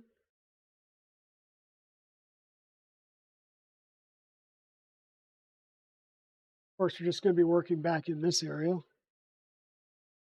So left side box. So we bring our end and we go through the inner, the two pulley holes.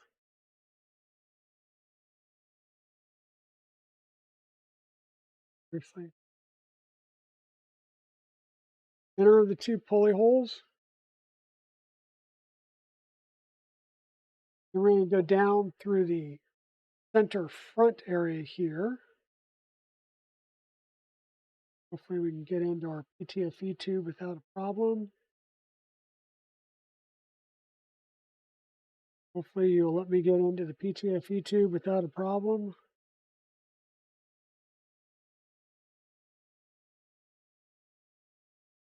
Get into the PTFE tube, it should be able to. Oh.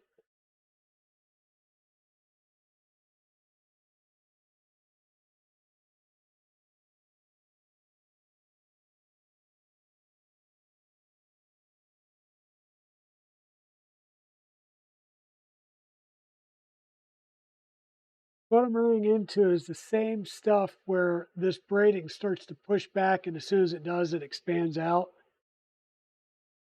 causing me no end of strife.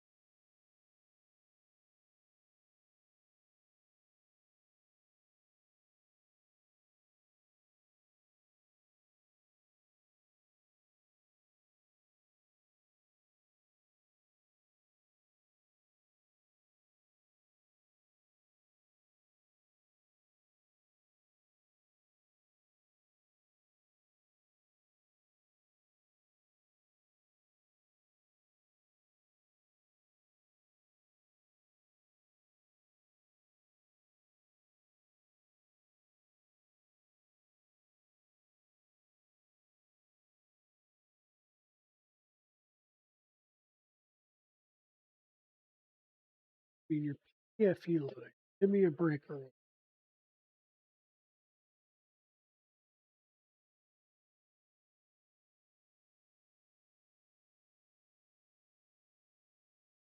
You know what I need to do is, like, I don't know, actually sharpen my dang scissors. Get them a little bit sharper with a file.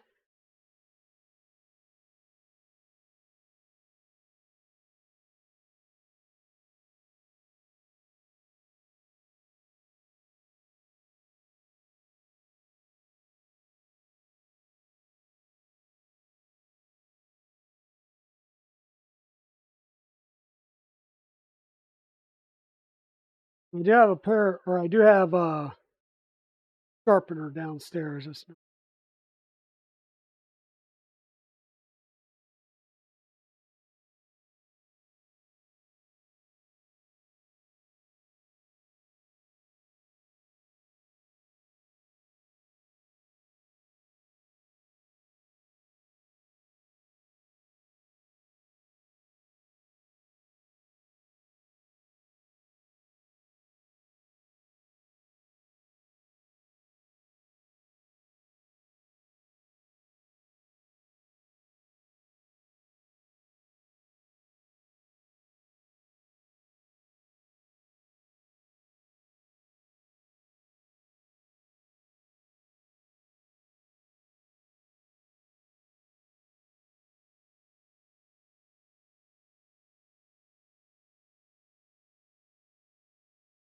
just like before.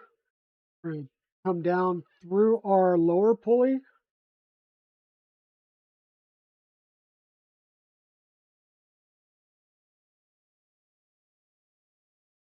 Back up through this last side on the outer edge.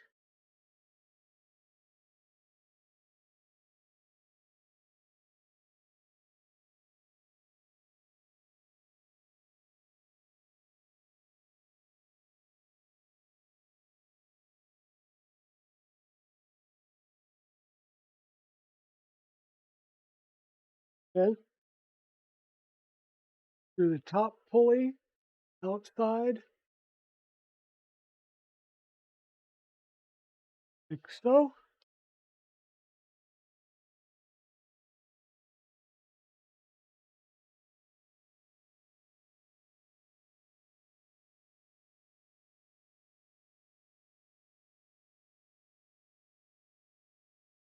Loosen this.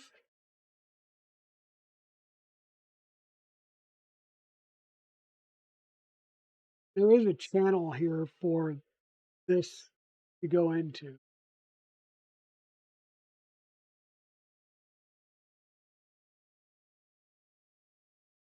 Goes around up there, down through this piece, creates that nice channel.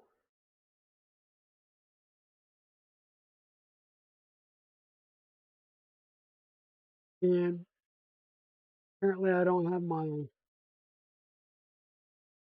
screws on this side, or those three.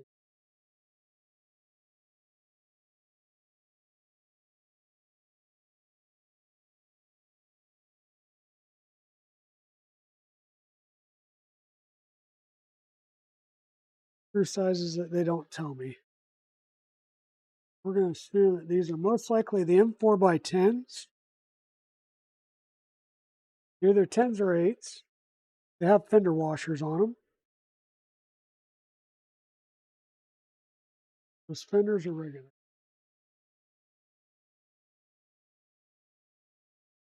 Regular washers.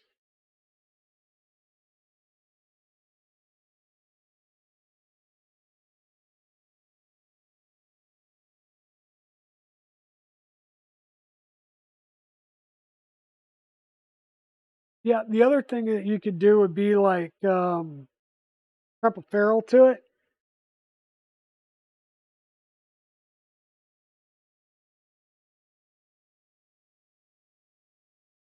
Like as soon as I do that, I realize it's not the 10s and it's got to be the 8s.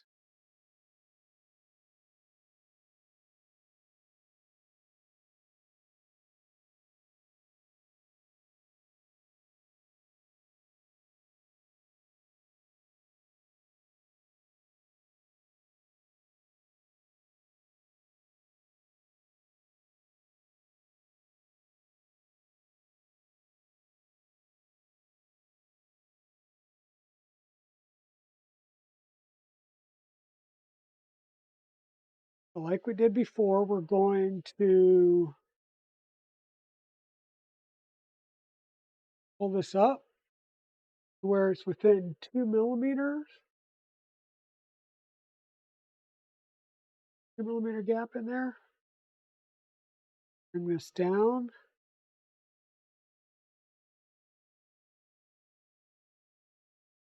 Washers actually work with me and not be all the way up against the printed part.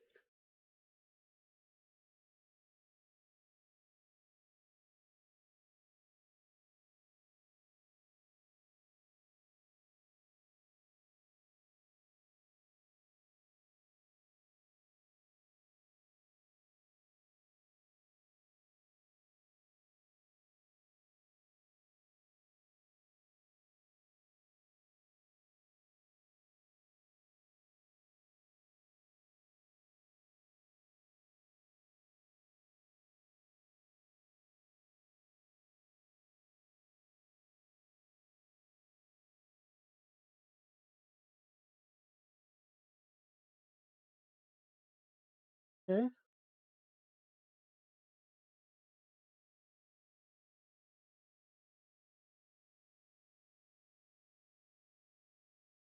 Keep trying to get it caught completely underneath that washer, and it keeps like feeling like it moves out on me.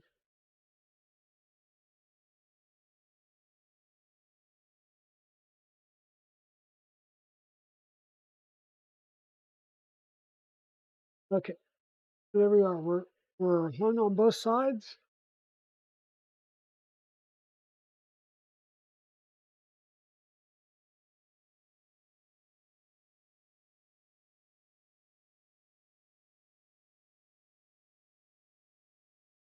Of course, 2 millimeters from the face of the socket head top screws, not the face of this part.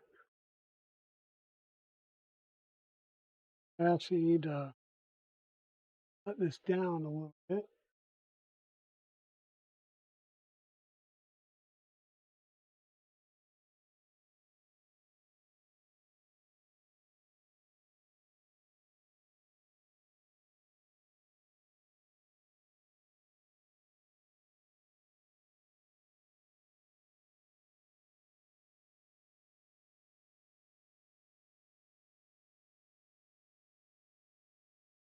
Okay. The same thing over on this side.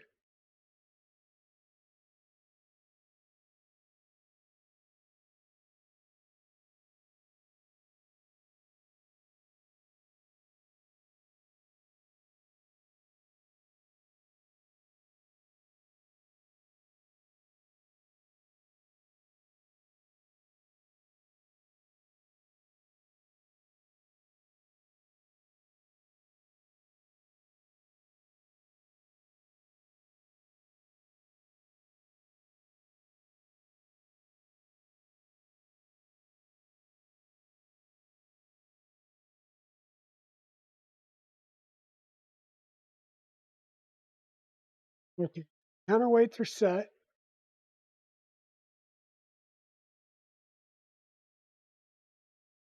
Once mechanically mounted, the bed can be raised manually by hand and held up with something sturdy, a couple of rolls of filament perhaps.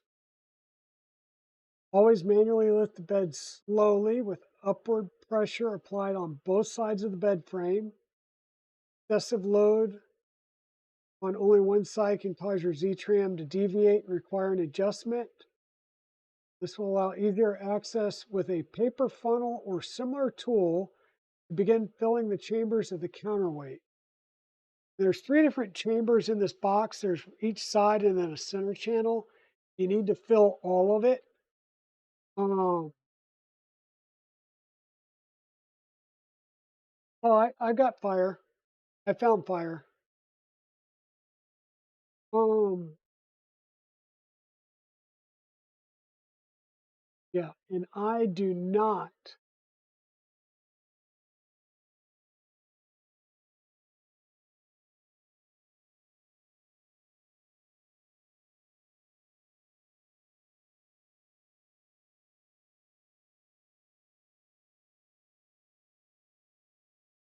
Yeah, I do not want to fill these. Like I said, 2 spots will be really easy. The center spot will be the hard part. Oh, you guys aren't seeing what I'm talking about.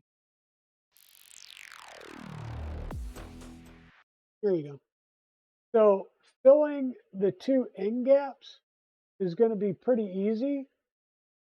It's the center J that's going to be the fun part to get done without spilling ball bearings everywhere.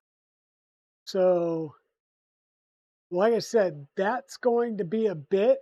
We need to do that, let it sit for a day or so before we do the next piece, which would be installing the panels, especially the panel that goes on this side. We will need to trim this. We will need to trim the bottom underneath here. And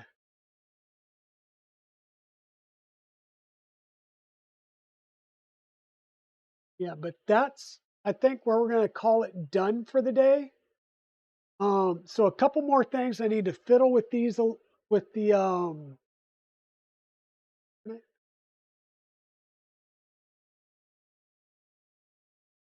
I need to fiddle with the tool heads a little bit more to make sure that I'm good and happy with them. Figure out the worm drive and see if I can get mine to work or if I need Chris to send me one of the 4mm bore ones. And I really want to do the wiring before I put this panel on, because once I put this panel on, getting to these outlets is going to be even more difficult than it already is for a couple of these, right? Um, we're going to want to lift up our bed.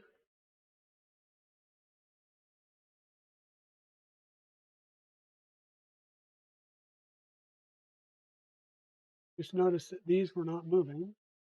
They're not moving because there's no counterweight in them.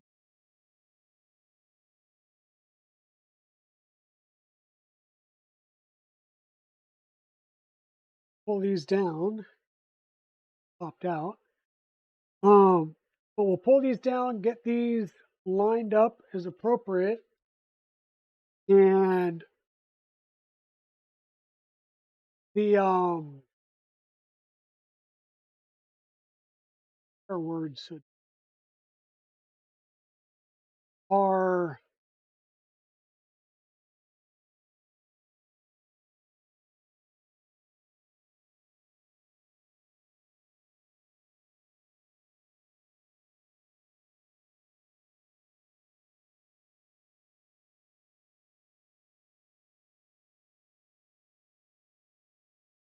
so we've got our bed there. I want to be able to do the wiring some before we run into any issues because it will really, really suck if I go through and work on my wiring or put the bed on and put everything else on, and then I need to go in and work the wiring. Just thinking that that's going to be a bit of a pain. So I want to get the wiring done, make it easier to move things around, or while it's still easy to move things around on the printer. And then,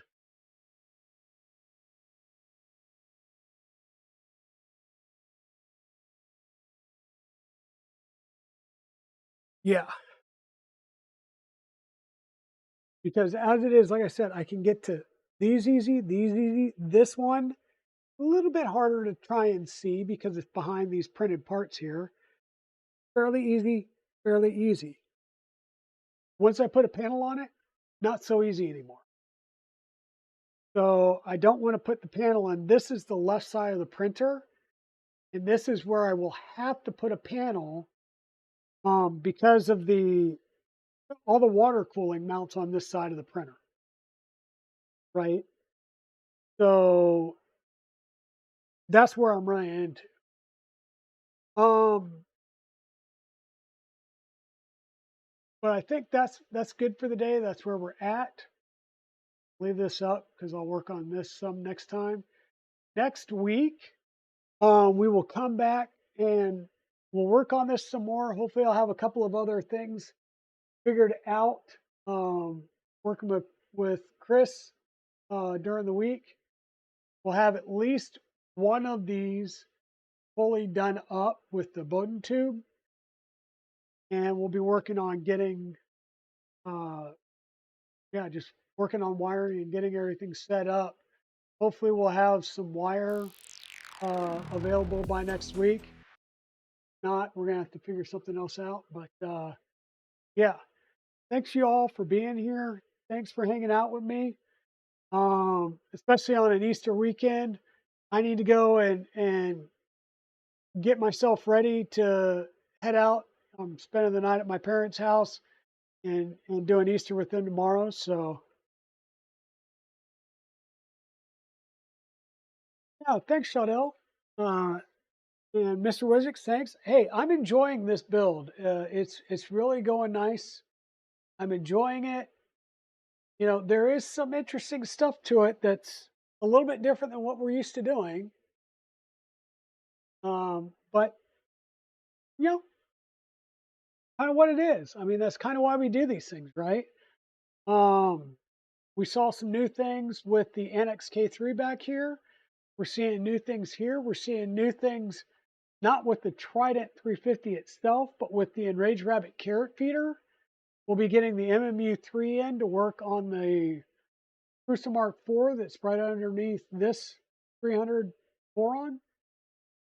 We'll have the VZ bot to work on. After Remurf, we'll have we're due to get in the Millennium Mills Milo. That's on order as well. So we got some great things to work on in the channel here, and I'm looking forward to it. And for those of you that are going to Rocky Mountain Rep Rap Fest, I will definitely see you there. I was just looking, there's not a lot of people on today. Imagine that with it being a holiday weekend. So we're going to get ready and jump over to Free Heathen. Looks like he's got some prints going and he's playing some Helldivers. So please join me as we raid over to Free Heathen. Thank you everybody for being here.